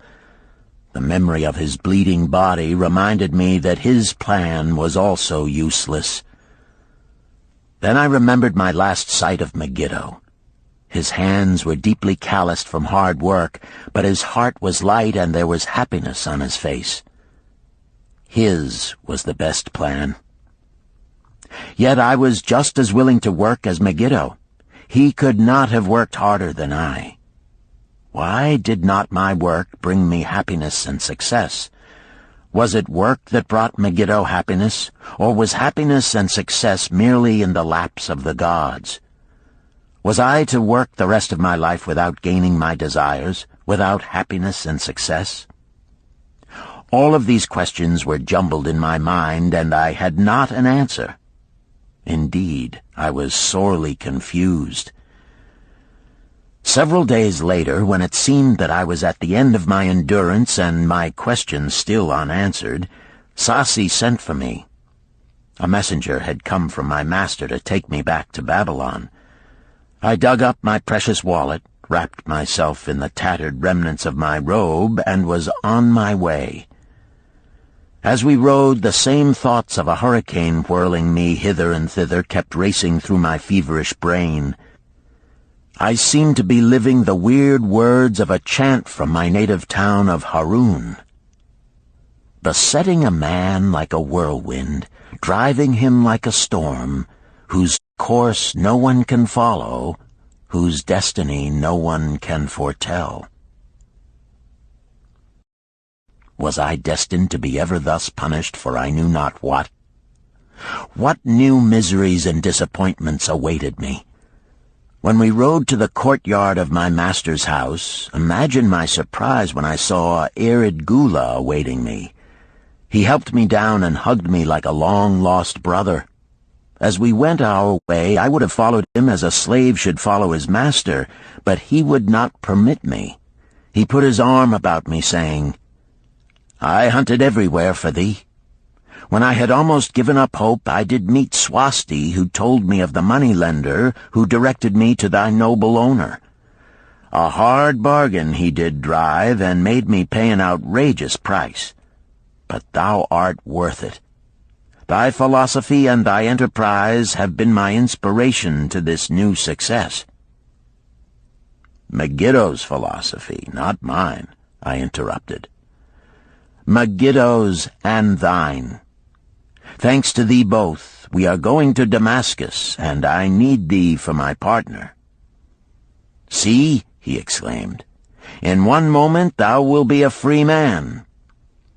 So saying, he drew from beneath his robe the clay tablet carrying my title. This he raised above his head and hurled it to break in 100 pieces upon the cobblestones. With glee he stamped upon the fragments until they were but dust. Tears of gratitude filled my eyes. I knew I was the luckiest man in Babylon.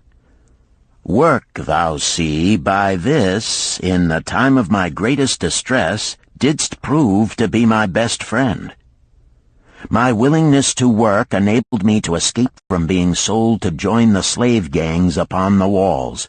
It also so impressed thy grandfather, he selected me for his partner." Then Hayden Gula questioned, "Was work my grandfather's secret key to the golden shekels?" "It was the only key he had when I first knew him," Sharunada replied. "Thy grandfather enjoyed working. The gods appreciated his efforts and rewarded him liberally." "I begin to see," Hayden Gula was speaking thoughtfully.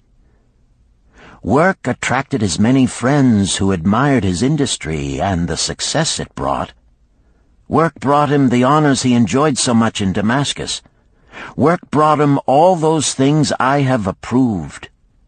And I thought work was fit only for slaves."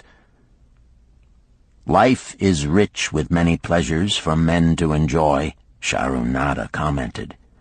"Each has its place. I am glad that work is not reserved for slaves. Were that the case, I would be deprived of my greatest pleasure. Many things do I enjoy, but nothing takes the place of work." Sharunada and Hayden Gula rode in the shadows of the towering walls up to the massive bronze gates of Babylon. At their approach, the gate guards jumped to attention and respectfully saluted an honored citizen. With head held high, Sharunada led the long caravan through the gates and up the streets of the city. "I have always hoped to be a man like my grandfather," Hayden Gula confided to him. "Never before did I realize just what kind of man he was. This thou hast shown me. Now that I understand, I do admire him all the more and feel more determined to be like him. I fear I can never repay thee for giving me the true key to his success. From this day forth I shall use his key. I shall start humbly as he started, which befits my true station far better than jewels and fine robes." So saying, Hayden Gula pulled the jeweled baubles from his ears and the rings from his fingers. Then, reining his horse, he dropped back and rode with deep respect behind the leader of the caravan.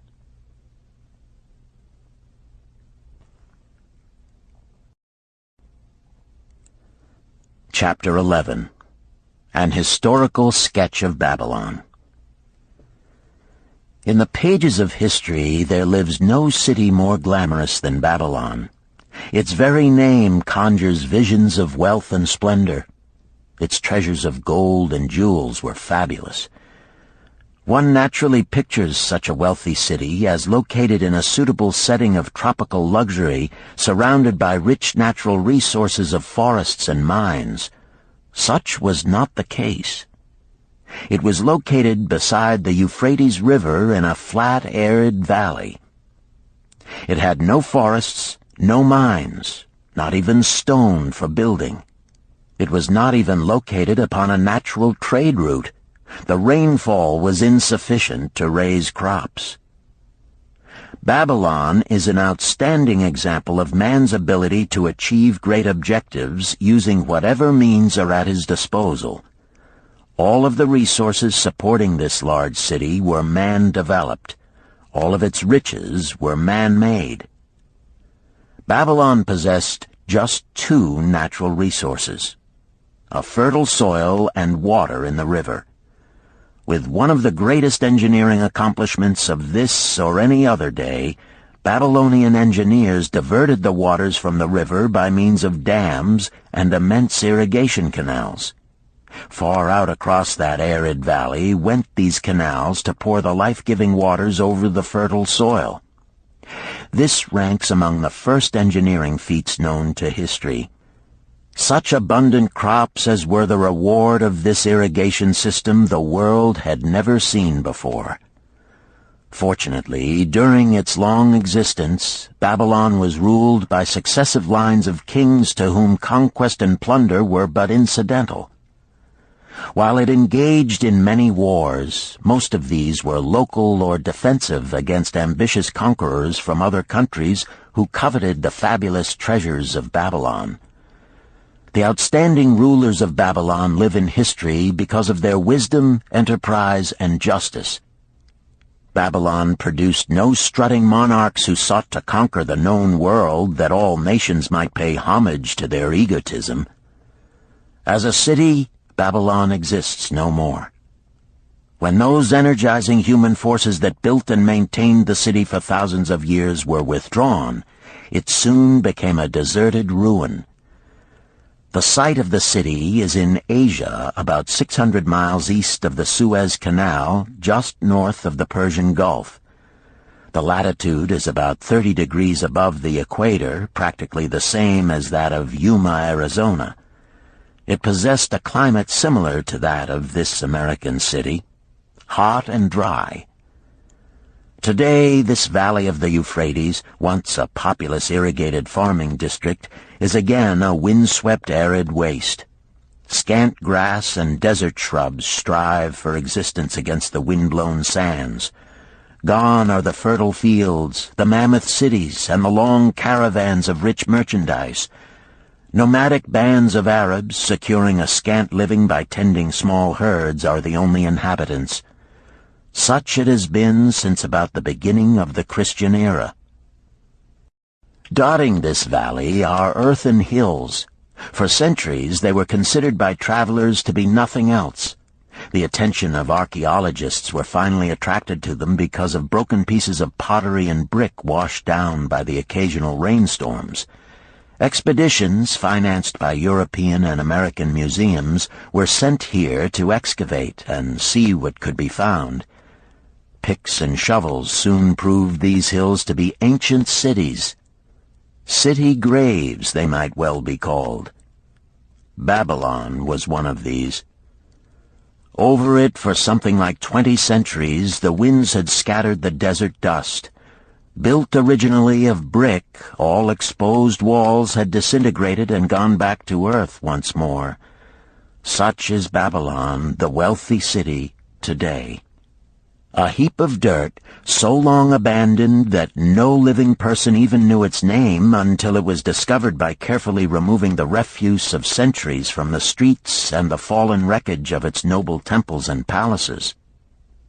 Many scientists considered the civilization of Babylon and other cities in this valley to be the oldest of which there is a definite record.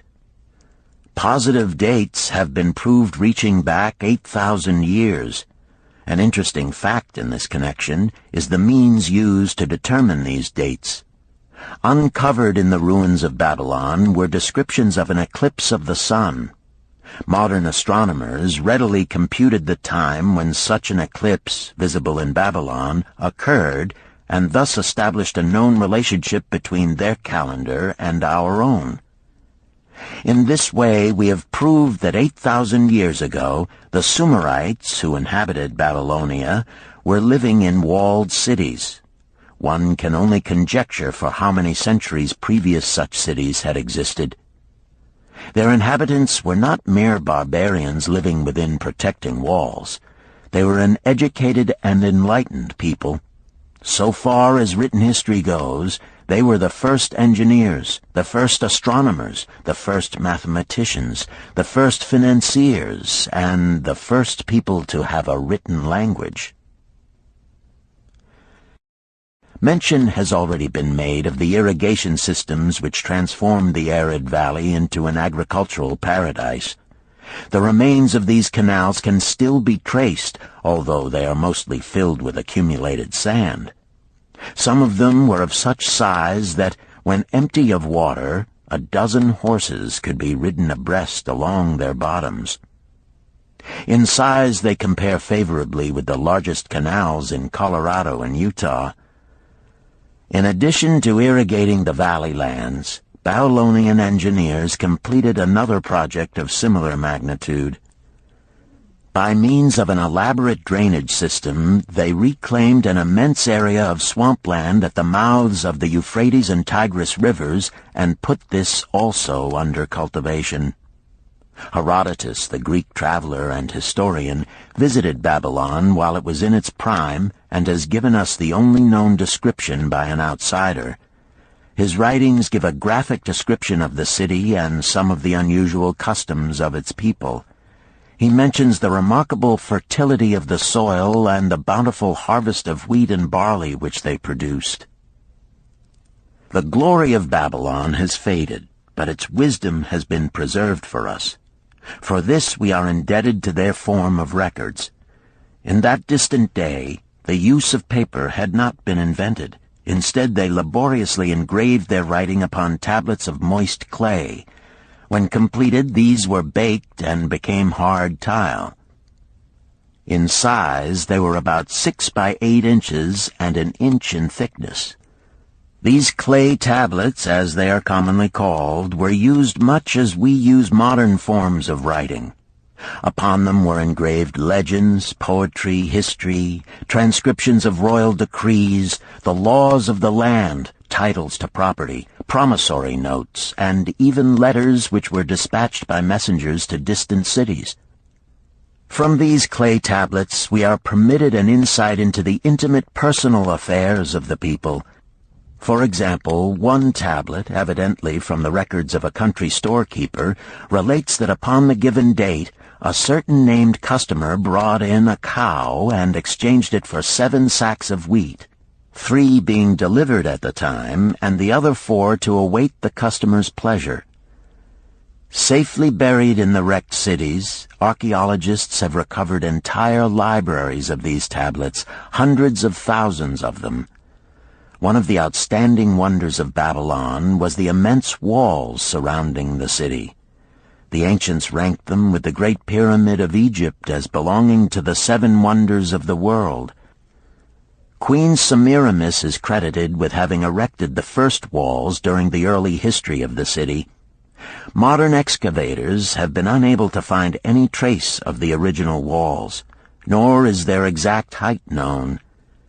From mention made by early writers, it is estimated they were about 50 to 60 feet high, faced on the outer side with burnt brick, and further protected by a deep moat of water.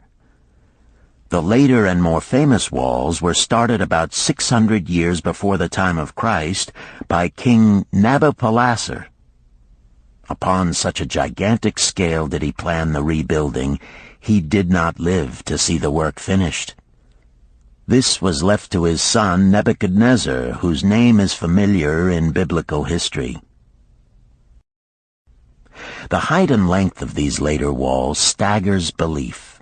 They are reported upon reliable authority to have been about 160 feet high, the equivalent of the height of a modern 15-story office building. The total length is estimated as between 9 and 11 miles. So wide was the top that a 6-horse chariot could be driven around them. Of this tremendous structure, little now remains except portions of the foundations and the moat. In addition to the ravages of the elements, the Arabs completed the destruction by quarrying the brick for building purposes elsewhere. Against the walls of Babylon marched, in turn, the victorious armies of almost every conqueror of that age of wars of conquest. A host of kings laid siege to Babylon, but always in vain. Invading armies of that day were not to be considered lightly.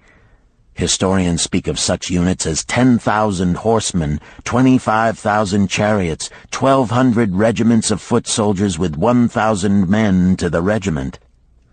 Often 2 or 3 years of preparation would be required to assemble war materials and depots of food along the proposed line of march. The city of Babylon was organized much like a modern city. There were streets and shops. Peddlers offered their wares through residential districts. Priests officiated in magnificent temples. Within the city was an inner enclosure for the royal palaces. The walls about this were said to have been higher than those about the city. The Babylonians were skilled in the arts. These included sculpture, painting, weaving, gold working, and the manufacture of metal weapons and agricultural implements. Their jewelers created most artistic jewelry. Many samples have been recovered from the graves of its wealthy citizens and are now on exhibition in the leading museums of the world. At a very early period, when the rest of the world was still hacking at trees with stone-headed axes, or hunting and fighting with flint-pointed spears and arrows, the Babylonians were using axes, spears, and arrows with metal heads. The Babylonians were clever financiers and traders. So far as we know, they were the original inventors of money as a means of exchange, of promissory notes, and written titles to property. Babylon was never entered by hostile armies until about 540 years before the birth of Christ. Even then, the walls were not captured. The story of the fall of Babylon is most unusual. Cyrus, one of the great conquerors of that period, intended to attack the city and hoped to take its impregnable walls. Advisors of Nabonidus, the king of Babylon, persuaded him to go forth to meet Cyrus and give him battle without waiting for the city to be besieged. In the succeeding defeat to the Babylonian army, it fled away from the city. Cyrus thereupon entered the open gates and took possession without resistance. Thereafter, the power and prestige of the city gradually waned until, in the course of a few hundred years, it was eventually abandoned, deserted, left for the winds and storms to level once again to that desert earth from which its grandeur had originally been built. Babylon had fallen, never to rise again, but to it civilization owes much. The eons of time have crumbled to dust the proud walls of its temples, but the wisdom of Babylon endures. The End. You've been listening to The Richest Man in Babylon by George S. Clason, narrated by Richard Ferrone, and directed by Ben Ruggiero.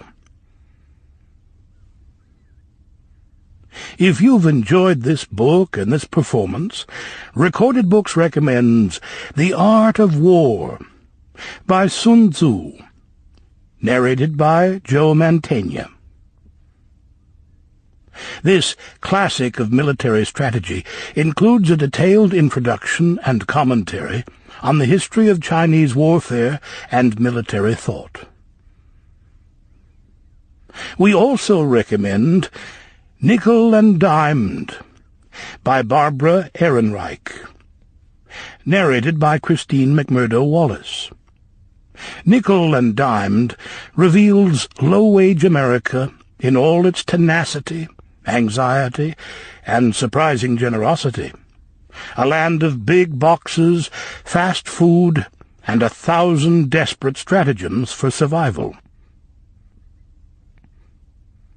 You'll find a wide selection of titles in the Recorded Books catalog, including bestsellers, mysteries, classics, histories, and more. So to order another recorded book, or for a copy of our latest listing, please call the toll-free number found on the back of this book. Don't forget to ask about easy 30-day rentals by mail. On our website, you can browse our catalog, place orders, hear about our latest releases, or tune into narrator profiles and author interviews. So visit us there at www.recordedbooks.com. And thank you